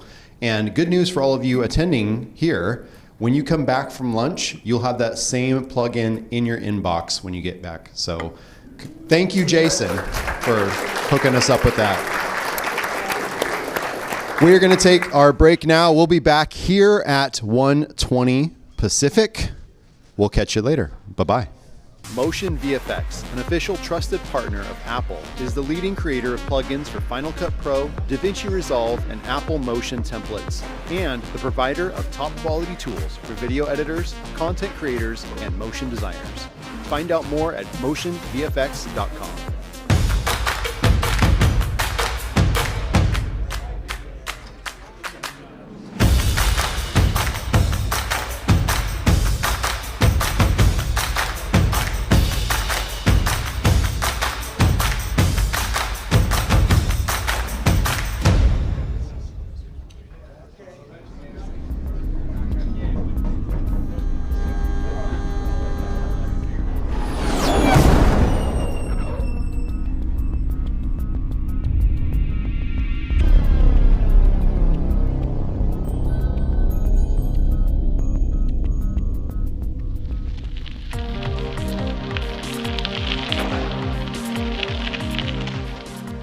It's just a little bit further. That's what you said 10 minutes ago. Shut up.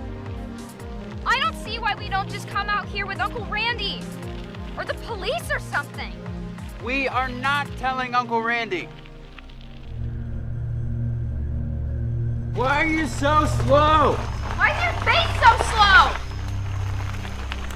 Hey, stop! Wait up!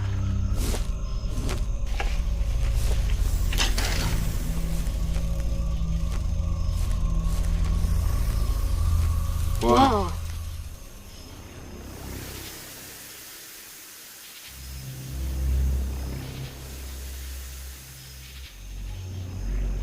Go check it out. No, you go check it out. Fine. Okay. I'll go check it out.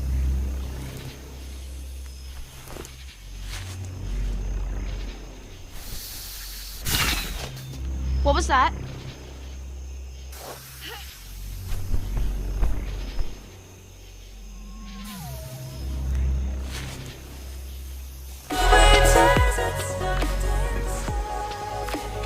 Dude! Jesse! Hey, are you okay? What happened? What did you see?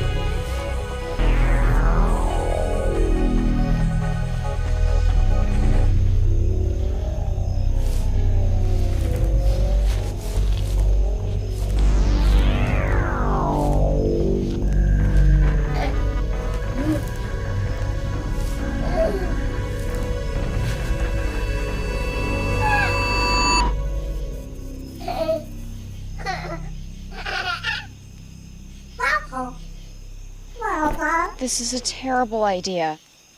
This is a great idea. What's Mom gonna say? She's not gonna find out. Mikey. This is such a bad idea. No, it's not. We're gonna get in so much trouble. No, we're not. Jess! We can't keep this thing here. And Mom? She's gonna be home any minute, and what is she gonna say? I don't know. And what about Dad? I don't know. What's your plan here? You're just gonna keep him as your little pet until you go off to college? I don't know. Yeah, I know. You never know. Mikey, I don't know. You're expecting me to have a lot of answers here. I don't. What about Dad? He's gonna flip. They're gonna send the government after us, and we're gonna have to go into witness protection, and they're gonna do all kinds of tests on him. Jess, are you listening?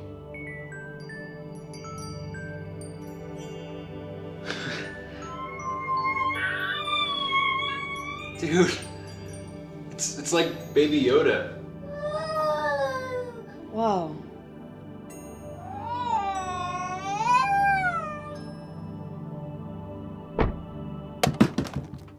Mom. Where do I put him? Where do I put him? I don't know. You got him.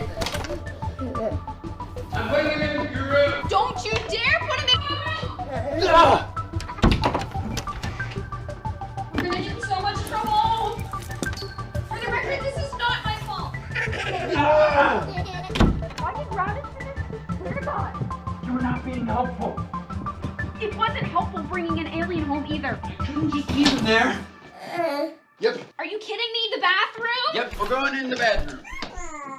You take care of him. I'll go take care of Mom. Wait, no. Don't put me in here with this thing. Just be cool. Be cool? You're locking me in the bathroom with an alien. Shh. You. Just go. Hello? You guys must have bounced on the steps again. Where is he? I had him and then you pushed me.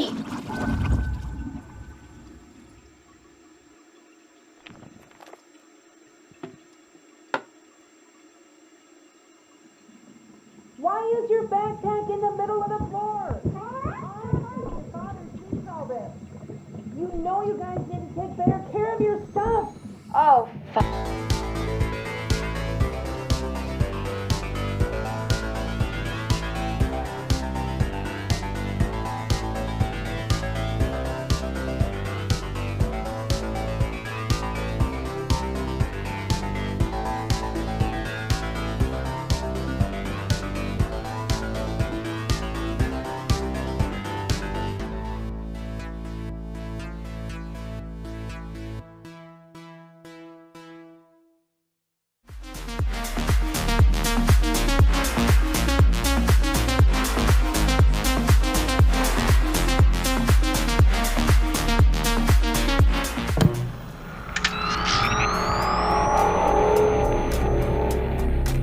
This is the best way to learn DaVinci Resolve.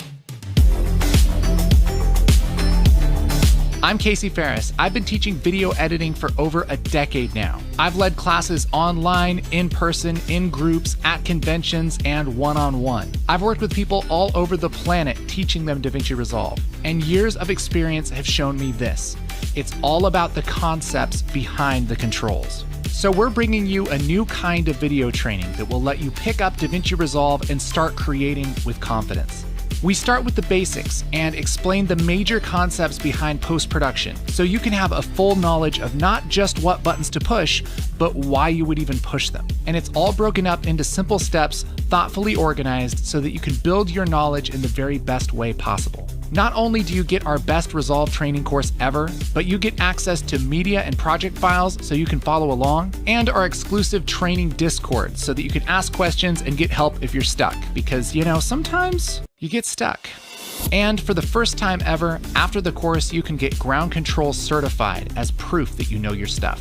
No matter if you're just starting out with video or if you've been in the suite for years. At the end of this course, you'll have a deep understanding of the Resolve workflow so that you can create with confidence. This is the best way to learn Resolve, period. And we're gonna have a lot of fun while we do it.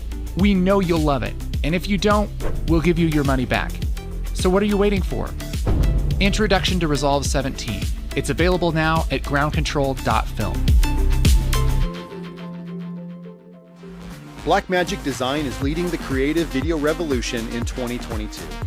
Dedicated to quality and stability, Blackmagic Design is willing to do whatever it takes to give creative editors and designers the very best quality tools. Find out more at blackmagicdesign.com. If you want to learn how to color grade in Resolve, this is the very best place to start. Hey everybody, Casey Faris here. I'll be your host for this brand new training, Professional Color Grading in DaVinci Resolve. This is a massive course with over 8.5 hours of video training, all about the ins and outs of color grading. We start from the very basics, covering why we should color grade, specific color tools, and the various techniques for making beautiful images.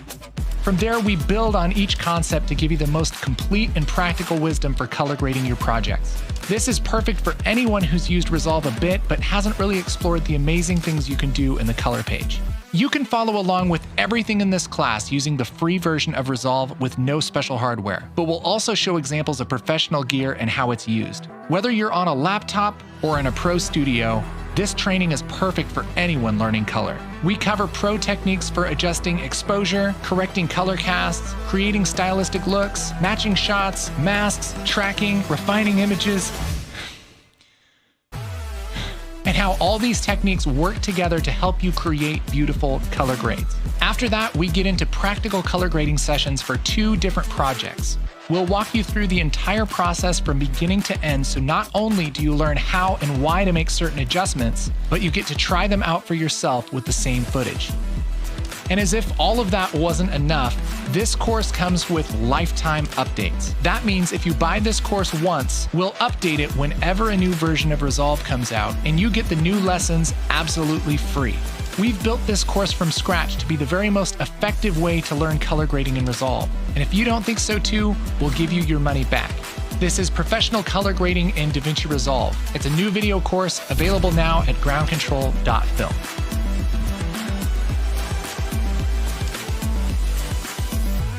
You have one unheard message. First unheard message. Hello, hunters. This is your final message. I trust that you're all aware of the value this item holds. Now that you have accepted the terms of the agreement, you will be sent the final coordinates of the packages. That's right. There are actually 2 packages. I figure this will make things a bit more interesting, don't you think? And remember, 1 device, 1 winner. Good luck.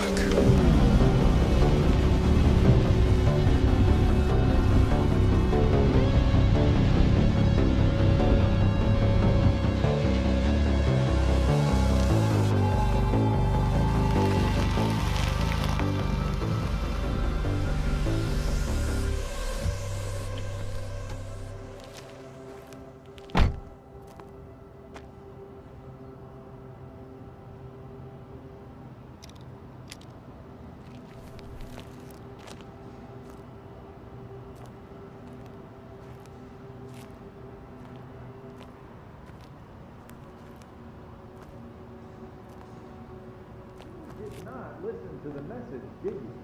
It said, 1 device, 1 win.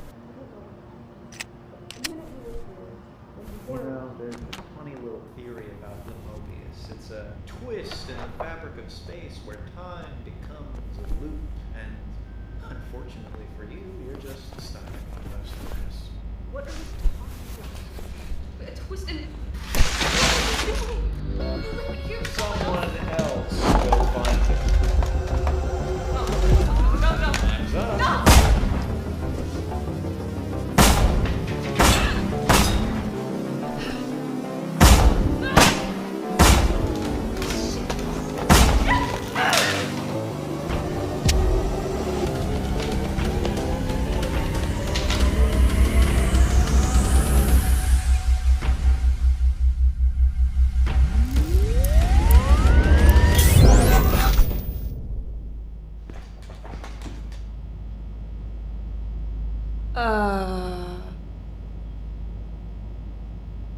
Okay.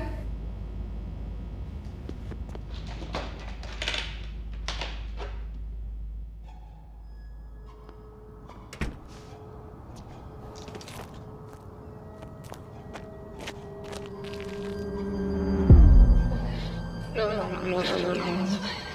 Just gotta get out of here. It's fine.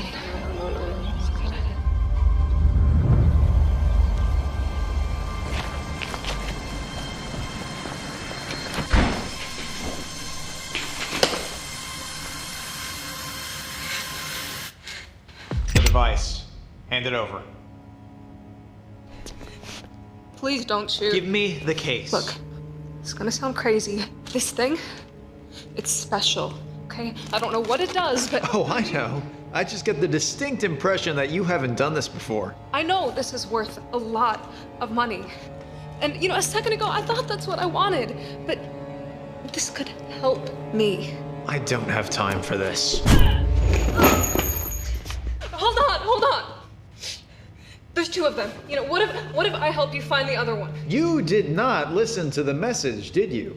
It said, one device, one winner. I don't know what happened, but one minute you were here, and then you weren't. There's this and now- funny little theory about the Mobius. It's a twist in the fabric of space where time becomes a loop, and unfortunately for you, you're just stuck in one of those times. What are you talking about?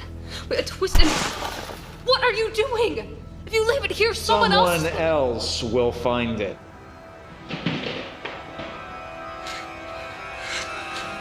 Oh my god. Wait, no. No. Time's up. No!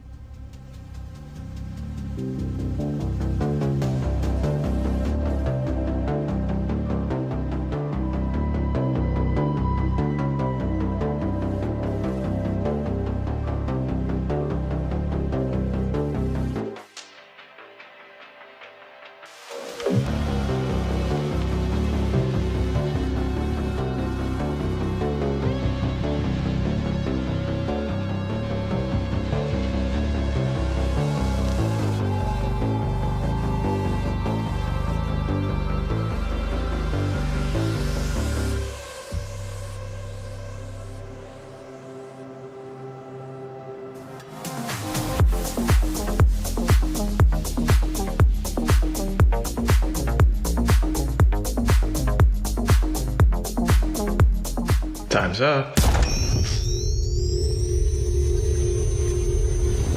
Hey everybody, Casey Faris here. I'm gonna be your host for our biggest training title ever, Resolve 17 End to End.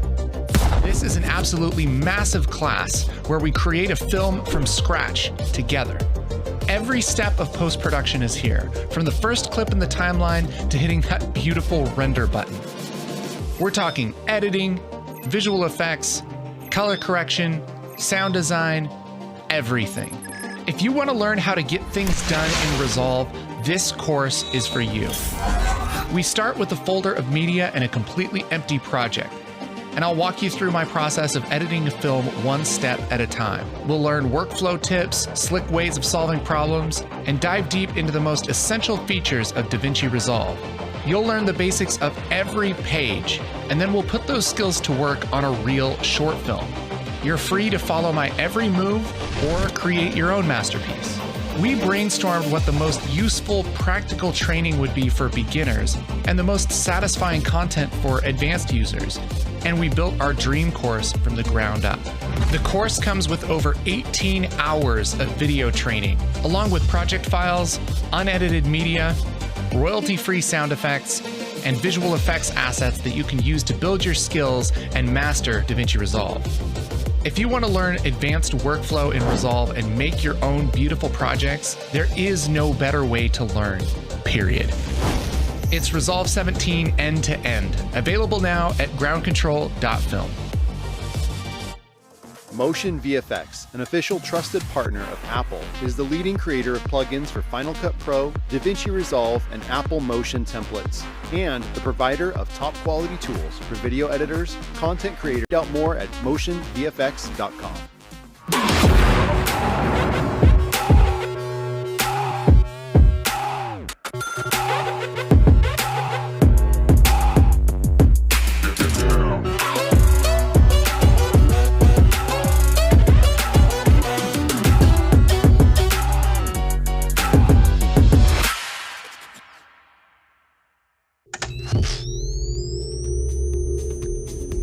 If you shoot S-Log3, this is how you make awesome color grades. My name's Casey, and I'll be your host for this brand new training course, Color Grading S-Log3. In this course, we start with the very basics of what S-Log3 is, why you want to shoot with it, and we look at some tips for getting good exposure so that you can make the very best images possible. Then we dive into working with S-Log3 footage in DaVinci Resolve, which is a free app that also happens to be the Hollywood standard for color grading. We explore basic color grading principles and techniques so that you have a solid foundation of how color works. Then we take that knowledge and apply it to a project shot in S-Log3 so that you can see all the techniques worked out in a practical way. And you can download the sample footage and grade along with me. This is the very best way to get started color grading your S-Log3 footage. Even if you know nothing about color grading, at the end of this course, you'll be able to unlock the beauty of anything you shoot and make awesome color grades. If that sounds like fun, check out Color Grading S-Log3, the ultimate beginner's guide. It's available now at groundcontrol.film.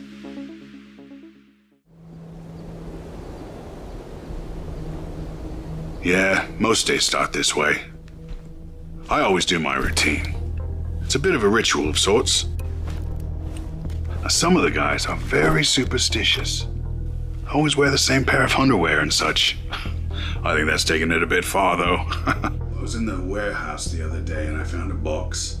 And there was a lot of cartridges just sitting around, ammo. Are we supposed to clean that up? Or just leave it? What's my typical day like? Well, I usually take a few minutes to get in the right headspace. Meditation has really helped a lot. I mean, if you're not in the right headspace, you're not going to last long in this line of work. Nope. After that, I like to do a few exercises just to get my blood moving. Because this job can be very taxing on the body, so warm-ups help a lot.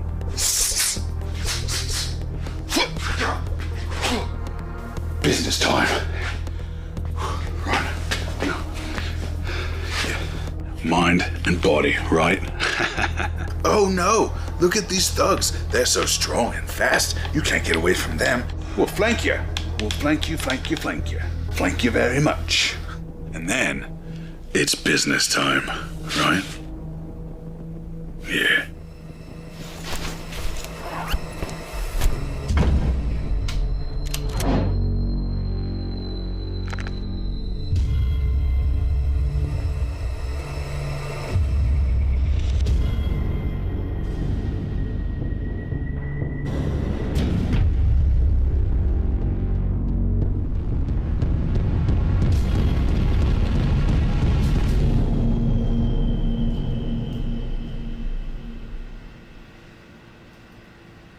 A lot of it is just standing in one spot, looking and listening for anything suspicious. Then after about 30 seconds, I turn, walk 15, maybe 20 feet. And I stop, look, listen. After 30 seconds, I turn, and I walk back.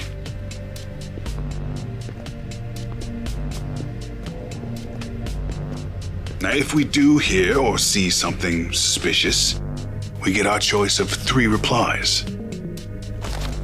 What was that? What was that? Who's there? Who's there? And my personal favorite. Huh? Huh? That adds a bit of variety, which is nice. Yeah. Do what's up?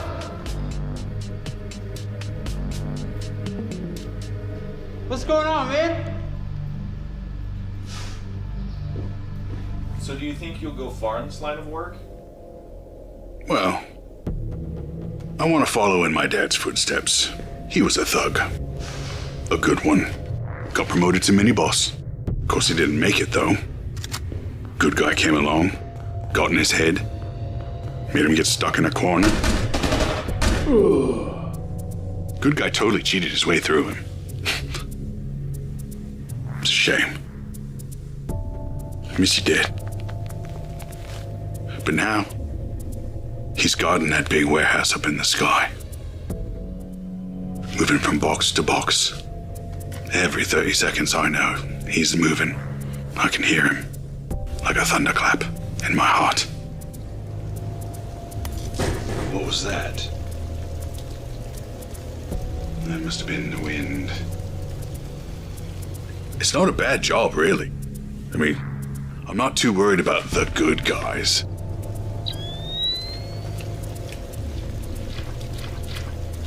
I mean, that's what the gun's for, right? I think I'll be ready for them when they show up, so... That must have been the wind. I mean, yeah, he might be stealthy and all, but nothing, I mean nothing gets past me, huh? Right? Huh? That must have been the wind. It's usually the wind. Or a cat. Hans, I think that... He's right behind me, isn't he?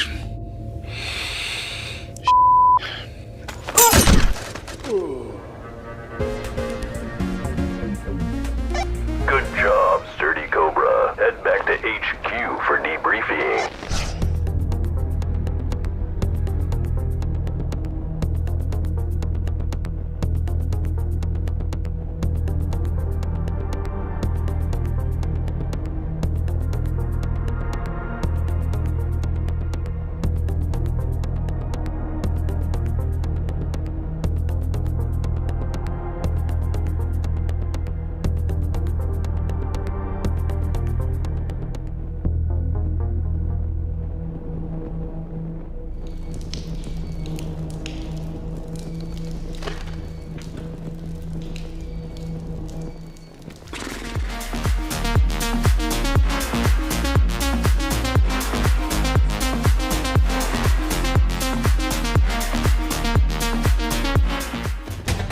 Hey, Casey Faris here. I'm going to be your guide for an updated Fusion graphics training, doing some advanced compositing, making some beautiful graphics here in the Fusion page.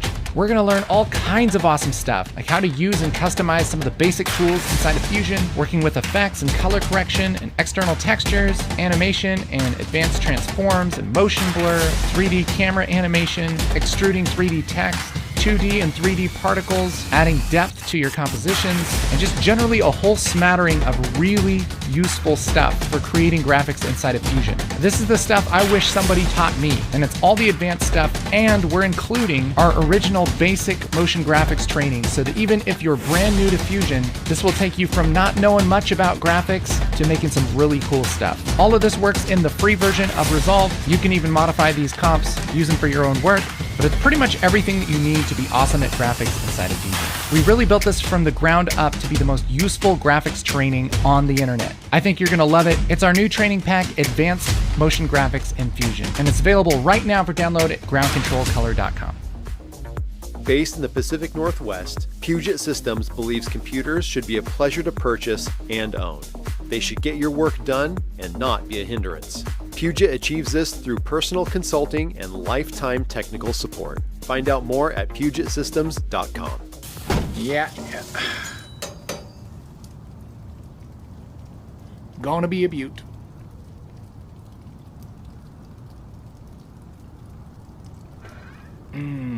This is God's land.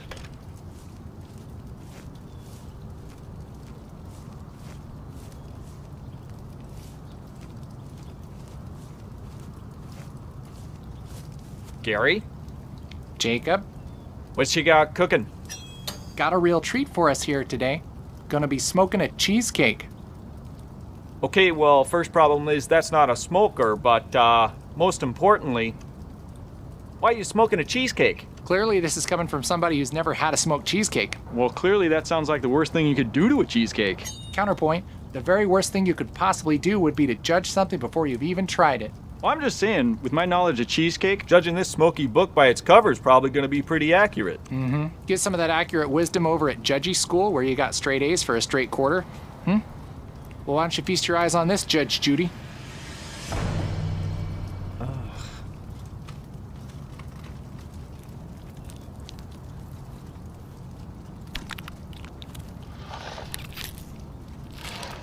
Hold on to your coats there, Guy Ferrari. This one's gonna take you to Flavor Metropolis. Ugh. Well, first off, this smells like an old milk truck went careening through a tire fire. I think your attitude stinks like a bunch of dirty pigeons left an upper decker at a haunted campground's bathroom. I'm sorry. This just doesn't sit well with me. Or on the plate for that matter. You know what? I'm sorry too. I'm sorry I put in the effort. Wake up at 4:30 a.m. to make something nice for an uncultured, feckless baboon. Hey, I'm not the one doing unspeakable things to time-honored desserts, you downtrodden lich.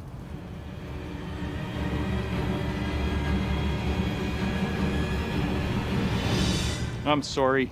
You're not a lich. I just really don't want to eat smoked cheesecake, Gare Bear. It's all right. Not everybody likes everything. True. Hey, toss me a cold corn? Now you're talking.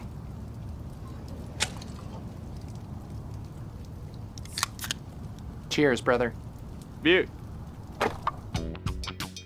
Corn, brewed straight on the cob. Share a cold one. What is this, decaf?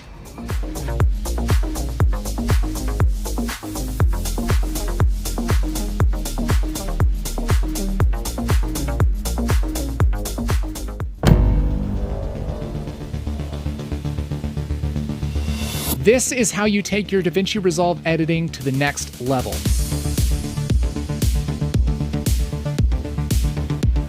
Casey Faris here. I'll be your host for our brand new course, Pro Editing Workflow in DaVinci Resolve. This is basically all the most essential tips and tricks that I've learned creating video projects for over 14 years. When you're learning to make videos, it can be hard to understand the whole picture. From complex settings to confusing interfaces to mountains of footage, it can add up to feel totally overwhelming. This course is the answer to that frustration. We'll go over all the things you need to know to make awesome videos with Resolve. We'll start with the basics of Resolve and then jump into some essential things that the professionals know about editing, but nobody seems to teach. Answers to questions like, what settings do I actually need? How do I make my edits look professional? How do I cut down a ton of footage? Or even, how do I get started when I'm staring at an empty timeline? And nowadays, editors are expected to be experts on all kinds of post-production. So we go over the most important need-to-know tips on working with audio, creating motion graphics, putting together visual effects, and some quick workflows for color grading. Then we put all of that wisdom into practice on 3 unique video projects. From a simple how-to video, to a gaming video with tons of footage, to a documentary-style short film with all kinds of neat editing tricks. Pretty much we made the class that we wish existed when we started getting serious about video production. It's over 10 hours of solid gold editing wisdom explained in plain language so that you can up your video editing game. And if all that wasn't enough, it includes lifetime updates. So when we update the course for a new version of Resolve, you get the new lessons absolutely free. This course is perfect for anybody who knows the basics of Resolve, and it's a must-have if you want to edit videos professionally or just make cool stuff faster. This is a one-stop shop to get a great foundation for how to actually get things done in Resolve. It's called Professional Editing Workflow in DaVinci Resolve. It's a new course available now at groundcontrol.film.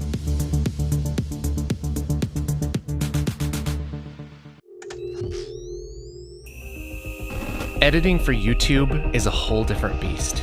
All the rules that we learn in school about pacing and visual storytelling still apply, but we have the freedom to break them.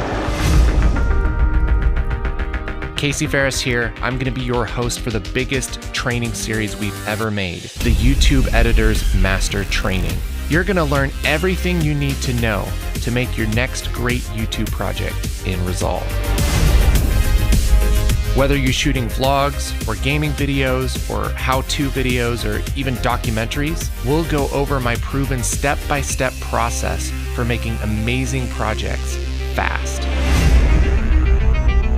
We'll cover everything from the very basics of structuring an edit. We're doing something called editing in passes. What we're doing here is actually called a J-cut, adding B-roll and adjusting timing, and the second to last one is called place on top. This is perfect for B-roll. To more advanced concepts like audio mixing, so the way that we fix that is with this makeup. Compositing, we're kind of animating this piece of paper coming off. And color correction. If we're adjusting the darkest parts of the image, we're gonna go over to the lift wheel. You'll learn the need-to-know stuff to make your ideas into videos that are fun to watch and grab your audience. I'll go with the flip-flops. That's a great kind of awkward beginning. I'll show you tricks and tips and hard lessons I've learned from over 12 years of professional video editing and YouTube production. We'll take a look at how YouTube videos are structured and what makes them work. There are different kinds of videos, but they're all presenting a story or presenting information in some way. And then we'll take these concepts and apply them to our projects. So now we have our basic edit with the picture-in-picture as well as the full screen reaction shots. We even got a little slow motion there. 600 feet. This course is essential for anyone looking to start YouTube, or even if you just want to get more tactical in the way that you approach an edit. It's going to be lots of fun, and I know you'll learn a lot. The YouTube Editor's Master Training. Available now at groundcontrol.film.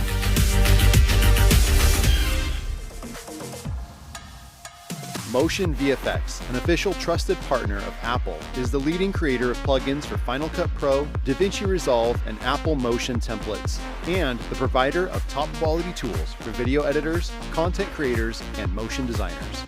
Find out more at motionvfx.com.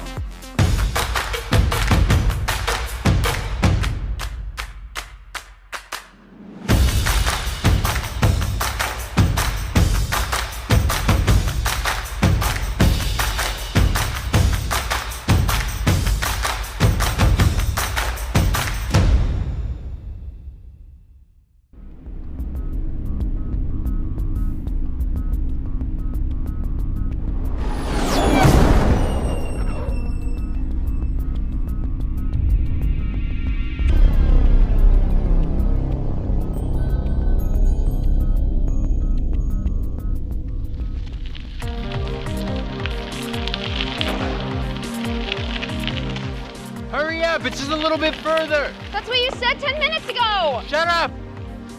I don't see why we don't just come out here with Uncle Randy or the police or something. We are not telling Uncle Randy. Why are you so slow? Why is your face so slow? Hey, stop! Wait up!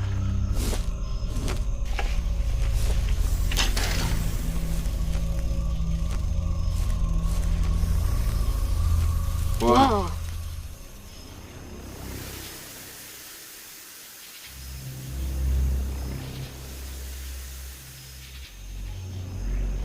Go check it out. No, you go check it out. Fine. Okay. I'll go check it out.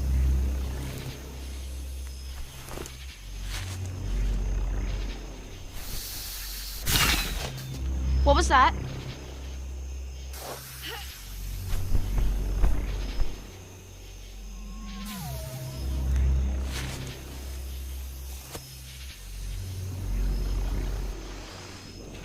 Dude! Jesse! Hey, are you okay? What happened? What did you see?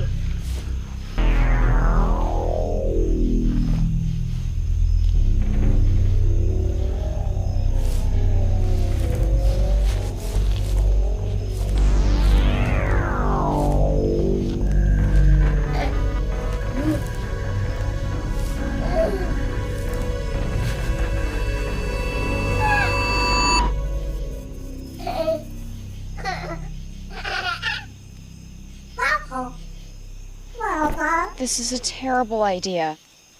This is a great idea. What's Mom gonna say? She's not gonna find out. Mikey. This is such a bad idea. No, it's not. We're gonna get in so much trouble. No, we're not. Jess! We can't keep this thing here.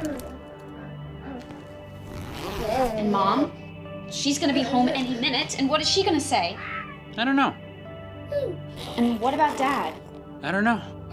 What's your plan here? You're just gonna keep him as your little pet until you go off to college? I don't know. Yeah, I know. You never know. Mikey, I don't know. You're expecting me to have a lot of answers here. I don't. What about Dad? He's gonna flip. They're gonna send the government after us, and we're gonna have to go into witness protection, and they're gonna do all kinds of tests on him. Jess, are you listening?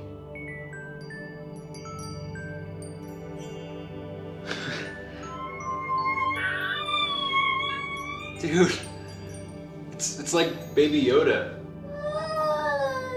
Whoa.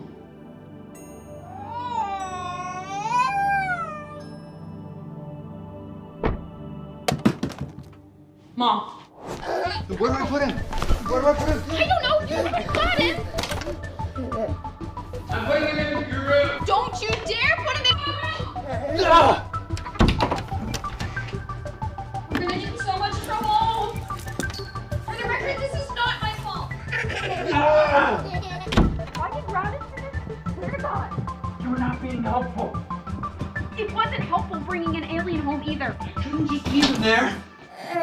Yep. Are you kidding me? The bathroom? Yep, we're going in the bathroom.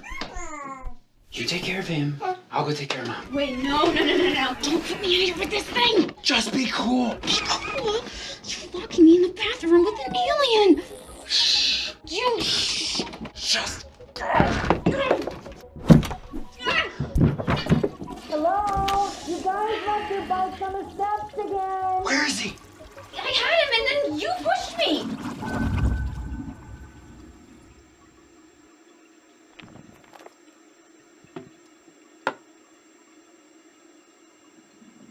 Why is your backpack in the middle of the floor? Your father sees all this. You know you guys need to take better care of your stuff. Oh,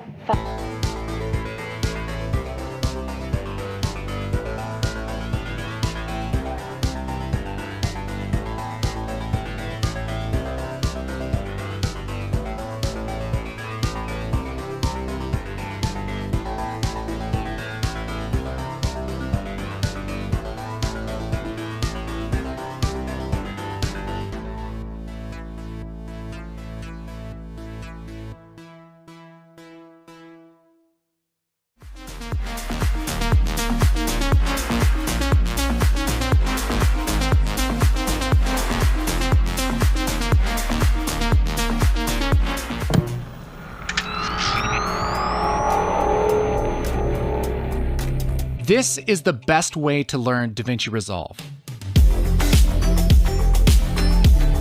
I'm Casey Faris. I've been teaching video editing for over a decade now. I've led classes online, in person, in groups, at conventions, and one-on-one. I've worked with people all over the planet teaching them DaVinci Resolve. And years of experience have shown me this.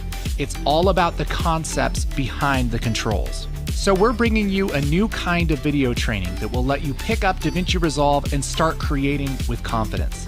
We start with the basics and explain the major concepts behind post-production, so you can have a full knowledge of not just what buttons to push, but why you would even push them. And it's all broken up into simple steps, thoughtfully organized, so that you can build your knowledge in the very best way possible. Not only do you get our best Resolve training course ever, but you get access to media and project files so you can follow along, and our exclusive training Discord so that you can ask questions and get help if you're stuck, because, you know, sometimes you get stuck.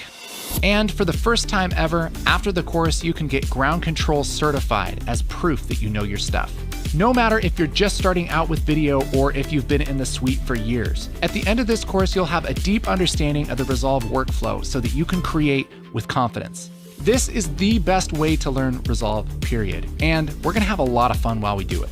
We know you'll love it. And if you don't, we'll give you your money back. So what are you waiting for? Introduction to Resolve 17. It's available now at groundcontrol.film. Blackmagic Design is leading the creative video revolution in 2022.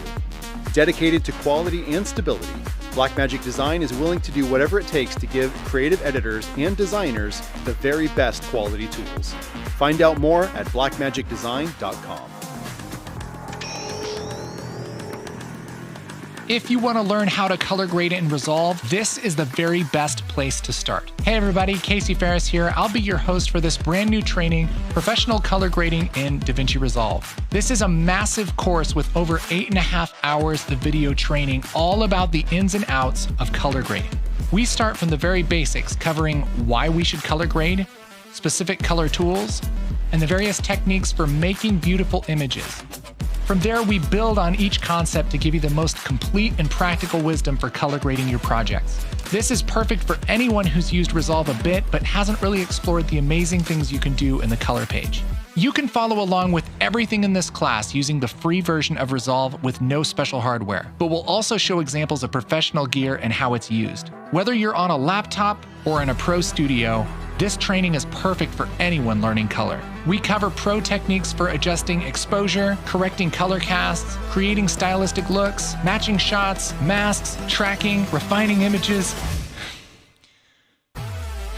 and how all these techniques work together to help you create beautiful color grades. After that, we get into practical color grading sessions for 2 different projects. We'll walk you through the entire process from beginning to end, so not only do you learn how and why to make certain adjustments, but you get to try them out for yourself with the same footage.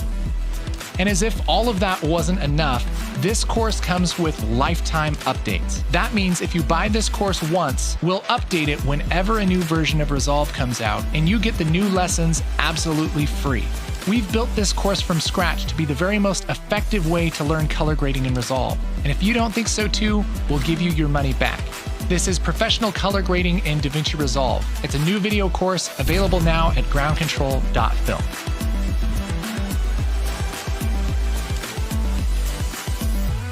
You have one unheard message. First unheard message. Hello, hunters. This is your final message.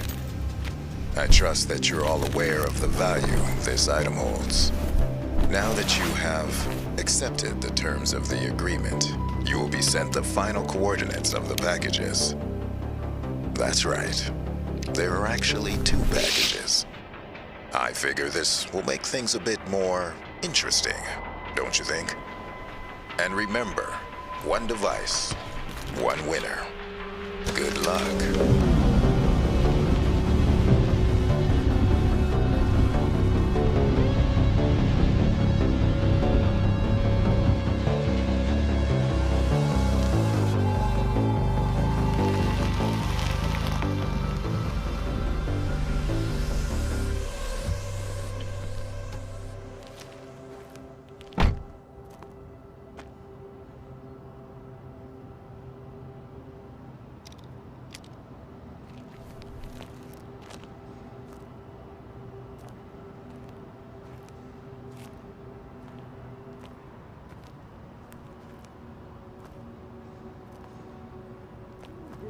Listen to the message, did you?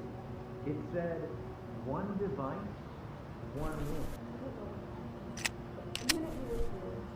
You know, there's a funny little theory about the Mobius. It's a twist in the fabric of space where time becomes a loop, and unfortunately for you, you're just stuck in those loops. What are you talking about? A twist in... Someone else will find it. No. Time's up. No!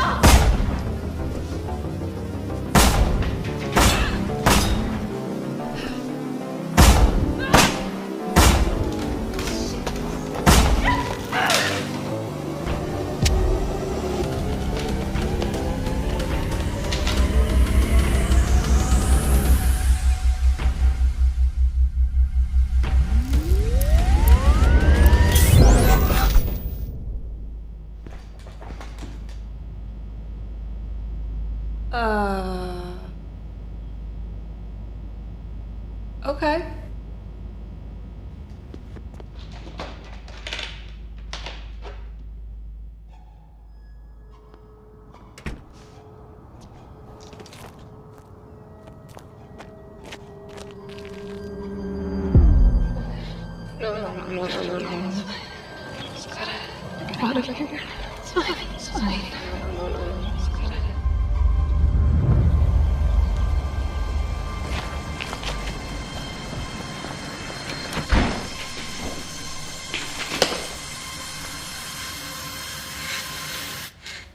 Device. Hand it over. Please don't shoot. Give me the case. Look, it's gonna sound crazy. This thing, it's special, okay? I don't know what it does, but... Oh, I know. I just get the distinct impression that you haven't done this before. I know this is worth a lot of money. And, you know, a second ago, I thought that's what I wanted. But this could help me. I don't have time for this. Hold on. There's two of them. You know, what if I help you find the other one? You did not listen to the message, did you? It said, one device, one winner. I don't know what happened, but one minute you were here, and then you weren't. You know, there's this and now... funny little theory about the Mobius. It's a twist in the fabric of space where time becomes a loop, and unfortunately for you, you're just stuck in one of those times. What are you talking about? Wait, a twist in... What are you doing? If you leave it here, someone else will find it.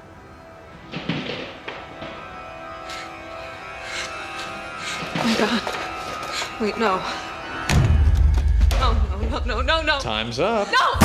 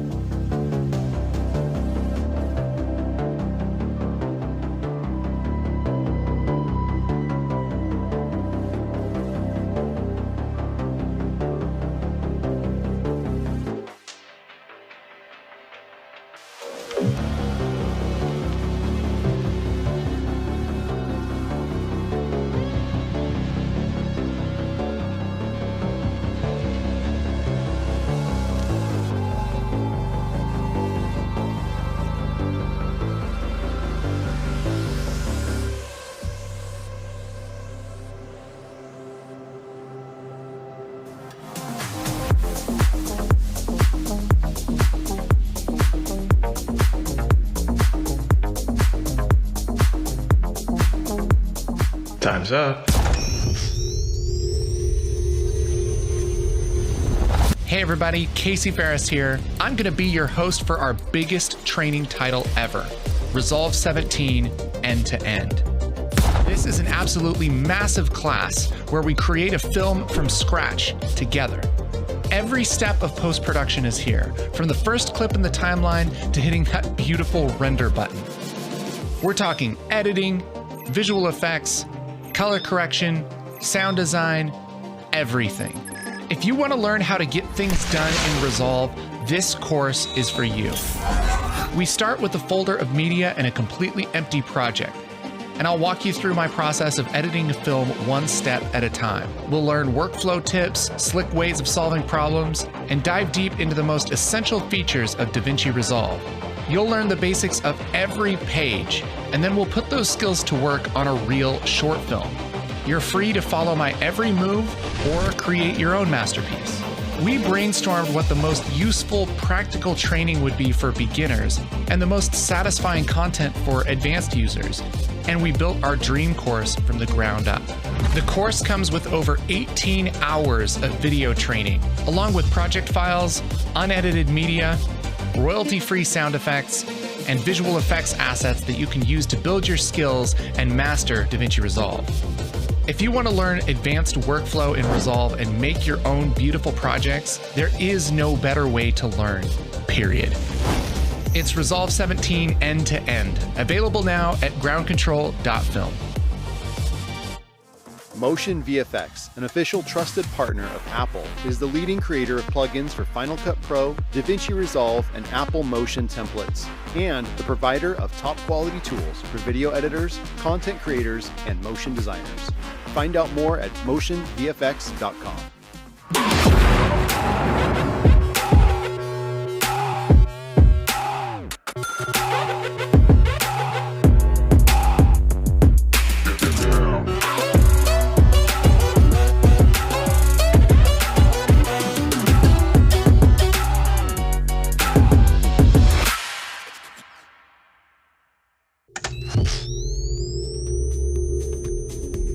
If you shoot S-Log3, this is how you make awesome color grades. My name's Casey, and I'll be your host for this brand new training course, Color Grading S-Log3. In this course, we start with the very basics of what S-Log3 is, why you want to shoot with it, and we look at some tips for getting good exposure so that you can make the very best images possible. Then we dive into working with S-Log3 footage in DaVinci Resolve, which is a free app that also happens to be the Hollywood standard for color grading. We explore basic color grading principles and techniques so that you have a solid foundation of how color works.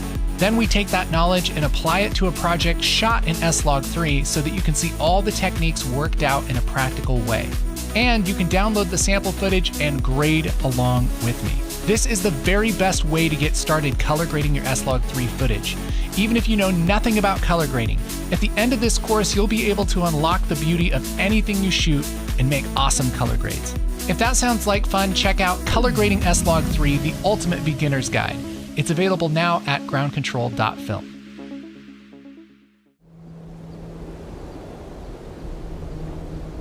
Yeah, most days start this way. I always do my routine. It's a bit of a ritual of sorts. Some of the guys are very superstitious. Always wear the same pair of underwear and such. I think that's taking it a bit far, though. I was in the warehouse the other day and I found a box. And there was a lot of cartridges just sitting around, ammo. Are we supposed to clean that up? Or just leave it? What's my typical day like? Well, I usually take a few minutes to get in the right headspace. Meditation has really helped a lot. I mean, if you're not in the right headspace, you're not going to last long in this line of work. Nope. After that, I like to do a few exercises just to get my blood moving. Because this job can be very taxing on the body, so warm-ups help a lot.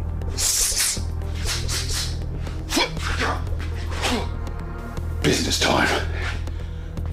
Right. Yeah. Mind and body, right? Oh no, look at these thugs. They're so strong and fast, you can't get away from them. We'll flank you. We'll flank you, flank you, flank you. Flank you very much. And then, it's business time, right? Yeah.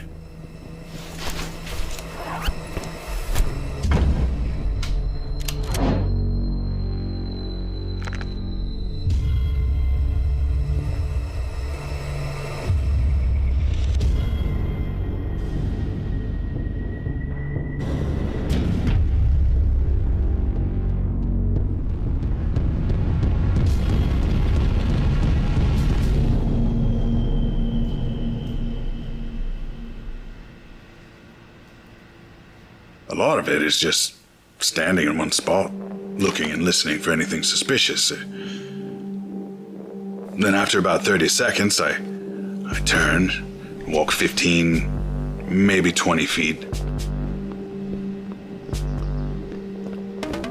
And I stop, look, listen. After 30 seconds, I turn, and I walk back.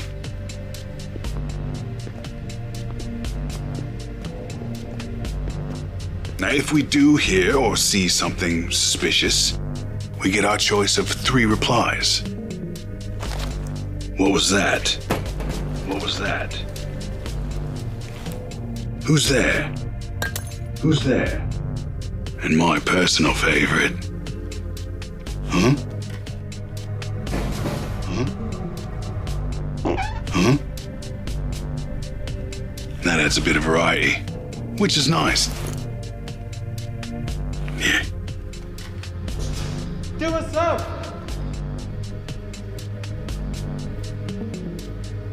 What's going on, man?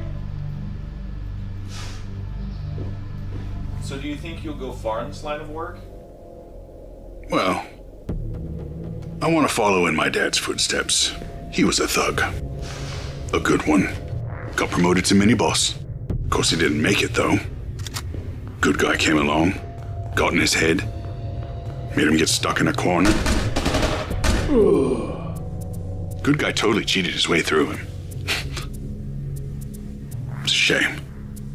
I miss you, Dad. But now, he's guarding that big warehouse up in the sky. Moving from box to box.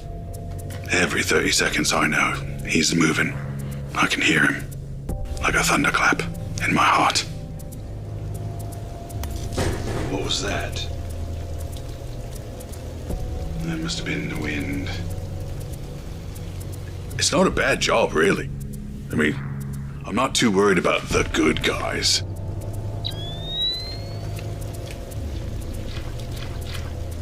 I mean, that's what the gun's for, right? I think I'll be ready for them when they show up, so... That must have been the wind. I mean, yeah, he might be stealthy and all, but nothing, I mean nothing gets past me, huh? Right? Huh? That must have been the wind. It's usually the wind. Or a cat. Hans, I think that... He's right behind me, isn't he?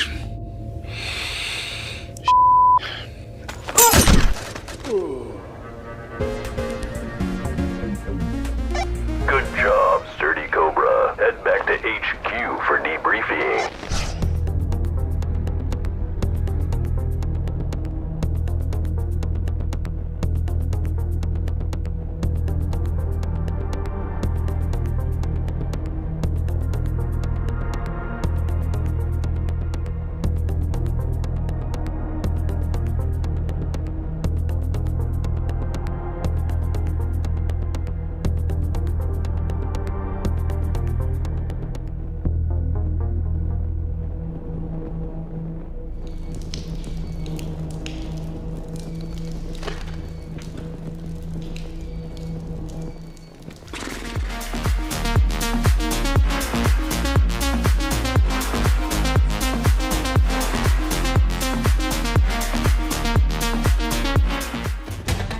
Hey, Casey Faris here. I'm going to be your guide for an updated Fusion graphics training, doing some advanced compositing, making some beautiful graphics here in the Fusion page. We're going to learn all kinds of awesome stuff, like how to use and customize some of the basic tools inside of Fusion, working with effects and color correction and external textures, animation and advanced transforms and motion blur, 3D camera animation, extruding 3D text, 2D and 3D particles, adding depth to your compositions, and just generally a whole smattering of really useful stuff for creating graphics inside of Fusion. This is the stuff I wish somebody taught me, and it's all the advanced stuff, and we're including our original basic motion graphics training, so that even if you're brand new to Fusion, this will take you from not knowing much about graphics to making some really cool stuff. All of this works in the free version of Resolve. You can even modify these comps, use them for your own work, but it's pretty much everything that you need to be awesome at graphics inside of Fusion. We really built this from the ground up to be the most useful graphics training on the internet. I think you're gonna love it. It's our new training pack, Advanced Motion Graphics in Fusion, and it's available right now for download at groundcontrolcolor.com. Based in the Pacific Northwest, Puget Systems believes computers should be a pleasure to purchase and own. They should get your work done and not be a hindrance. Puget achieves this through personal consulting and lifetime technical support. Find out more at PugetSystems.com. Yeah. Gonna be a beaut.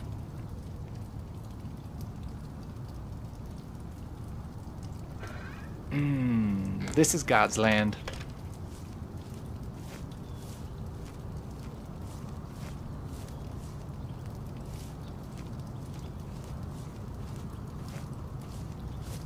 Gary?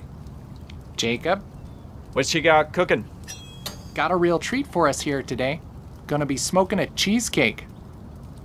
Okay, well, first problem is that's not a smoker, but most importantly, why are you smoking a cheesecake? Clearly this is coming from somebody who's never had a smoked cheesecake. Well, clearly that sounds like the worst thing you could do to a cheesecake. Counterpoint, the very worst thing you could possibly do would be to judge something before you've even tried it. Well, I'm just saying, with my knowledge of cheesecake, Judging this smoky book by its cover is probably going to be pretty accurate. Mm-hmm. Get some of that accurate wisdom over at Judgy School, where you got straight A's for a straight quarter.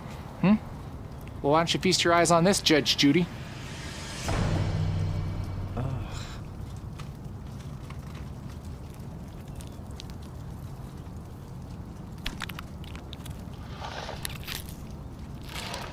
Hold on to your coats there, Guy Ferrari. This one's gonna take you to Flavor Metropolis. Hold on to your coats there, Guy Ferrari. This one's gonna take you to Flavor Metropolis. Ugh. Well, first off, this smells like an old milk truck went careening through a tire fire. I think your attitude stinks like a bunch of dirty pigeons left an upper decker at a haunted campground's bathroom. I'm sorry. To make your next great YouTube project in Resolve. Whether you're shooting vlogs or gaming videos or how-to videos or even documentaries, we'll go over my proven step-by-step process for making amazing projects fast. We'll cover everything from the very basics of structuring an edit. We're doing something called editing in passes. What we're doing here is actually called a J-cut, adding B-roll and adjusting timing. And the second to last one is called place on top. This is perfect for B-roll. To more advanced concepts like audio mixing. So the way that we fix that is with this makeup. Compositing, we're kind of animating this piece of paper coming off. And color correction. If we're adjusting the darkest parts of the image, we're gonna go over to the lift wheel. You'll learn the need-to-know stuff to make your ideas into videos that are fun to watch and grab your audience. I'll go with the flip-flops. That's a great kind of awkward beginning. I'll show you tricks and tips and hard lessons I've learned from over 12 years of professional video editing and YouTube production. We'll take a look at how YouTube videos are structured and what makes them work. There are different kinds of videos, but they're all presenting a story or presenting information in some way. And then we'll take these concepts and apply them to our projects. So now we have our basic edit with the picture-in-picture as well as the full screen reaction shots. We even got a little slow motion there. 600 feet. This course is essential for anyone looking to start YouTube, or even if you just want to get more tactical in the way that you approach an edit. It's going to be lots of fun, and I know you'll learn a lot. The YouTube Editor's Master Training. Available now at groundcontrol.film.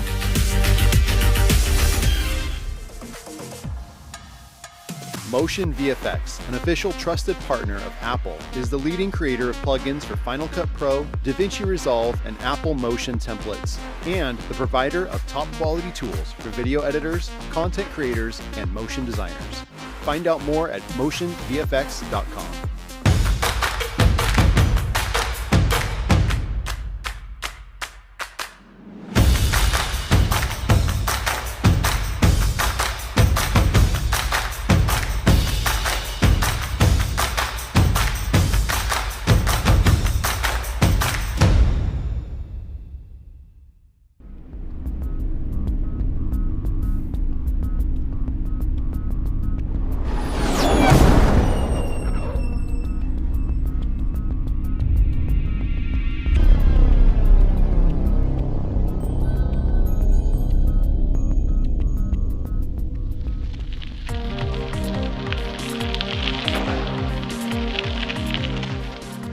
It's just a little bit further. That's what you said 10 minutes ago. Shut up. I don't see why we don't just come out here with Uncle Randy. Or the police or something. We are not telling Uncle Randy. Why are you so slow? Why is your face so slow? Hey, stop! Wait up!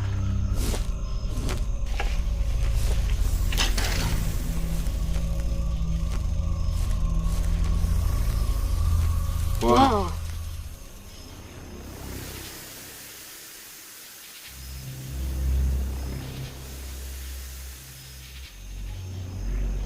Go check it out. No, you go check it out. Fine. Okay. I'll go check it out.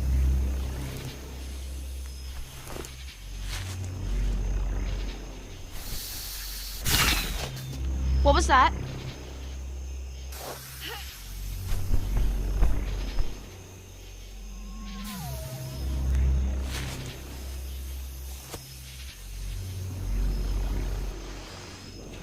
Dude!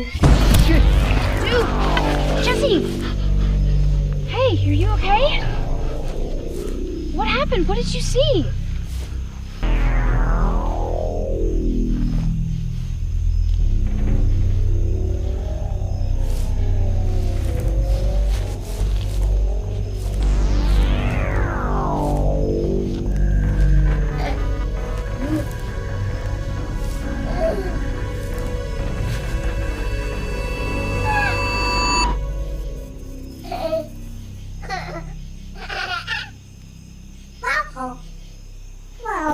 This is a terrible idea. This is a great idea. What's Mom gonna say? She's not gonna find out. Mikey. This is such a bad idea. No, it's not. We're gonna get in so much trouble. No, we're not. Jess! We can't keep this thing here. And Mom? She's gonna be home any minute, and what is she gonna say? I don't know. And what about Dad? I don't know. What's your plan here? You're just gonna keep him as your little pet until you go off to college? I don't know. Yeah, I know. You never know. Mikey, I don't know. You're expecting me to have a lot of answers here. I don't. What about Dad? He's gonna flip. They're gonna send the government after us, and we're gonna have to go into witness protection, and they're gonna do all kinds of tests on him. Jess, are you listening?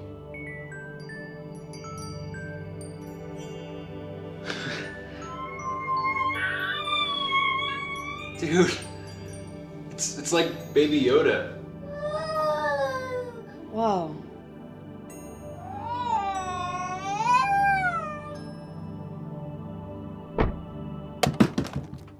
Mom. Where do I put him? Where do I put him? I don't know. You got him. I'm putting him in your room. Don't you dare put him in. No! We're gonna get in so much trouble. For the record, this is not my fault. Why are you grounded for this? Swear to God. You're not being helpful. It wasn't helpful bringing an alien home either. Couldn't just leave him there. Yep. Are you kidding me? The bathroom? Yep, we're going in the bedroom. You take care of him. I'll go take care of Mom. Wait, no.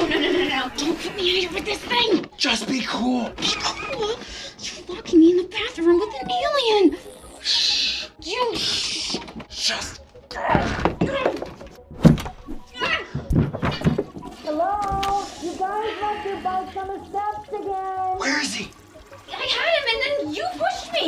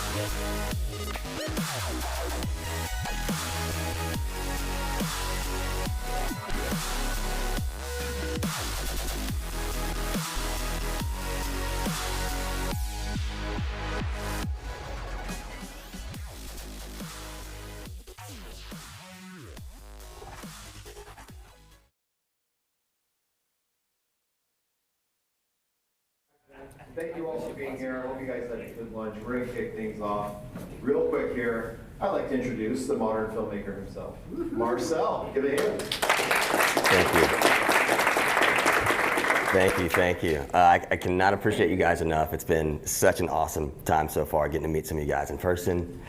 The kind words and just your enthusiasm for creativity just gets me pumped because this is life to me. Creativity is life. And just a little insight into my crazy brain. Growing up, my mom would clean her own pool, she would mow her own lawn, she would do her own decorating and painting around the house. She raised me and my brother by herself, and all the while somehow went from being a receptionist at a very small record label to being a VP at Sony Records. And so I have a pretty extreme example in my life of what a human's really capable of. And that kind of set up my brain, along with the extreme ADD I have, to really like to bounce around. And I do a lot of things, but there's probably not a better time in history than now to have that kind of mindset. Just the kind of mindset of wanting to tackle everything. Sometimes it gets in my way, wanting to do things by myself. But at the same time, it keeps me learning and growing. And in this day and age, that is so super important. We still have super costly gear out there, but in kind of the older era of filmmaking, it was, massively expensive equipment that was super technical to work, and you really had to go to school for a company to trust you with the gear. In this day and age, now we have $2,000 6K cameras that come with studio software, industry-leading software, and we can really take advantage of that, and I really encourage you guys to take advantage of that in all different ways. The modern filmmaker to me is kind of a Swiss Army knife, and it's more important now than ever to be a Swiss Army knife. I know not all of you guys are going to want to know everything, but try to learn as much as you can because it'll help you get work. It's not uncommon for a company to hire me to conceptualize a commercial, to organize the talent, to edit, to shoot, to color, to sound design, and then create the score, to produce the musical score. It's not uncommon. And it's also not uncommon for a company just to hire me to be a camera op. And sometimes I need that camera op money. And sometimes I need that editor money. And so the more you know and the more you grow into this, the more it'll just benefit you as a creator. And it just stays fun. I think it's fun to bounce around, so I highly encourage bouncing around. So let's see here. Let's talk sound.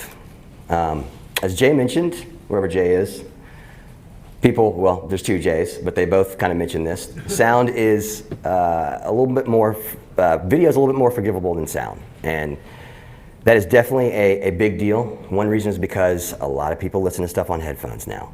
A lot of people listen to stuff with earbuds crammed in their ear. And I spend a lot of time myself walking around the house. Even when I'm in my place alone, I still have an earbud in for some reason. Why don't I not just use my speakers? I don't know, but I still have an earbud in. and I'm walking around the house listening to MrAlexTech or Joe Rogan, or even Shark Tank pitches. Is anybody in here obsessed with Shark Tank pitches on YouTube? You can just watch like 7, anyway, maybe it's just, so. It's super important because it can feel really abrasive if you have uneven audio, or if something comes out of nowhere that's 80 dB above something else when somebody has an earbud in or headphones on. I learned this the hard way because one of my commenters early on in my YouTube days said, "You just raped me with the way that music came in." And it's kind of harsh, but it's true because people trust us with their ears. They really trust that, you know, they kind of blindly, we all kind of blindly just tune into stuff, believing and trusting that the audio is going to be level, nothing crazy is going to come out of nowhere, and that we're not going to walk away from whatever entertainment we're watching with damaged ears, because that's actually a lot easier than you think it might be. And one big part of sound design, to me, sound design is one of the most creative elements because you kind of want to break the rules. You can kind of be a little bit more extreme than with color. You can be a little bit more extreme with sound design and edits, and you can be immersive. Now, do you guys feel like videos surround you? Not typically, unless you're in like a VR or a room that's just filled with video walls. It's not really a surrounding, video doesn't really surround you and immerse you. It's really the sound that immerses you. And even if you're in VR or you're in some crazy room with video walls, it's the sound that really makes you feel physically like that sense of I'm in an environment.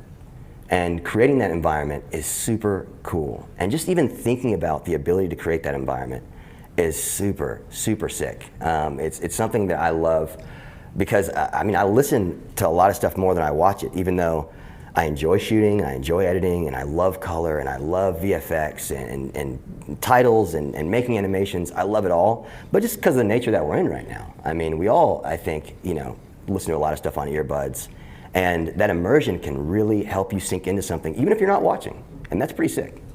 Let's also talk about emotion. You know those movies that just make you cry, or maybe just make you tear up? You mute those movies and it does not feel the same. Even when you have like The Office or Seinfeld playing on a TV that's muted, you might laugh at what's going on the screen, but it's typically because you remember what it sounded like. You remember what the joke was, or you know, how Jerry gets so high-pitched when he gets upset in Seinfeld. You remember these things. And so it's really the sound that brings in that crazy level of emotion. And for me, for some reason, it's less about dialogue, and usually like when a scene just looks beautiful and the music starts to swell up with great sound design and it all kind of culminates into this emotional, like overwhelming feeling. That's usually when I tear up. It's a weird thing, but there's like in new Top Gun, I was not a big fan of the first Top Gun. I'm sorry guys, I just can't get into it. The new Top Gun made me tear up like 7 times. and it's mainly just these like going back to the original scenes in the first movie, which I didn't like, but yet the way they went back to the original scenes in the first movie with the audio and the slight muffling of the guy playing Jerry Lee Lewis on the piano, it really like, something about it was just like, oh my God, Tom, you did it again. And so it's important to think about that with sound design, because I think Travis somewhere, where's Travis? Is Travis still here?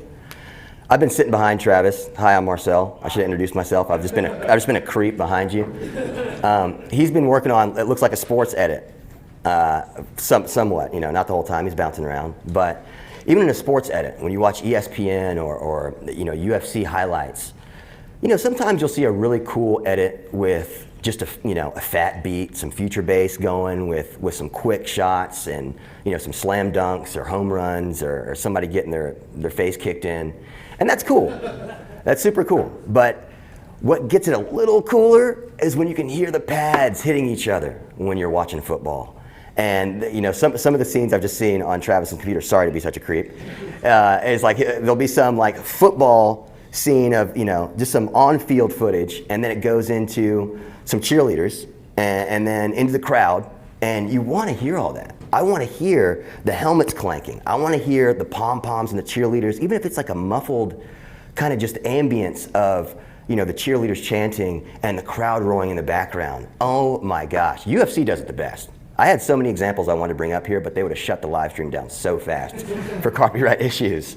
But these are the kind of things you really want to think about when you want to immerse people in your visuals, because visuals alone can do it. They can suck people in, but how much more can you suck people in by bringing them into a whole environment, not just the sound, or not just the visuals, and not just the grade, and not just the cool transitions, but you know, just like you guys know, when you have a whip transition, but then you throw a whoosh in with the whip transition, it changes everything. It's like the first time I pulled that off, I was like, I'm the king of filmmaking. All right, I'm going home. And we've all seen it done a million times by Sam Colder and Peter McKinnon and Taylor Cutt. And that's some really, really sick stuff that can, especially with social media. Social media is so quick and our attention spans are so short, so it's like pull people in with the sound. Pull people in with the sound. So I've had, kind of going back to companies that have asked me to do it all. One company I got to work with in the last year pretty heavily was Tetra Hearing. And they're a great company. They make hearing enhancers for hunters, so they have algorithms in them that can kind of pull out the sound of a goose gobbling or deers walking through the woods, but they also muffle the sound when you shoot a gun. So super cool stuff. You throw these things in and you literally feel like Iron Man. You're like, oh my gosh, the deer do not stand a chance today. I'm gonna bag a bunch of birds. I don't even hunt, but it was some of the coolest projects I've been a part of were on some of these really long hunts. And this project I'm about to show you guys was pretty difficult. It wasn't an ideal situation by any means. We are out in a duck blind during duck season last year, and there's very little room in a duck blind. I don't know if you guys know duck blinds, but they're pretty small. You have about the room to move around that you would have in between these tables. So you're squeezing past people, barely able to switch positions. You really kind of want to stay in the position you just get in. And it's -4-degree weather and 8 inches of snow. I don't know if you guys have shot with the 6K in that kind of weather, but the battery dies really fast, and so I had to jump in between. Sorry, Blackmagic, I love Blackmagic. They're the best. They're the best. Okay, they're the best. They're the best. I only make videos on DaVinci Resolve.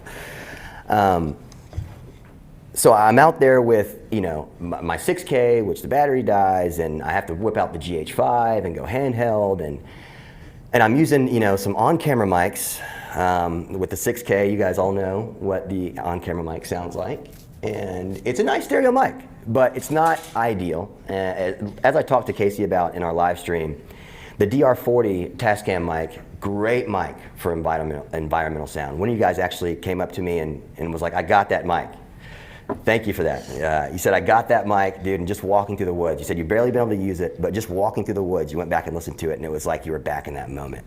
It's a great stereo mic. And so what I did was I just sat that mic on a small tripod right outside the duck blind and just left it going. So later on, I had to skim through hours of sound to kind of line up these sound designs. So it wasn't at all the ideal situation. But again, you know, this is all about being creative. All about being creative. And there's no real rules in creativity. I mean, you think years ago, the green tint of the Matrix would have been unacceptable. But in our age, it was completely innovative and next level. And it changed everything. From there, we have Sin City and you know, these movies in like 300 that has a huge cast on it. And I think part of being creative is just pushing the envelope. You know, I think Cullen he's not even in here, but he was saying earlier, I love that he's probably one of the most professional presenters and he knows all his stuff, but even some of the tools, he was like, don't worry about it. Don't worry about the scopes. Throw that to the side and just think about the image. And sometimes you just gotta think about the feeling, and it's not about, you know, the best equipment, it's the equipment you have available. So never feel like your equipment's gonna hinder you, because in a situation like this, where I usually always use, you know, a great mic, with my 6K on a gimbal in perfect conditions so the battery stays alive. But in this situation, I didn't have that. You know, I had my old camera, my GH5, which I love, but it's not, you know, it's not Blackmagic RAW, and it's not 6K, and it's not doing 120 and 2K. And, you know, there's a million things that I felt like I was hindered by, but I still had to get the point across, and I still had to get the feeling across. So I'm just going to play this for you guys real fast, and then we'll kind of walk through some of the techniques I used and some of the things that I just thought about. Because a lot of it is just a thought process in creating something new. Because again, there's not really, ignore rules, especially when it comes to sound design. You want to just create something crazy and something that feels real. And of course, there are certain rules, like you want to make sure that you're not blowing people's ears out, and some other things that I'll show you here. But it's really just about being creative.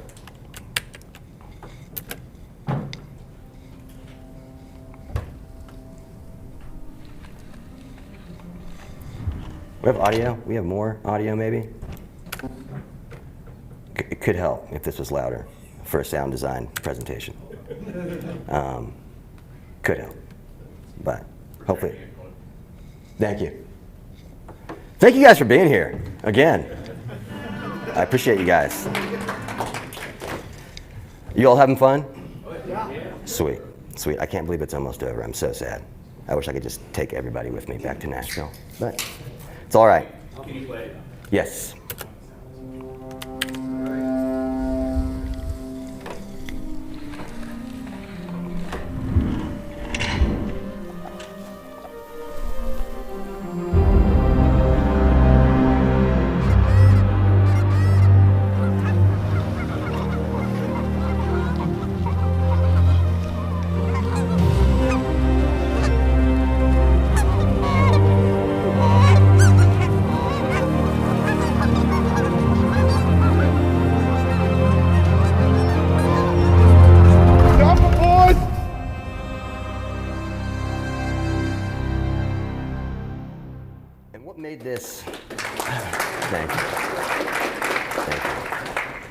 What makes this project so fun and Tetra so fun to work with is that the hunters, man, they're crazy. In meetings with them, driving out to hunts, stuff like that, all they would talk about is, oh, did you hear that one come right over our heads? Did you hear the flapping? You could hear the flapping. Like they would just talk about the sounds and the sounds and the sounds.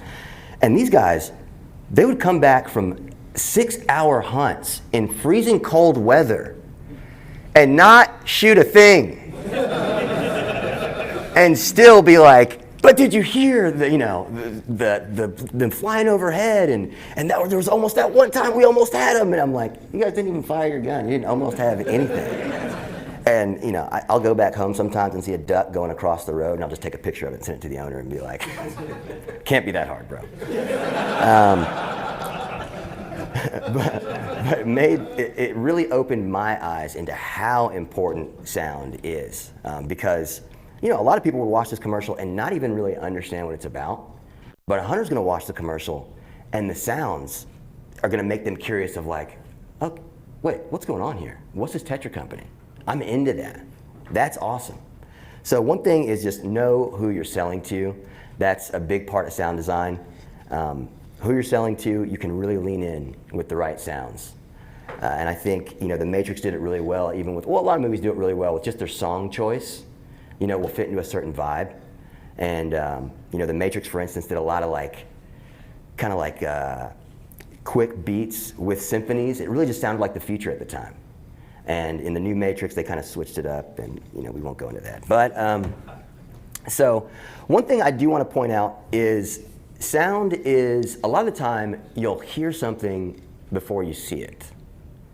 Most of the time, you hear something before you see it. There's been plenty of times this weekend where I hear a group laughing over here, and I look over, and I'm like, oh, that is funny.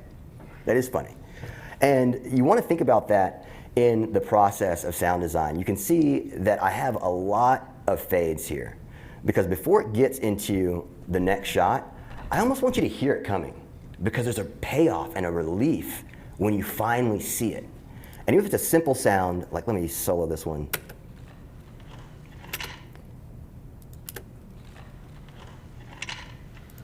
Really, really simple. And you may not even notice the nuance, but the whoosh here comes in even before the clip does.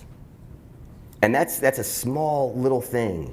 But if you kind of replicate that and find different ways to do that, there's just so much bigger of a payoff, and it almost guides the audience, because audio guides us all. I mean, audio is just one of those things. Our ears are a huge kind of awareness sense of what's going on around us, and if we're safe or not safe, or how people are feeling. You know if someone sounds scared or nervous or happy or sad. Our ears tell a lot of the story before we even know what the story is. So that's one of my favorite things to do, is these little fades. I don't do a lot of animation or automation. I do a lot of keyframing. So if I jump over into Fairlight real fast, you'll see a lot of keyframes within the audio. Because if something is in the forefront, then bring it up. And if it fades into the back, then pull it back down. It's little things like that that make a pretty large difference. Let me bring this whole track up. And that's a simple thing, but the sound you're hearing here is just him pulling the gun out of the bag. And then I like the ambience of the voices underneath. And so you kind of keep that, just for the ambience. And I have a lot of this track going across the entire situation.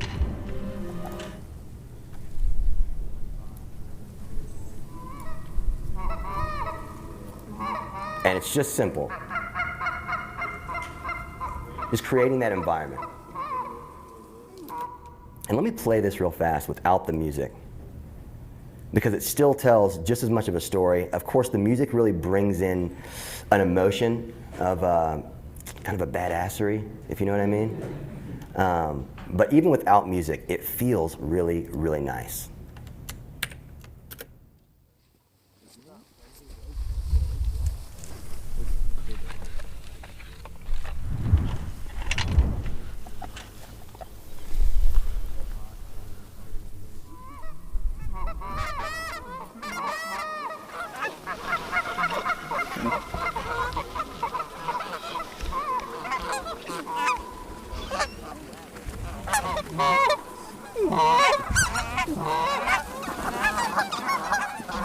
You ready? Jumping, boys! And there's a build there that is also important to pay attention to. Sometimes it makes sense to build the sound, sometimes it doesn't. You kind of have to feel that out. It's a lot of feel, it's a lot of trial and error, it's a lot of just being creative. And along with that, there's one part in here, let me make sure the music's muted still. When it goes to the Tetra logo, and I kind of let the sound just die down a little bit, just to kind of bring your focus in, because the rest of it is very, hey, look at this, look at this, look at this, and then it's like, hold on, settle right here. Just settle right there. And then let's get back to look at this. And back to the immersion. Little things like that make a world of difference. And also, there's one thing I left in here that was a bit of a mistake, just for technique's sake, to go over. And in this scene, this next scene, you hear the duck call, and then he opens his mouth. You still hear the duck call, right? So what I would do in this situation, let me find this duck call.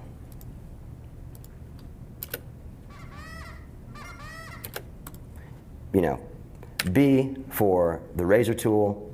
Let's find the first call. Cut. A to get back to the cursor, normal pointer.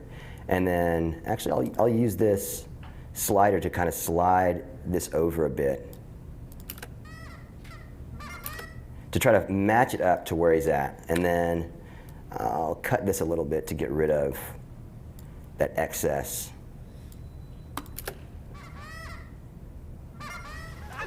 And that's the kind of stuff I mean when I say, like, break the rules. Like, it doesn't have to be like, I couldn't even tell you if that call was that same call. I have no idea. I mean, I got back home to a bunch of audio and a bunch of video.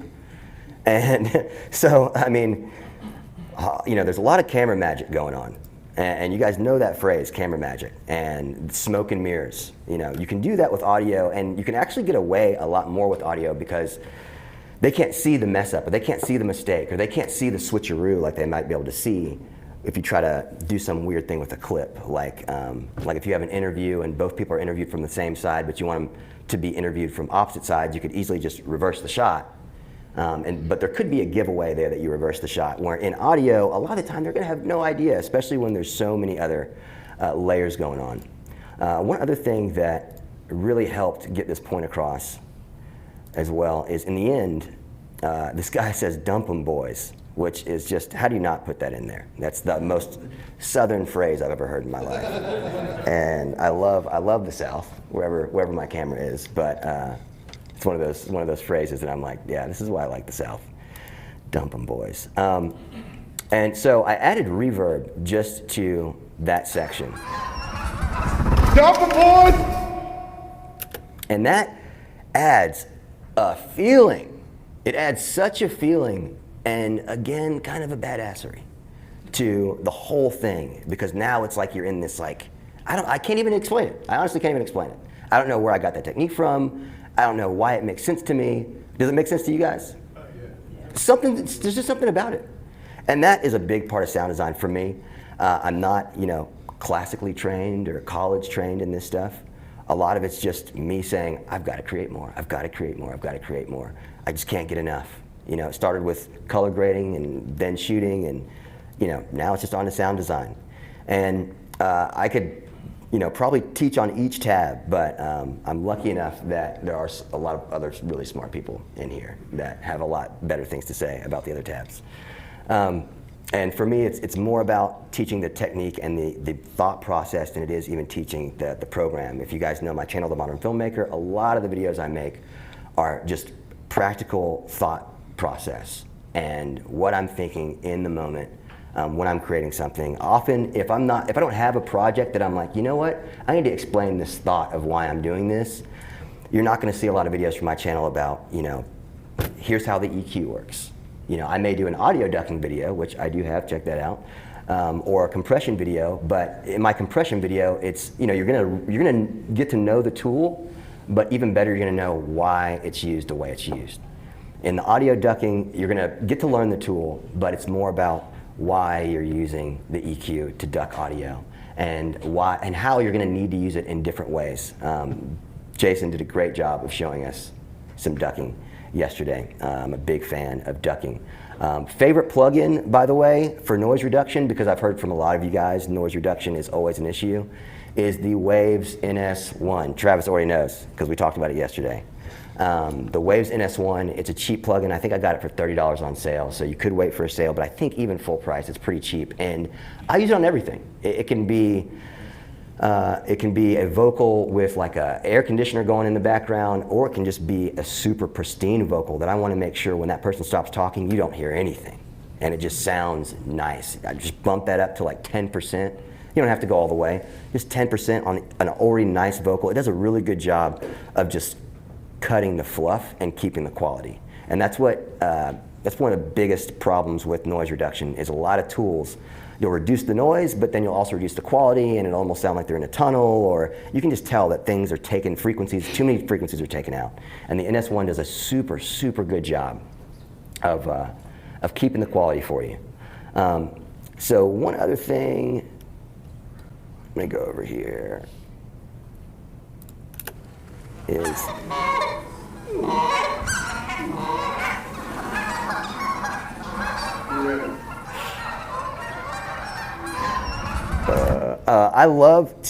one reason I love Fairlight in general is just because you can EQ on the clip level and EQ on the track level. I typically always EQ on the clip level first, unless it's just like an obvious, like the same sound is happening the entire track. Might as well do it on the track level. But I always EQ on the clip level, especially, it's just such a convenient thing to be able to do when you're working with a bunch of different clips. I mean, you guys can see I've got like a Tascam file here, I've got a Blackmagic raw audio here, I've got GH5 audio here, I've got random sound effects here, and sound effects are another great thing. Break the rules, get weird, get super weird with the audio, because you'll run across some really cool stuff. Like this random shutter sound, it makes that whole ending. Stop the board! I'm sorry, somebody just said on the chat that they tear up when Goku goes Super Saiyan, and that's hilarious. I don't know if any of you guys know Dragon Ball Z. And I think he also says, or when the lightsaber comes out. Yeah, or when Rey pulls lightsaber. Yeah, that's pretty good. Let me see if I have any other notes.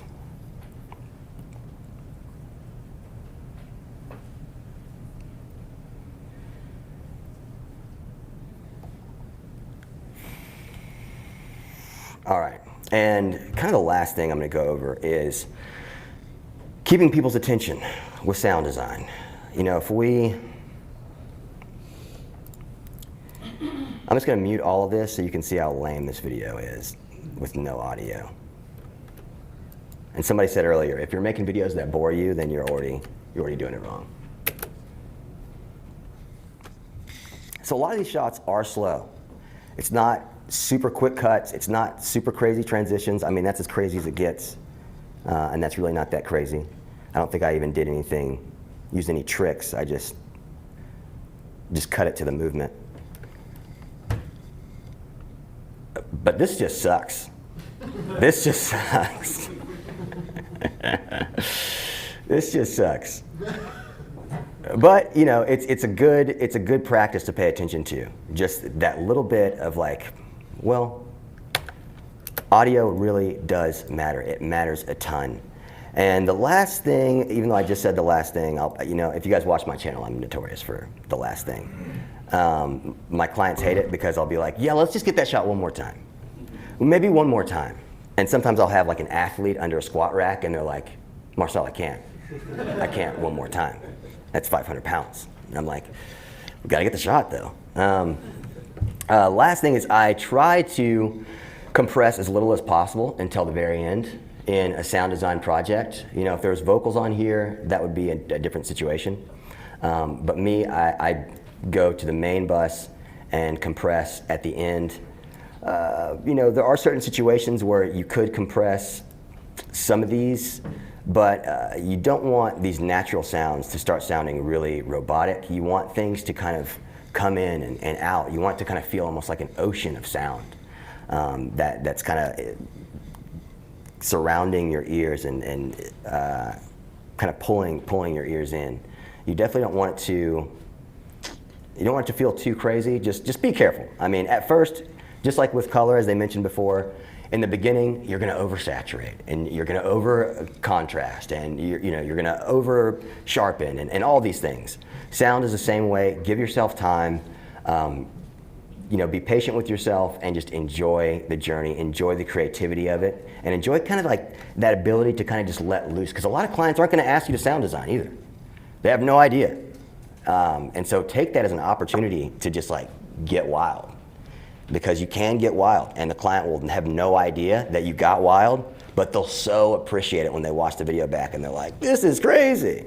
I really feel this. So I'm a little early. We're starting the Q&A a little early, but that's it for me.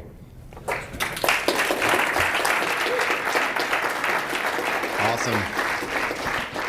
Great. Thank you so much, Marcel. Thank you, Dan. It's a beautiful representation of how integral good audio design is in an entire project. Bring it home, all that. Hope you guys learned a lot. I did. So we're going to, before we kick off into our Q&A section, we're going to get another giveaway going. This one is going to be for a copy of the Audio Design Desk app. Again, that is for Mac. This is a Mac-only application for now. But if you want to get into that giveaway, please, and if you're watching in chat, please type !giveaway3. And if you haven't put your ticket into the respective jar, go ahead and do that there, and we'll get right into the Q&A. Give this some time, and then we're immediately going to start into another Q&A right before our, another giveaway, excuse me, before our break. So, any questions for Marcel here in-house? Yes, sir. By the way, guys, when you are speaking into the mic that I give you, please speak directly into it and hold it as close to your mouth as possible. But don't spit. That's gross. Anyway, Marcel, thanks. Great presentation. Thank you, sir. Can you, just so people can witness some more of your greatness, do you have your opening music for for your YouTube channel? I mean, I'm sure it's somewhere on the channel. Go subscribe to the channel. Go subscribe to the channel. But that is Sub to Marcel. That is a bit of a good point. If I can pull that up, that's actually a really go for it. Really simple way to. Oh, you got Chrome pulled up over here with the chat. I don't know how you get a new tab over here. Oh, it's locked. I'm so lost. How did you make this thing, Casey Faris? You know where Chrome is? Here we have a rare instance, you guys. New window. Sorry. The instructor teaching another instructor. First time on a computer. We are all learning here. It's okay. It's okay to learn. No rules, right? I'm new on computers.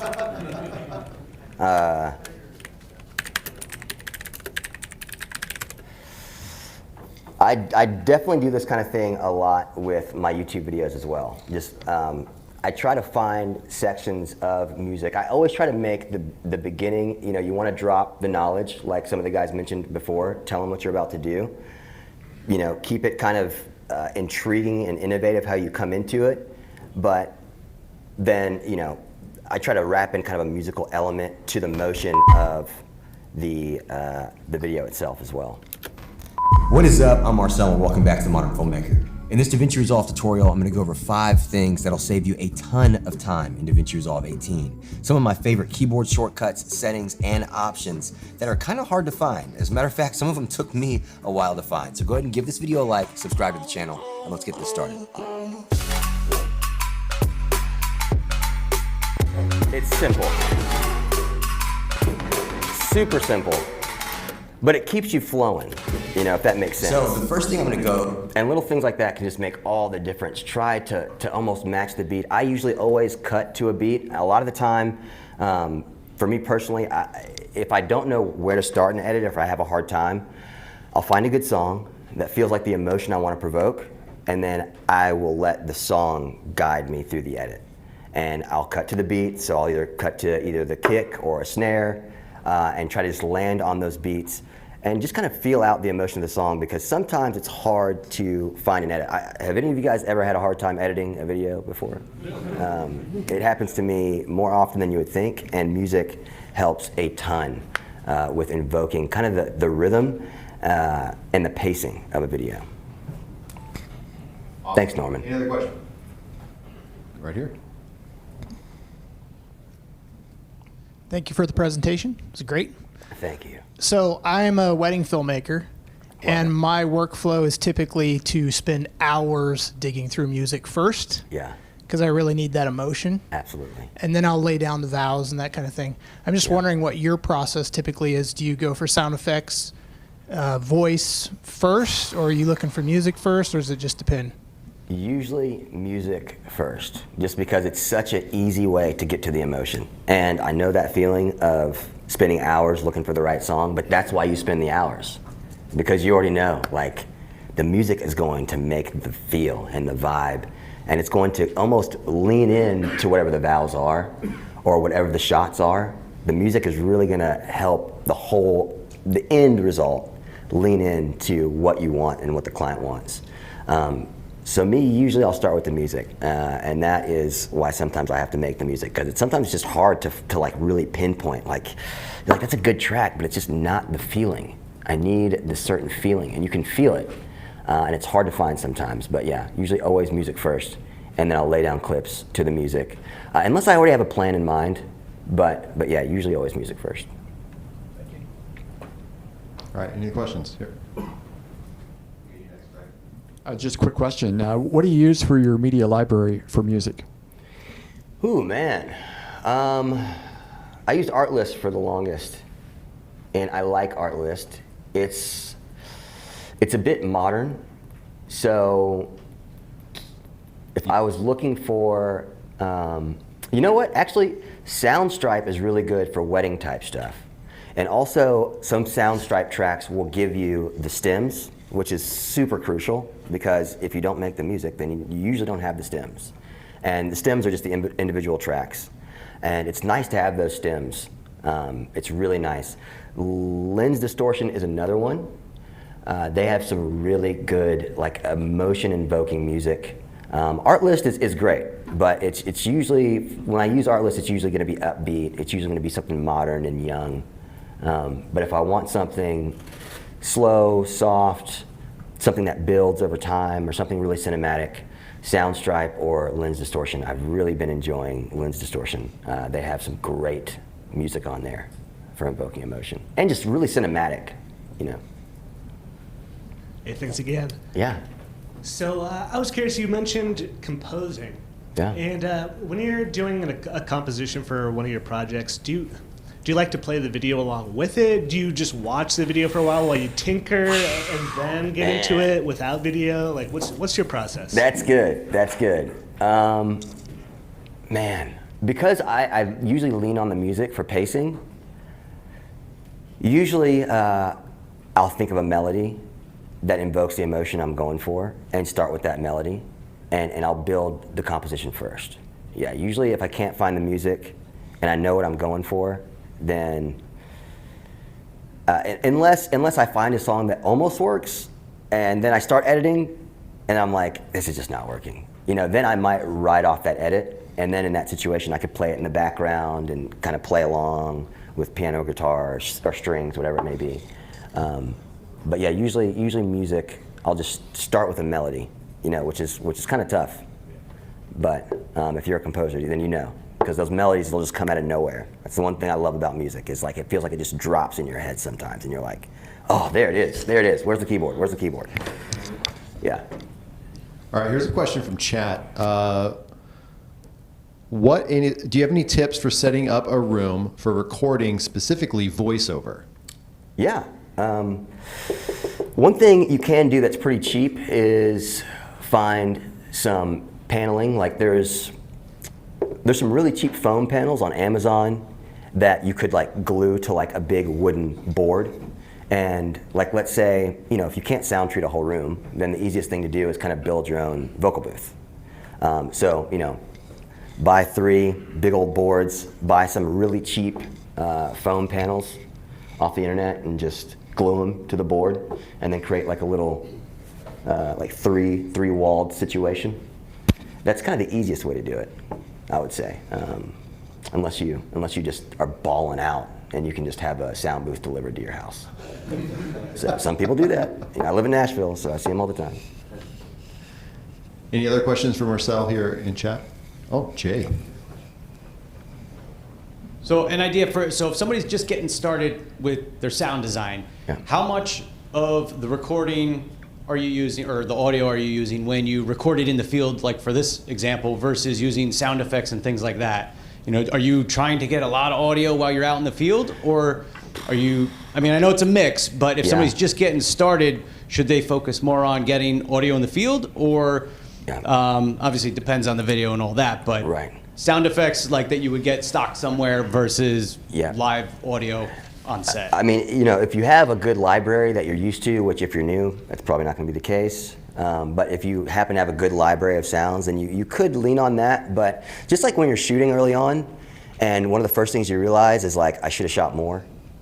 You know, the audio is the same way. So, you know, try to get as much sounds as you can, because, you know, I mean, once I get back from, I think this was done in like Kentucky, or it was pretty far away. Once I got back, it was like, well, I can't get the sound now, you know. And some sounds are super hard to find, especially when you're talking like natural sounds, like whoosh sound effects and you know, shutter sound effects, and you know, there's some sound effects that are super easy to find, but like for a video like this, you know, if I would have got like some pristine sounding duck calls, then I would have had to go in and EQ them to sound more like they're in a certain environment. And you know, so in the moment, you really want to capture that environment, just like you would with a camera. You know, you can try to mix in some stock footage sometimes, but you know, most of the time you're gonna need to get what you need to get. So try to you know, just like you would overshoot in the beginning, over capture audio, and over time you'll get better at knowing what to capture. And then, you know, over time, as you kind of get more into conceptualizing a project and storyboarding projects, you'll know exactly what sounds you need at what shot. You know, stuff like this, it's hard to storyboard because this is a real life group. They could have shot no turkeys that day, or no ducks that day. And I still would have had to come back and give them a video. So, the only thing I knew going into this was, can I do this without ever showing them shooting something? And if I could do that, if I went in with that mindset, then if they didn't shoot anything, still a win. And also, you know, I don't really want to get gory. You know, I just want to sell the product. I don't want to get weird. I mean, I want to get weird, but you know what I mean. It's a different situation. I think that what you're talking about is like building up that anticipation to a payoff, even if like their payoff, it would have been obviously killing some ducks, right? But the anticipation of the hunt is what is going to draw in a lot of that, like you were talking about sound design for the audience, in this case, hunters, right? Like, oh, I'm going to get one today kind of thing. Going to get one. They love that. They love the thought of it. That anticipation is key, and you really did a good job building that there. Any other questions for Marcel here in house? Yeah. Just want to see the interface of that. We can't hear you on the stream unless you're talking to the mic, sir. Can you pull up the Waves NS1 so we can see the interface for it? Ooh, you know, I don't have it on this computer because it's got one of those like Waves license situations. I can show it to you on this computer. I've got it on this computer, but that's not pulled up on screen. You know what I mean? Maybe you guys did connect after. Yeah. After the panel? Yeah, it's one of those programs where, you know, Waves has like a program that runs in the background to make sure that you have a license to it. And if I transferred that onto this computer, then my work computer they'd just be really mad at me. So. All right. You guys, I really enjoyed this. I hope you all did too. Let's give it up for Marcel. Thank you for that presentation, my friend. Thank you. Thank you. Let's go ahead and draw a winner for giveaway 3 here in-house for the audio design desk application.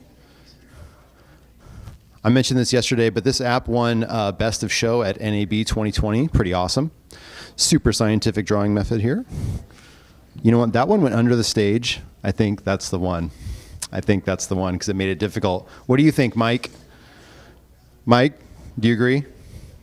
Yeah, he wants it. Good job. Hey, congratulations, Mike. I'll get your information after this panel. All right, guys. Thank you so much. We're going to take a quick 15-minute break, but before that, we're going to do a giveaway. Aren't we, Sam?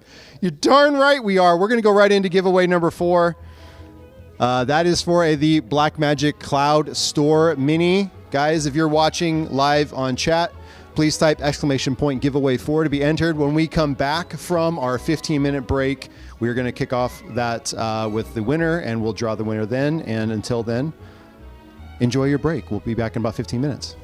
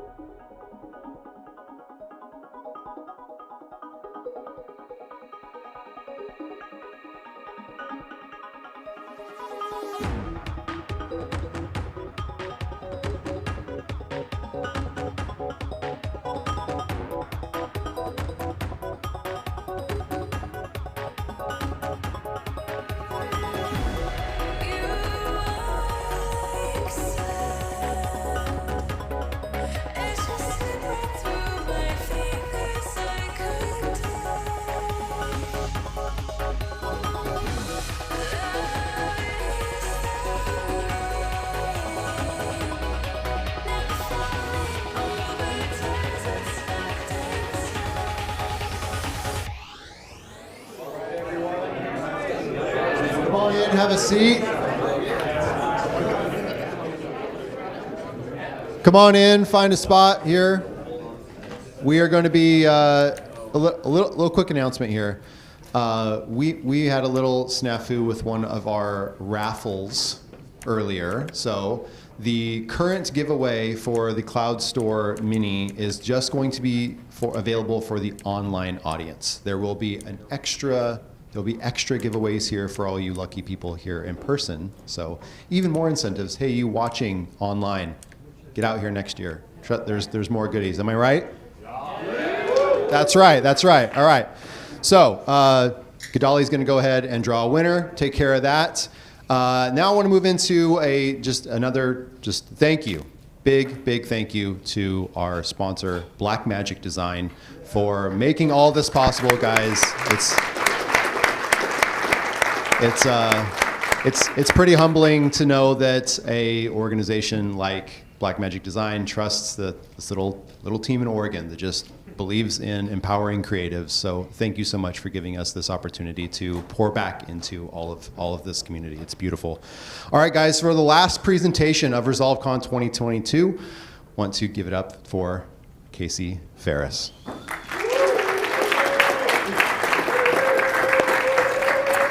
Oh boy. Oh boy. Okay, so I know I say I'm excited every time, but I'm really excited for this, okay? First of all, this has been an amazing weekend. I can't believe the cool people that we've got to hang out with, and there's a little bit more left. I'm so excited. It's so good.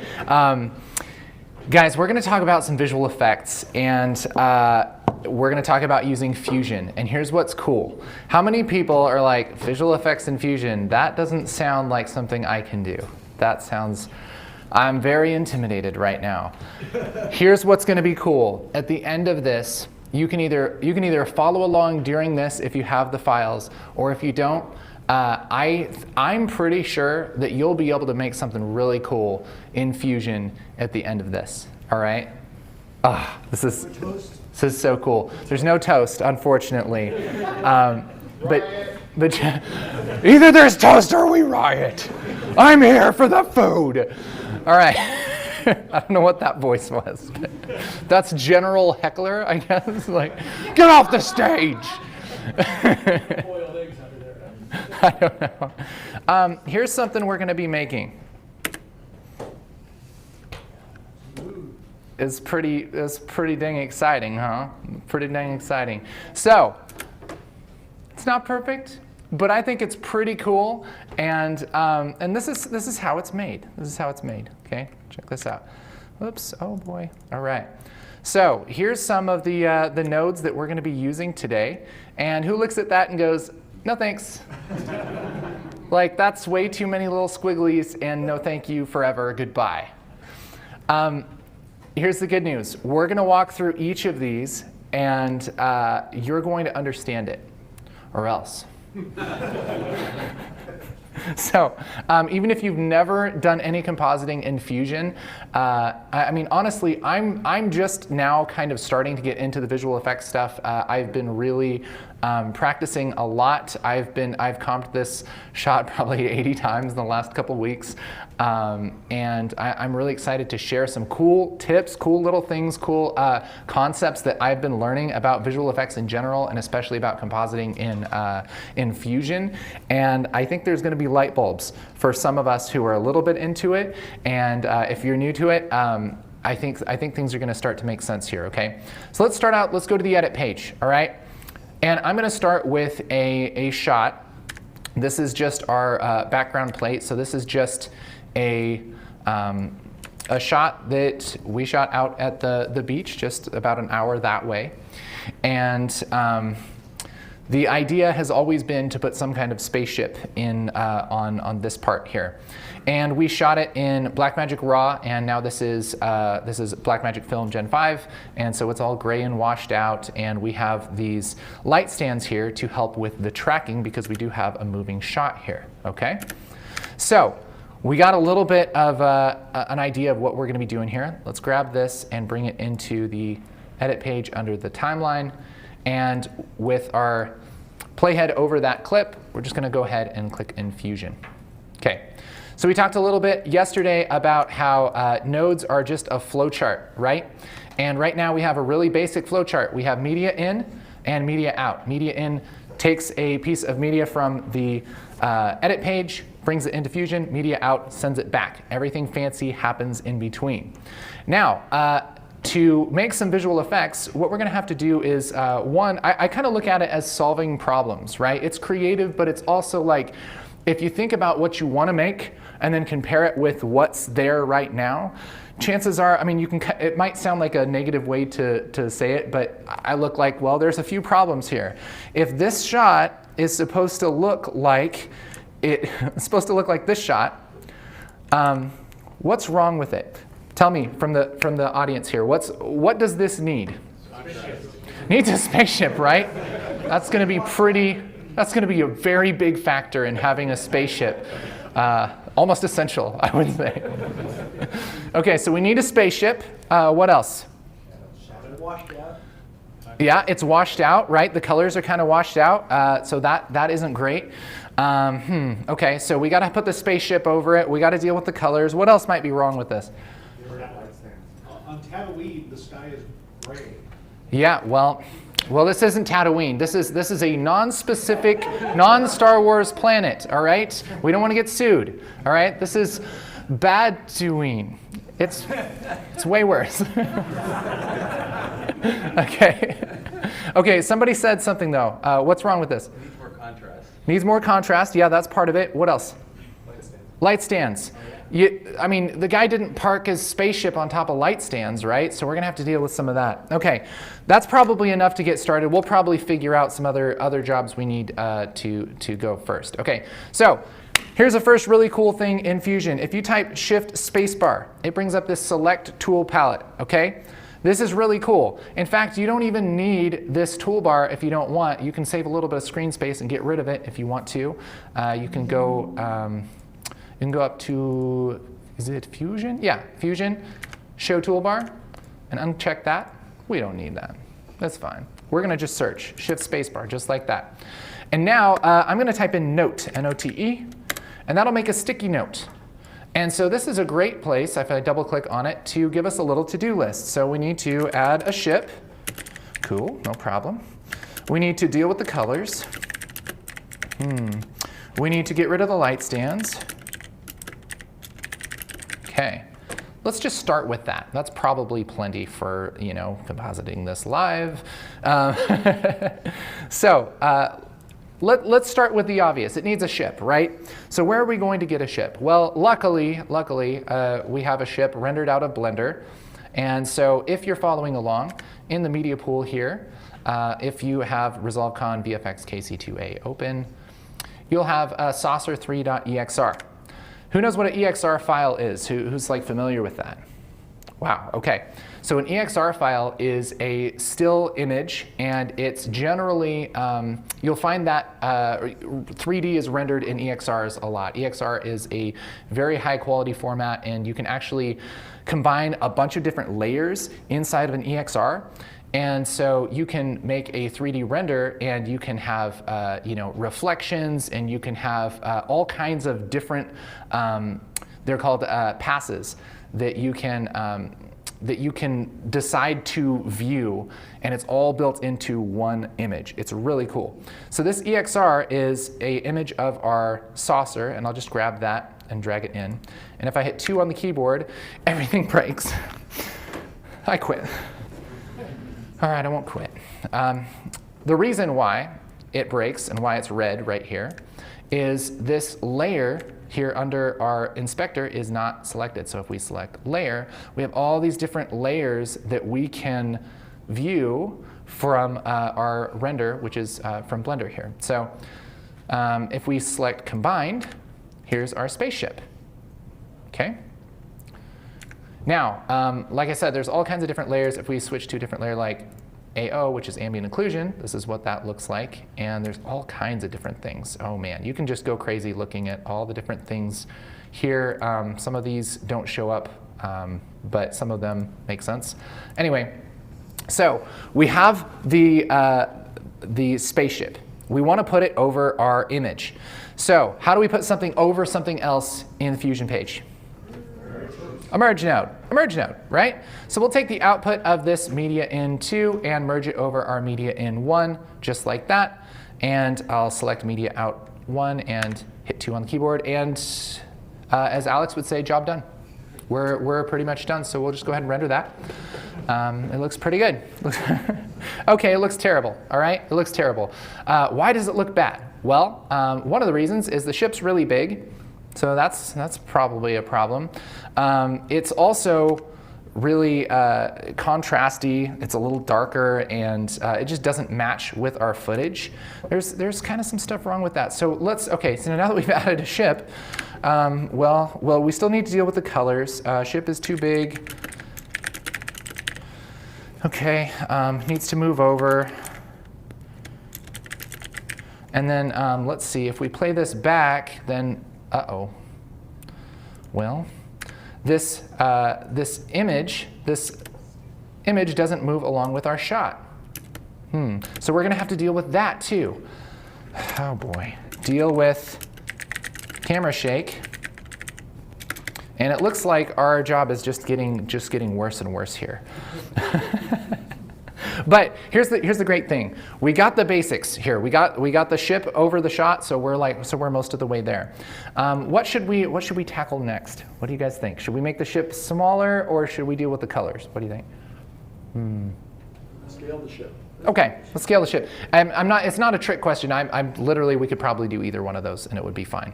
So let's scale the ship. Okay, so first thing let's do, we can scale something in a bunch of different ways in Fusion.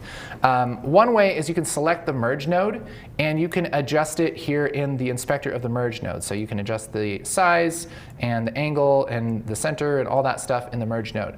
But here's a big concept to understand for Fusion. It's not really a good idea to do that. Okay, here's why. There's nothing, I guess, wrong with that necessarily, especially if you're just doing something quick. But one of the advantages of nodes is that you have this map of all the things you're doing.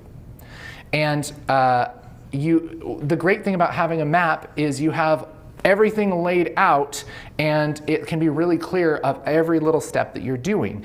And if you have the merge doing anything other than just merging something over something else, and you have it also adjusting the size and the center and all that stuff, then you're kind of hiding some special things that you're doing. And so if you come back to this a year later and you're like, yeah, I need to fix that shot, and you're like, why is it acting weird?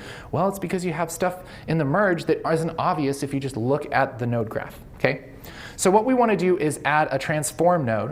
I'm going to select this media into, let's actually rename this first. Let's say F2, and we'll call this ship_mi for media in. And then this media in 1, let's rename this F2. We'll call this background footage mi for media in, okay? Just so we know. So let's take this ship mi, I'll hit Shift Spacebar to select a tool. And the tool we're going to look for is transform, and I can quickly bring up a transform just by hitting XF. That brings that up, that's like the little shortcut, and I can hit enter. Now, nothing happens because we're telling it to transform, but we're not telling it to transform it in any way. It's just transform it and do nothing with it. And it's like, great, yeah, awesome, thank you. We're paying you how much, transform? Okay, so now we can adjust the size and we can move this around. And it functionally works kind of the same way as the merge, but the advantage is that we see what's going on here in our map. And then we can say, all right, do we like it transformed or not? We can just turn this off and on and kind of decide that later. So you're kind of setting yourself up for success later, okay? So that's pretty good. Maybe we'll even change the angle of this a little bit. Yeah, there's our little shot. Okay. Now, let's talk about colors. This is kind of a big thing. Y'all were paying attention during Cullen's session, right? Because that's going to make this a lot easier. Color space transforms. That should sound familiar now. What we want to do is use color space transforms on this to basically make everything have colors that roughly match. Okay? Now, the problem with this, with any kind of compositing, especially if you're compositing CG, is that you're starting with a certain color space. So this background footage, this is in Blackmagic Design BMD film Gen 5, okay? And then this ship is actually rendered in ACES. And who knows what ACES is? Okay, so ACES is a color space that it's actually a way of color managing, but there's a color space that you use when you render out 3D called ACES CG. And long story short, it's a lot of space for colors to kind of play around in. It's really high quality, it's great, but it's different than a camera, okay? So we're gonna have to, in some fashion, bring both of these color spaces into the same color space. Just like we were talking about earlier, Cullen was talking about bringing everything into DaVinci Wide Gamut Intermediate, right? It's sort of a similar thing. Now, since we're in Fusion, we're gonna bring this into linear space. Now, linear space is it's a way of treating color that mimics how like physics works in the real world, okay? So if you have a light that is twice as bright as another light, it's going to look, it should look twice as bright, right? That's like how the actual physics works. But to our eyes, it doesn't necessarily look twice as bright. To a camera, especially a camera that's shooting in log, it doesn't look necessarily twice as bright. And so there's kind of this messing with all of the colors that's happening with our footage. And we need to basically bring everything into reality mode and into linear space so that we can put things together. And if something's twice as bright, that the actual values are twice as bright, okay? If you're a little lost here, it's okay. Just do what I do for now, okay? So, background footage. The first thing we're going to do is add a color space transform. I'm going to move this over a little bit. I'll hit Shift Spacebar and type color. And I'll go down to color space transform and hit enter. And this is the same thing that we see in the color page. For our input color space, we're going to use Blackmagic Wide Gamut Gen 4.5. That's what it was shot in. Input gamma is Blackmagic Design Film Gen 5. Output color space, we're actually going to use the same thing for this one. We're going to go with Blackmagic Wide Gamut Gen 4.5, and the output gamma, we're going to go linear, okay? So all that's doing is it's taking all of the colors, like all of the different kinds of colors that could be there, and it's not doing a whole lot to them, but it's adjusting the brightnesses to kind of make sense when we composite. Now, this ship, we have to do kind of a similar thing. So I'll take this color space transform and I'll hit Control C. So I'm copying this node, switch over to the ship and hit Control V. And now it's going to ruin it. It's just going to just destroy it. That's just because we don't have our input color space set right, okay? For our input color space, we're going to go ACES AP1 and linear, all right? Again, if you don't know what all that means, it's okay. I'm also going to take off our tone mapping, turn that to none. Same thing over here, we'll take our tone mapping onto none, okay? Now, what that's going to do is bring these both into linear, which effectively is going to look real bad, okay? So if it looks bad, chances are you might have done it right, okay? This is not true most of the time, but it's like we were talking about earlier. This is the raw chicken, okay? Don't eat this. We're going to do some stuff to it. I'm going to take another color space transform. Just hit Control C, and then after this merge, hit Control V. All right, we're setting up our color management here. This color space transform, we're going to start where we actually were here, which is Blackmagic Wide Gamut Gen 4.5 and linear, like this. And let's go with Wide Gamut Gen 4.5 linear. And we're going to turn this back, crazy sauce, into Blackmagic Design Film Gen 5. So look at that.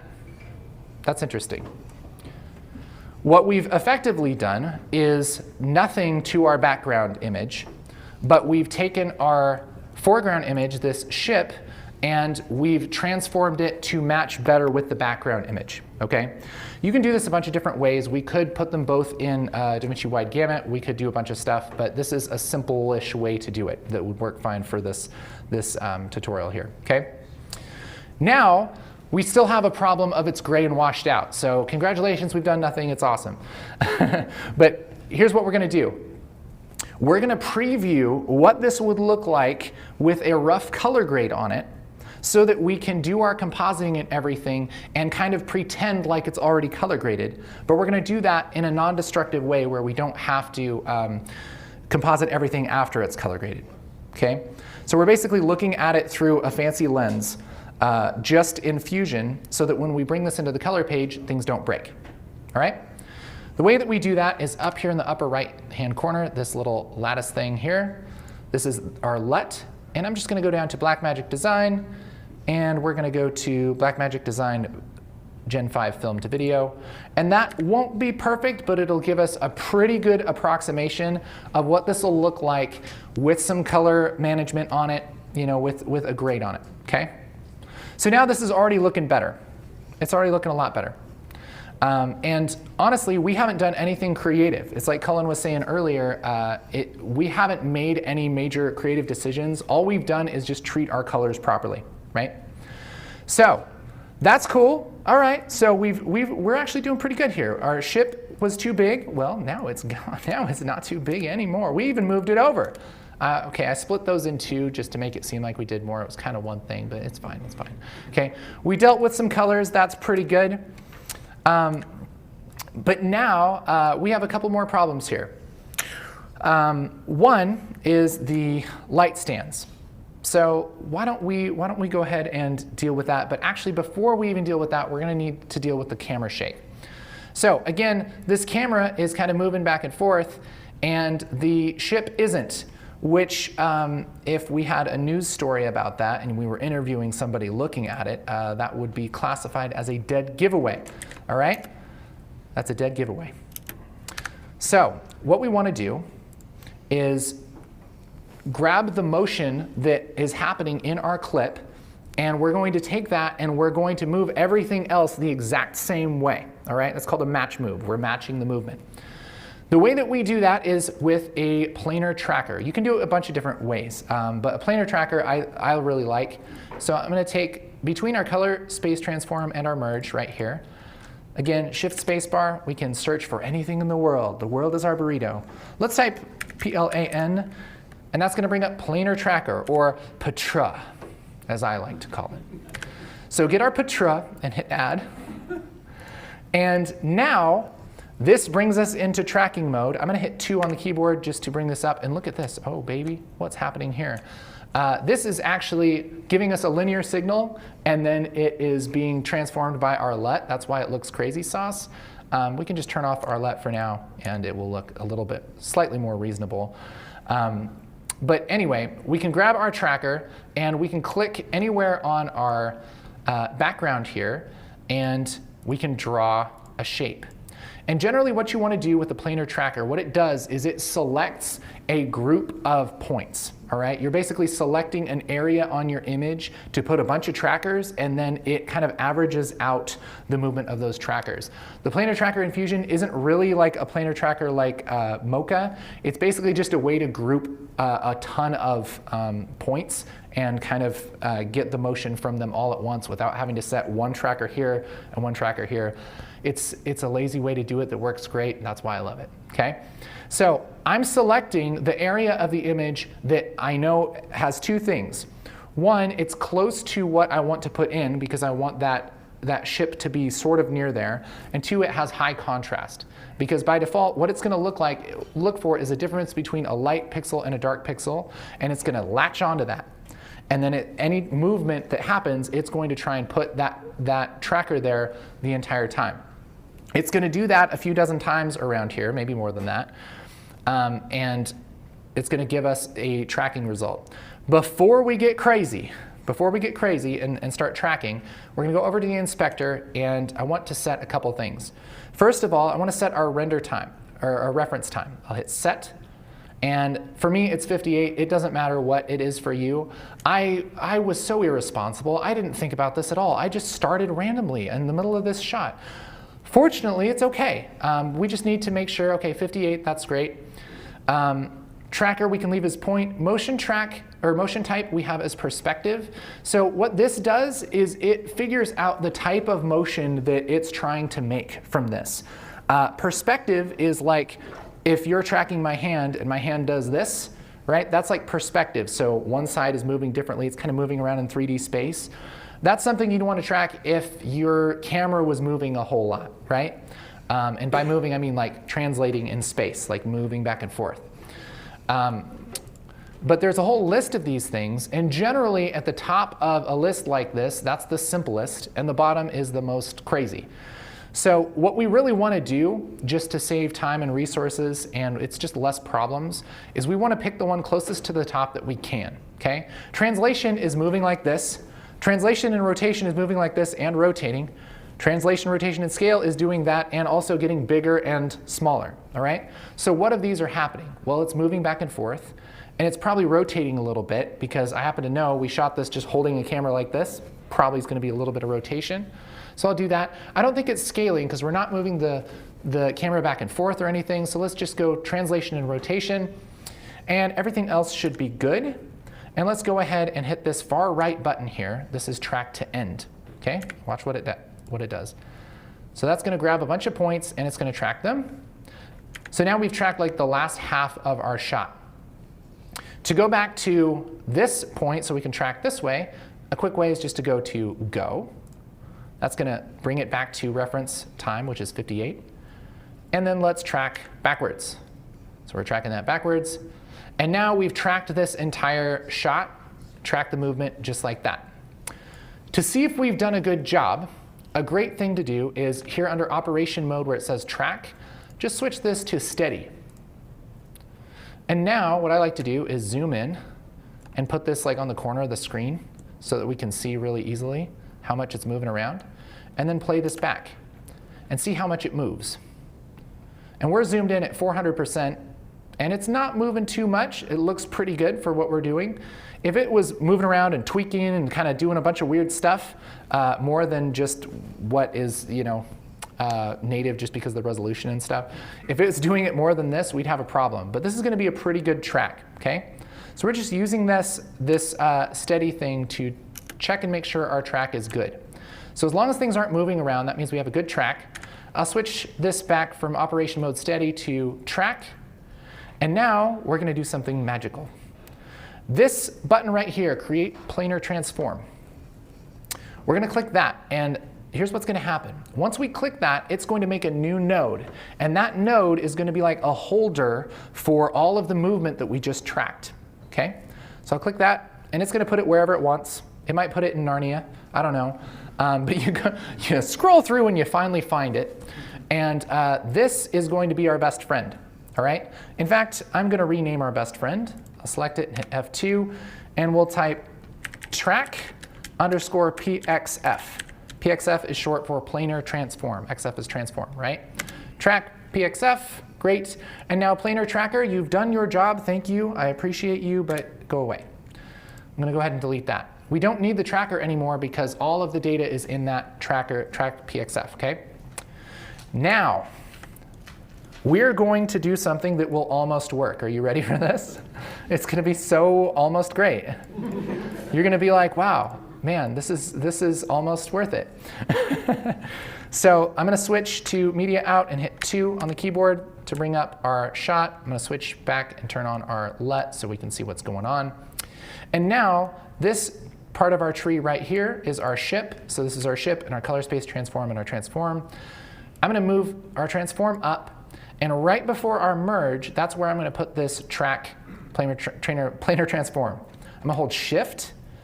And if you hold shift while you're grabbing something, you can drop it right there on a connection. Okay, so this is in between. By the way, my arrows go like this because I've right-clicked and went to options.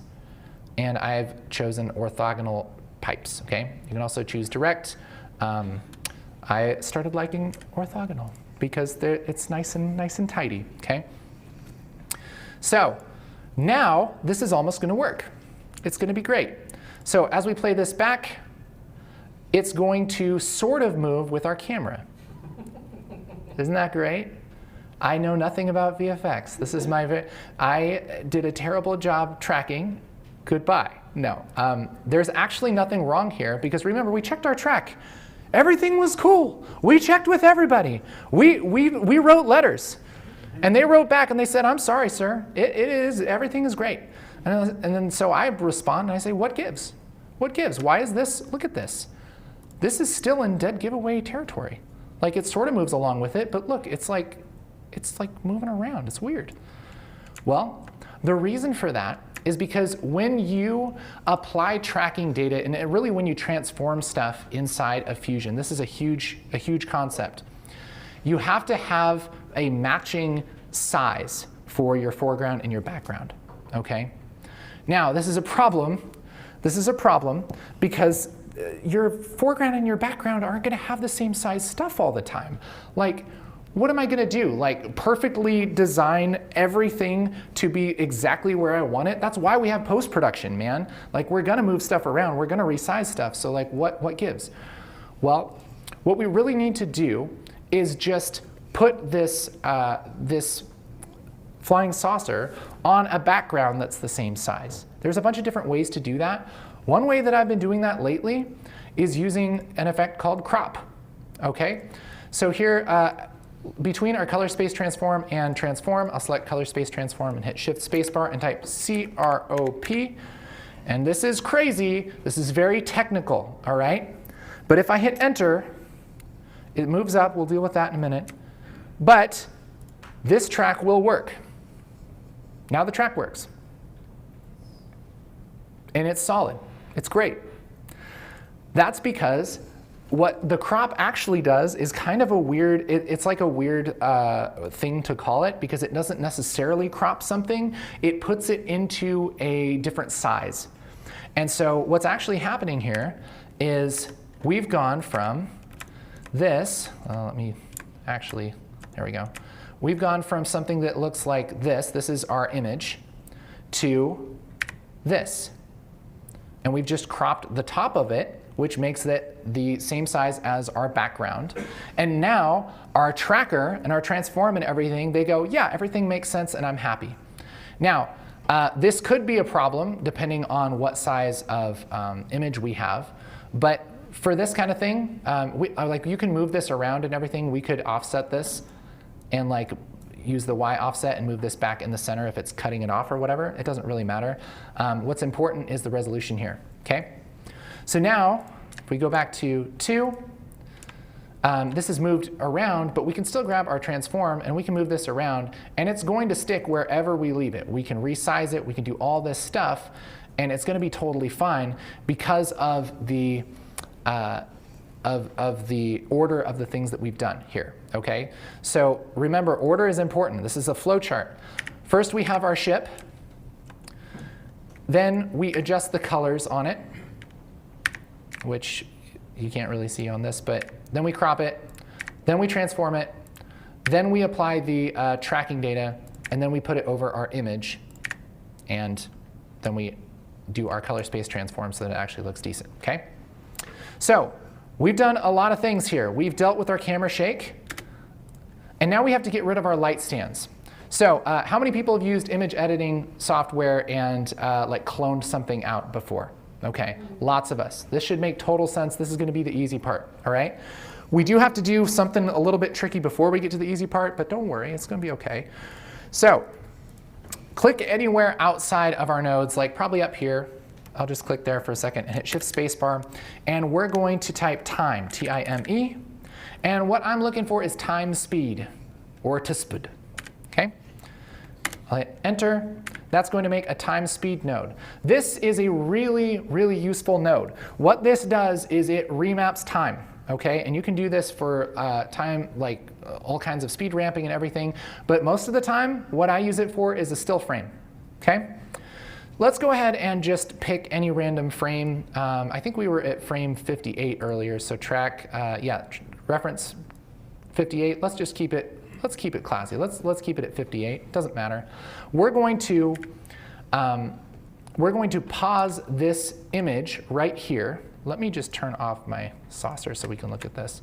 We're going to pause this image right here so that we can clone out these light stands without having to clone it out every frame because it's moving around, right? So we're basically going to take a still photo and we're going to clone it out, and then we're going to track that little piece of the still photo over this as kind of a patch. And that's how we're going to paint out our light stands. So the first thing we need to do is make this into a still. We're going to start at frame 58. So with this time speed, I'll go over to the inspector, and speed we're going to say 0. Delay we're going to say 58. All right, that's all we have to do. And now if we play this back, actually I need to actually hook this up. So after color space transform, let's take the output of this color space transform and put it into time speed. And if I hit 2 on the keyboard, it's kind of, we have to deal with the colors. But as you can see, our guy's not moving and our camera's not shaking. It's just a still, okay? If we have a still, we're doing great. Now we can take that still and we can clone it out just like we would in a photo editing app, right? So I'll take this and we're going to add another node, shift spacebar, and I'm going to type paint, P-I-A-I-N-T, or just type PNT. And I can't type. There we go. And I'll hit add. So now we got to rearrange our nodes a little bit. This is to be expected, okay? And we'll go from the top down. And this paint node, that's what we're going to use to do our clone. It's not real obvious how to set up a clone with a paint node, okay? But here's how you do it. You select the paint node, you go over to the inspector, and this second little icon here with 2 brushes is clone mode, all right? Just click on that. So now you're in clone mode, and it almost looks like you could do stuff here. But you can't. You have to go over here to the 4th icon where it's just a single brush stroke, not the one that looks like the clone. This one, the stroke one. You would not believe how many times I get these backwards. And I'm just like, why isn't it working? There's a massive bug. Write a report. I'm like, nope, I just forgot. And so here's what we're going to do. We're going to zoom in. And I'm going to click and drag with my middle mouse button here to move around in the canvas, close my media pool because I need some room. And I can hit Alt to pick whatever part I want to clone from. And then I can kind of line this up right here, and I can paint my thing. I don't have this set. Something's weird. And I always forget what it is. I don't have my paint loaded. There we go. Okay. Make sure that you're actually viewing the the node you're working on. I'm going to reset that, make sure I'm still in the right mode. Okay. There we go. Casey, what's your time speed going into? Time speed is going right into paint. Yep. So it's coming from color space transform. You could also take it from background footage. Is that true? No, that's not true. Connecting to color space transform? It's coming directly from color space transform into time speed. So color space transform splitting it, right? It's going right into time speed, and then we're going into paint. Okay. Popping up a merge node for some reason. Yeah, it shouldn't. You shouldn't need a merge node. Okay. So we're going to do that, and then we're going to start. Ooh, something's wrong. What is it? This has happened before. Do.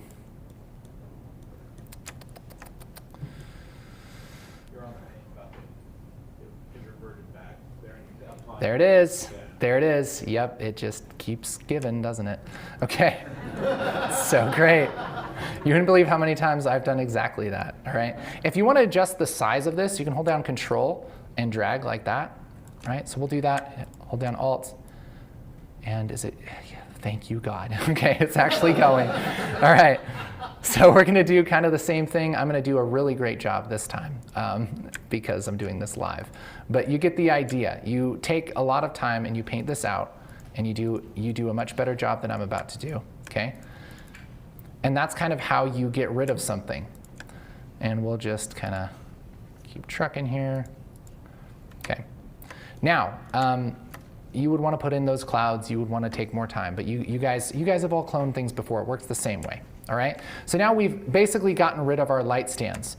Now, this is going to work perfectly because we're still on a still. And yeah, it's absolutely fine, except for nothing's moving and we don't see anything that we want. So what we're going to do is merge this over everything. Merge this over our background image, actually, before we merge our ship over it. So we'll take the output of this and merge it over our color space transform like this. And so what we're doing is we're splitting our color space transform. That's going into time speed, and it's getting merged over itself.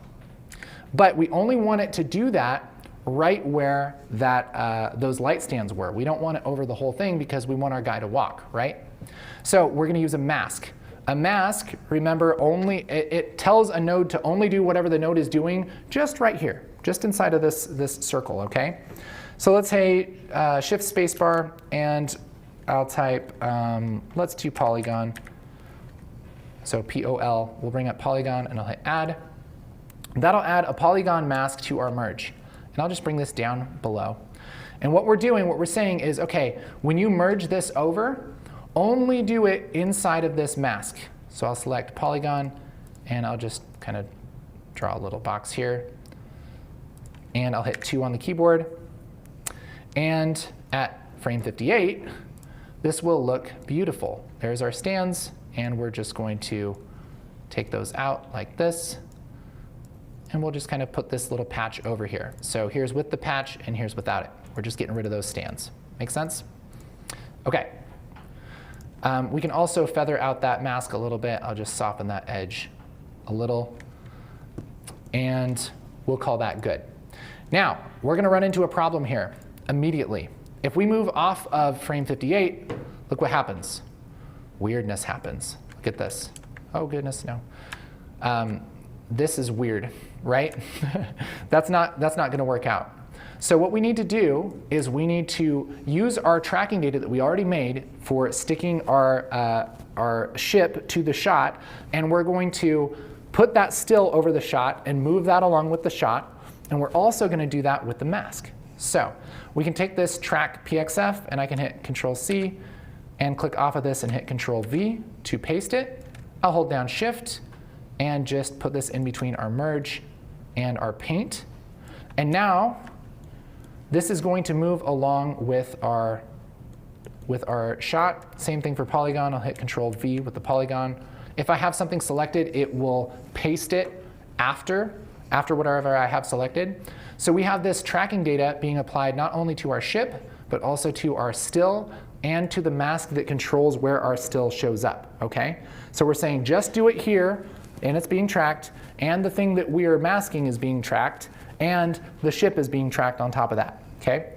So now that will give us, if I turn our ship back on, go to our media out, turn on our LUT, now that will give us a shot without the light stands that is tracked and has our ship tracked on there. Pretty cool, right?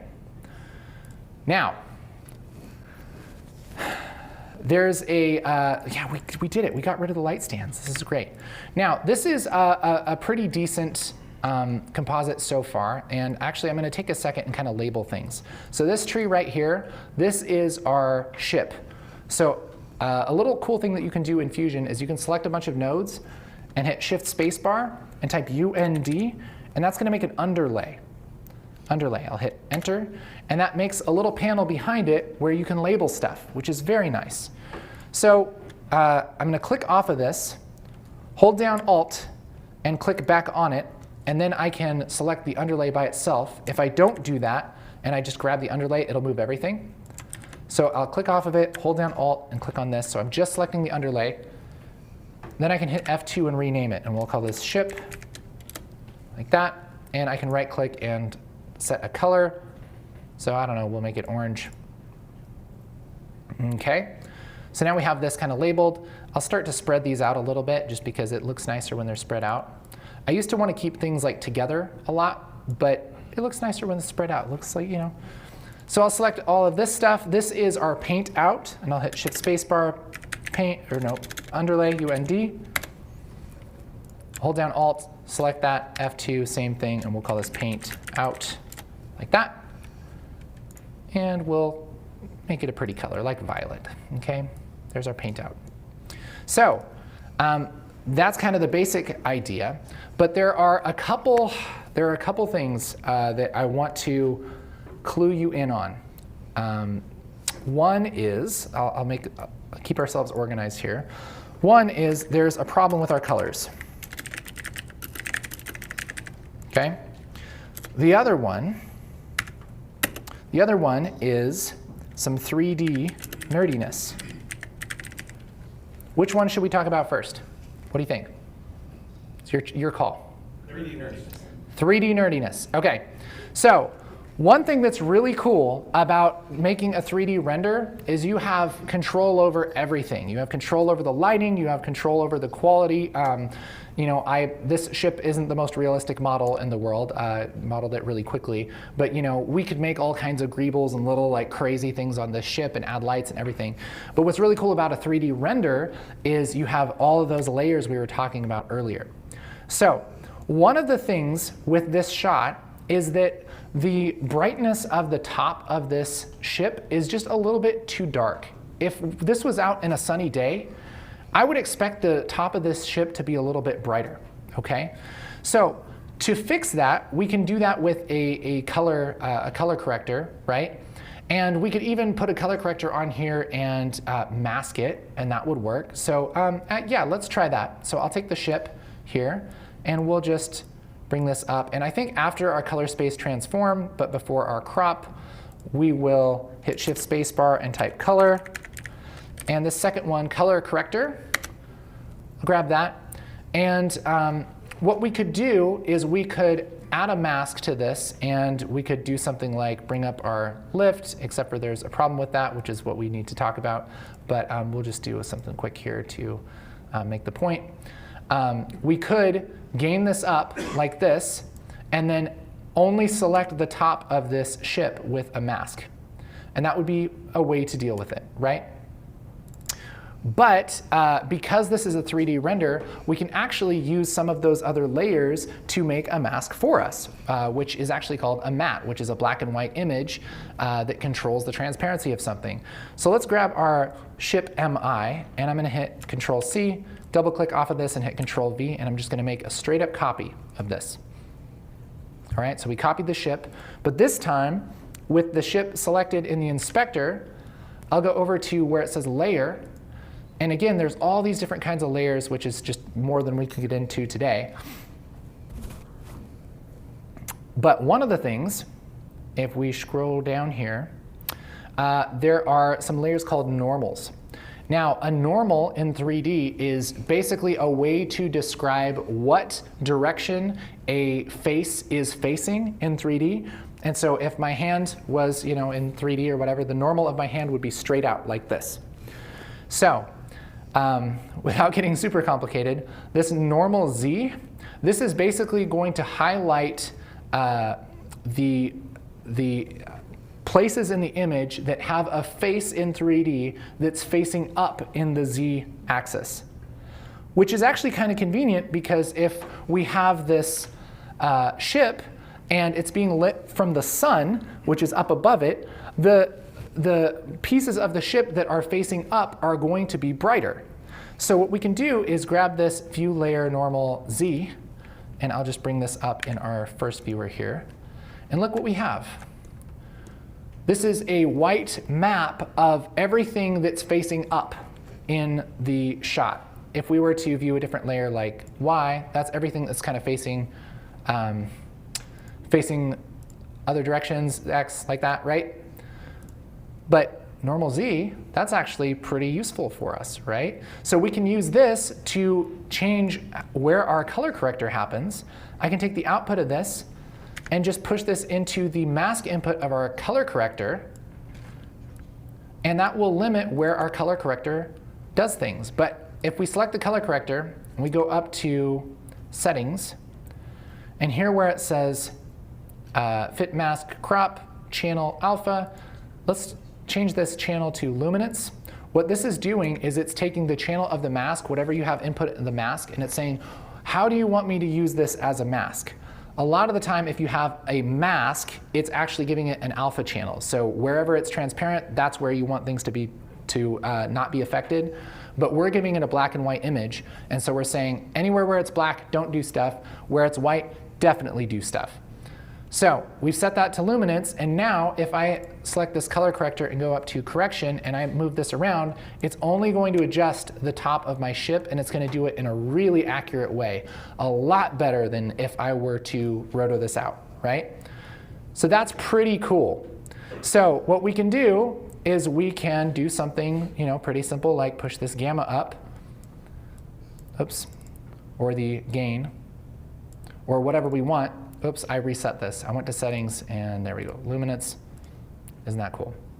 So we can kind of adjust this and make it work a little better. So it's only adjusting the top of the ship, and it looks a little bit more realistic for the lighting. Pretty cool. Okay, so that's some 3D nerdiness. You can use, that's a really common thing in compositing, especially if you're using 3D compositing. Man, you can use those layers for all kinds of crazy things. It's wild. There's actual magic that happens with that stuff, okay? But one thing I want to kind of leave you guys with. This is something that I've been, honestly, this is kind of one of those things where I'm like, I've been compositing kind of off and on for many years, and I never really understood this. And I'm going to try my best to explain this in a way to where I would appreciate somebody explaining it to me without me having to read many books and articles and such on this learning VFX. There is a problem when you have something like this, where we have a ship with transparency, right, that's on a transparent background, and you want to color correct it. We kind of saw it a little bit earlier. I'll just take this off real quick. Take this thing off. We kind of saw this earlier when I was trying to color correct it, and I grabbed something like the lift. You see how it's adjusting the whole shot and not what I want, even though this is, even though this ship is, it only exists in the middle, there's transparency all around. That is because of a certain concept in visual effects called multiplication. Okay, so basically, this is way too much to explain with Fusion. Here's what we gotta do, all right? So you guys know The Very Hungry Caterpillar, right? You guys know this book? You know what I'm talking about? Eric Carle? The guy's a boss, all right? He makes the dopest books. So here's his process. Here's what he does. So this guy, he paints on tissue paper. And he kind of just paints randomly, paints something that looks cool, okay? And he ends up with something like this. And then what he does is he cuts out pieces and he puts them together in kind of like a collage art, and he makes animals and children and all kinds of cool stuff out of these pieces that he's cut out. All right, and then it ends up looking awesome.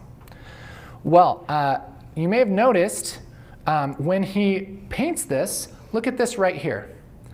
Look, he set this down on the table, and he's not being really specific about where he's painting. He's just laying it on, okay? Paint's going everywhere, all right? Everybody in his studio is like, dude, you've gone crazy. He just gets it everywhere. It's messy, right? And then when he cuts it out, look how pristine that looks. That's not messy at all. That looks awesome. And look at this, this is beautiful.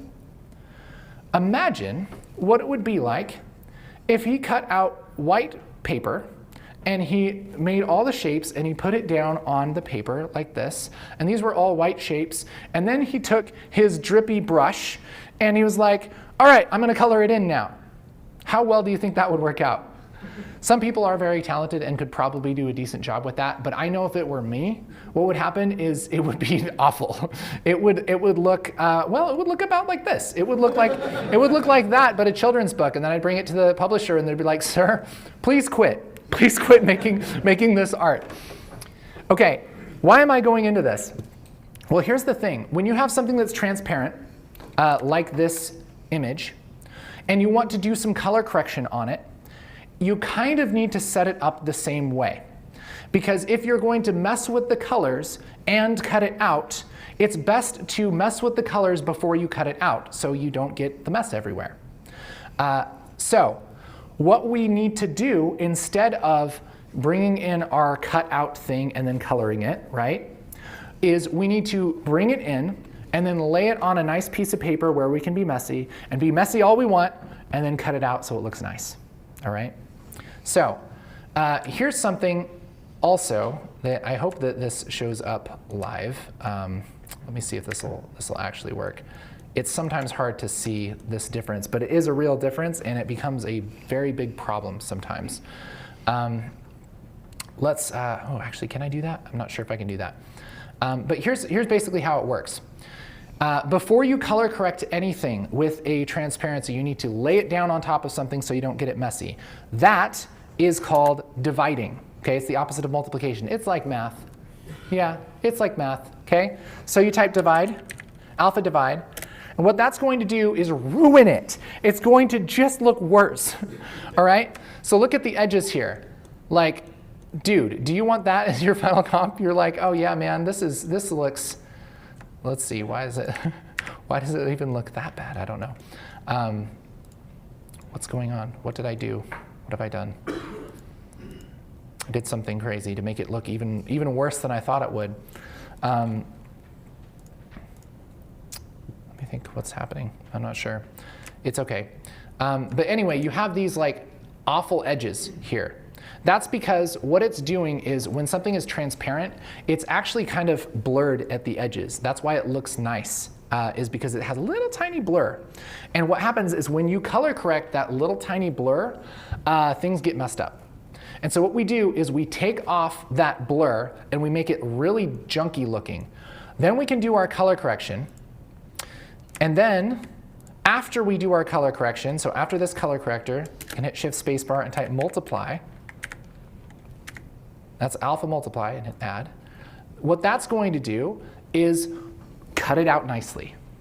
So we're laying it onto a table that we can be messy on, just like our hero here. And then we're cutting it out nicely. Okay?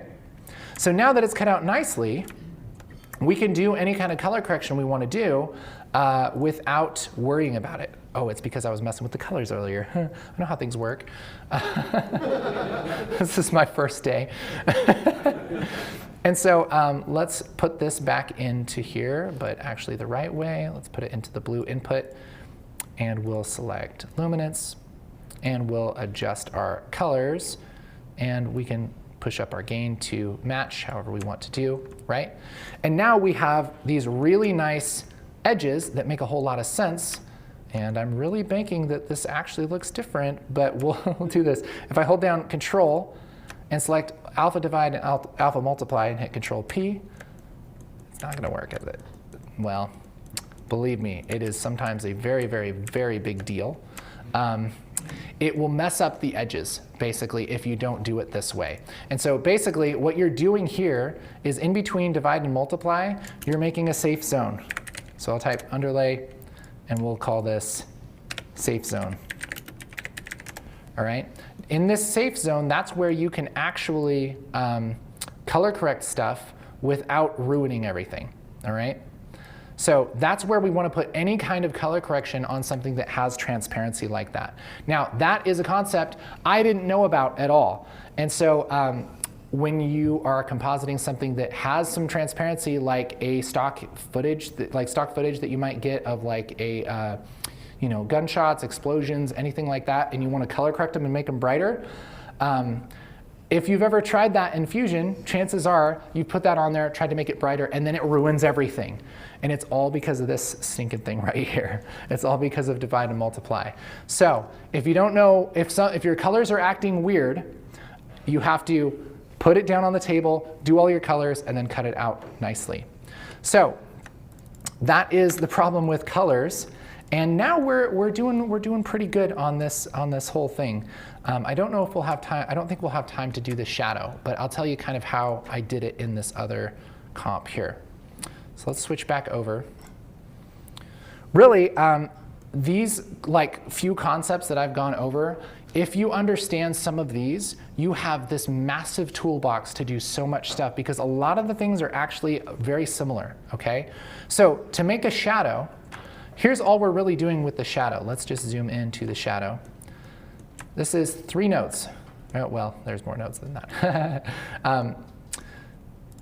This shadow tint, this is just color correction. So what we're doing is, it's hard to show you without the colors, but what we're doing is basically just darkening this image and merging it over itself with a multiply mode. So if I take this off right here, we're just basically making a darker copy of our background, and we're putting it over itself with a multiply transfer, which means it basically makes things darker, right? And then I have a mask which is cutting out this little ridge here. And then we have a mask that is cutting out the shape of the saucer. And we're putting those together. We're putting those together so that the mask and the saucer, where those go together, we have this little tiny bit of land here that is darkened. Okay, this is the mask.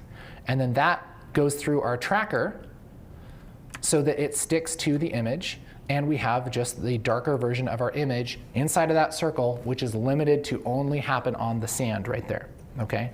So it's the same thing. We're color correcting, we're putting a mask on it, we're tracking stuff, it's kind of the same thing. I also, if you noticed earlier, there was a smudge on this lens. We were out here, we were out on the beach, and I think a piece of sand or something got on the lens right here, and so you can kind of see the difference.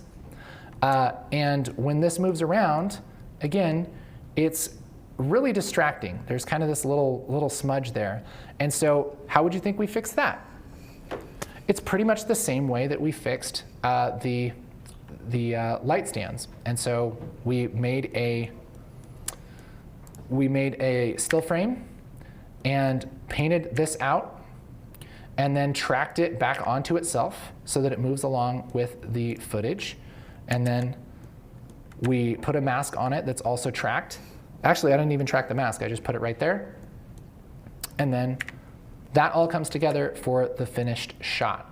So really, now, if we zoom out here, I hope that this doesn't look quite as crazy because we've walked through a lot of this, right? We have our saucer, which all we're doing is taking the saucer, dividing it, doing some color correction.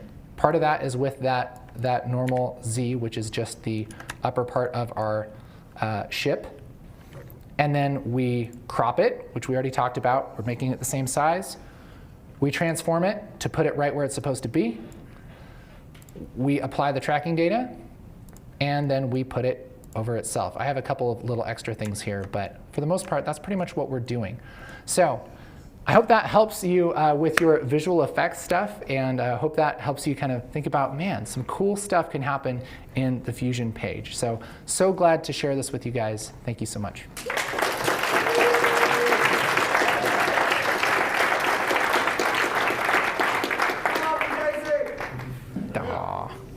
Well done, my friend.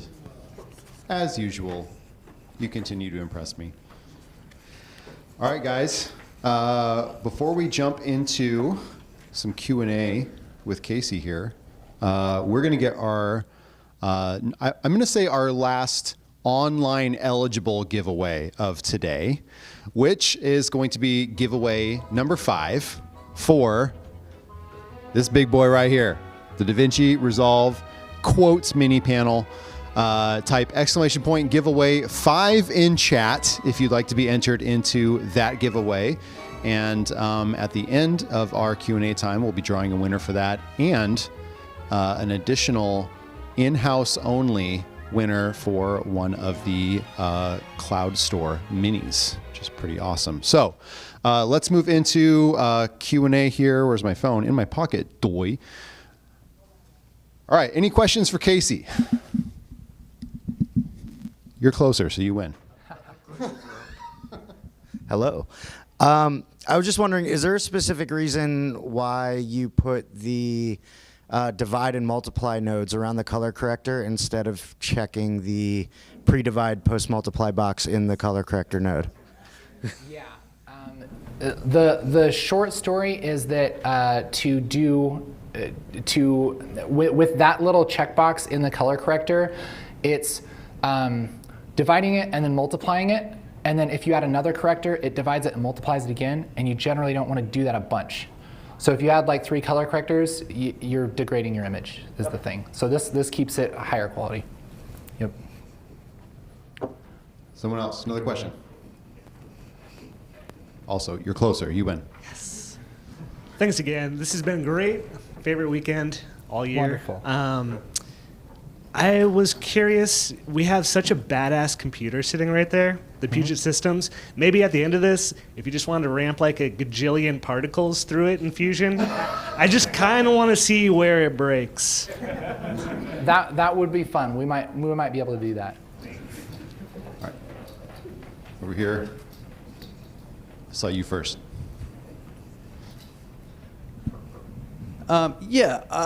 For me, just starting to get used to Fusion a little bit, the thing that trips me up a lot is all these in and out points of each node. Any suggestions of how to start to wrap my mind around that? Yeah, absolutely. So any node in Fusion, if you mouse over one of these in and out points, it tells you what it is.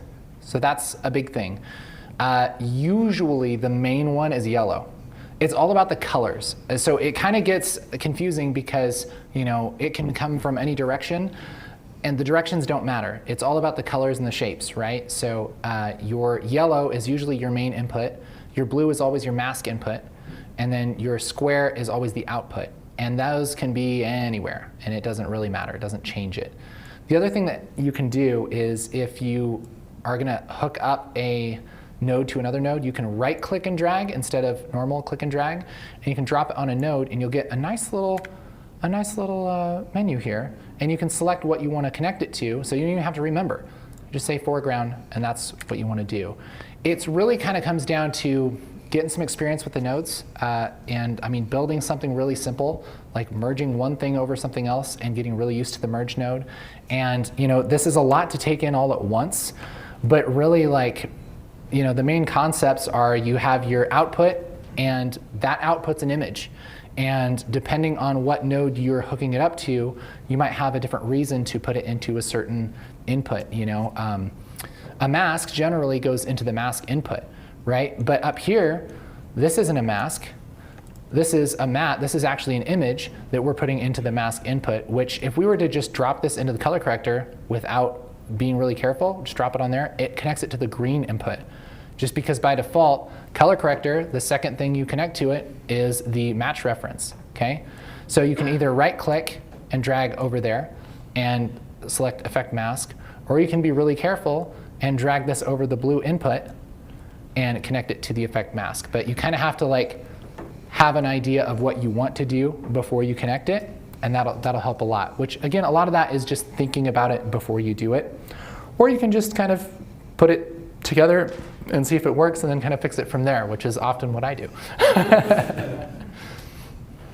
Well, thank you so much. That's been great. I'm less scared now to touch Fusion than before. So going back to the spaceship crop example when we were trying to do like the tracking, the camera tracking part.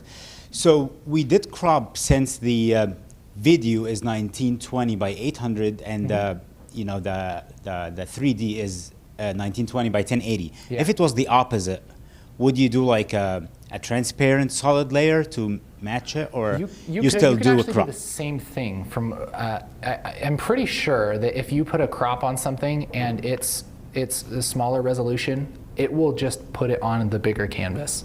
Okay. So Yeah. it's not just gonna make it It's weird because it does crop, but it's not necessarily always a crop. It's more like put it on a canvas that's the right size. Yeah, and it can also crop. Yeah. So kind of speaking on that, is there a reason you're using a crop and not a resize node? Yeah, so a resize node will actually it will resample the image, and a crop is just kind of adjusting the edges of it, right? There are certain times where you could probably use either and it wouldn't matter a whole lot, but I think generally you try and use a crop. You can also merge it over a transparent background, which is what I've done a lot, what a lot of people do. Similar kind of, similar result. Yeah, thanks. So it's rather new to see you use color space transform nodes in Fusion. Just to reiterate on the last node in your before your media out, the output color space, is that supposed to be the same as the timeline working space of the rest of your project? Yeah. Okay. Yeah, so it basically, it takes it into compositing mode, into linear, and you put everything together, and then you're kind of pretending like this is how you shot it, right? So you're bringing it back into color, into camera space. This could also, yeah, it could be, you know, DaVinci Intermediate if you want to. It's whatever you're kind of working in, because when you get to the color, you want this to act basically like the other shots in your timeline. That's the idea. So going back to the crop, I'm trying to make an analogy that makes sense to me. Would that be like in Photoshop when you add to the canvas or take away from the canvas? Yeah, it's a lot like that. Yep. That same sort of thing? Very similar. Okay. Yep. Any other questions for Casey here in-house? Okay, we'll move on to one of the questions from our online audience here. Can you expose parameters for .exr files to work with Fusion like you can with, let's say, Unreal Engine? Can you expose parameters to work with them? What was the question? Can you expose parameters for EXR files to work within Fusion like you can with Unreal Engine? I'm not sure what they mean by work with an Unreal Engine, but you can. Me either. You can basically anything that's in an EXR you can access within Fusion, and one way to do it is just how we did it, which is in the media in. You can select the layer. You can also go to your different channels here, and you can do things like this X velocity channel. You can put different passes into these different channels, and what's really cool is there are certain tools in Fusion that use certain channels, and so if you have like your velocity channel from your render, your velocity render or level layer from your render, you can put that into the right channel in Fusion so that something that uses that channel in Fusion can access that in the right way. It's crazy. It gets deep pretty quick. But yeah, you can do that. There's also, if you use Reactor, which is like it's a collection of scripts and plugins that kind of the community makes inside of Fusion. You can download that. There are ways to split an EXR into a bunch of different passes, and you can do really fancy compositing stuff that is pretty far beyond the basics. So it's really cool. The sky's the limit, basically. When can you copy the track_PFX1? Is it linked to the original? If I change parameters on one, does it change the other? Yeah, that's a great question because it's a little confusing. So this track PXF, there's not really anything to change. It's just kind of a holder for the data, right? And so all of that data is pretty much copied from the track. And so it's like a transform node that just has all the keyframes in it. That's why you have all these ticks right here. It's just a bunch of keyframes. And so you don't really adjust a whole lot. And so there's not really any big deal with just duplicating it a bunch because the idea is that you get it right before you make those planar transform nodes.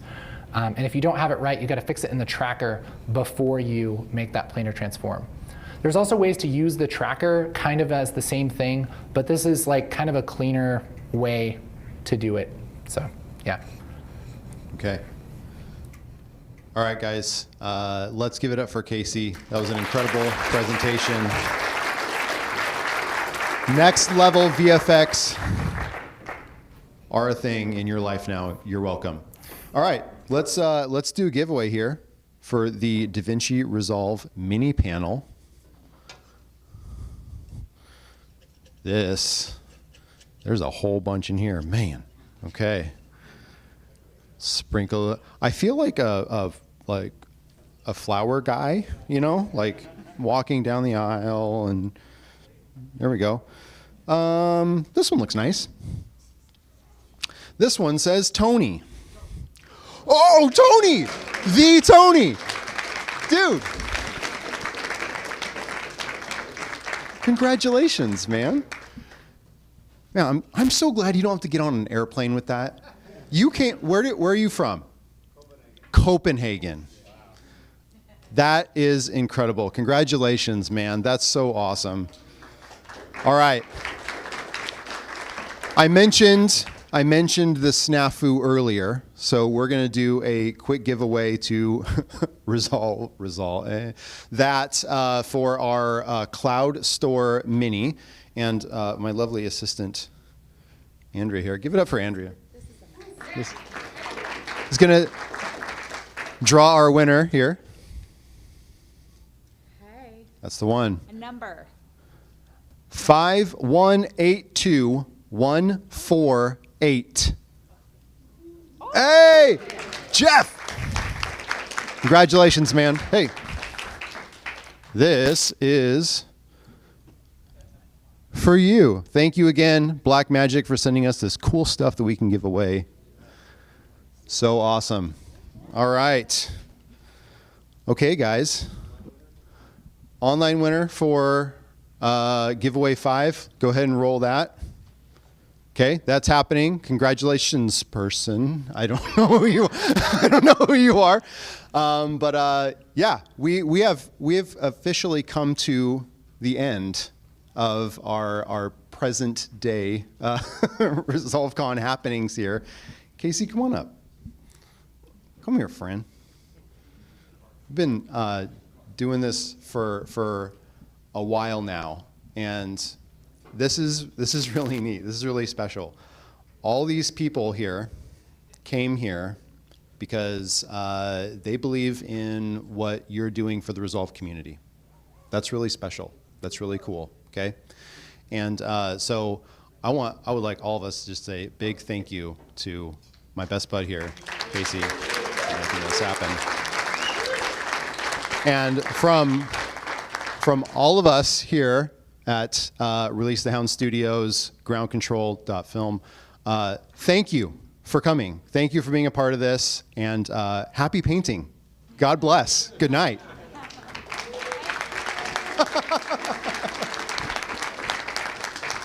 Woo! Okay.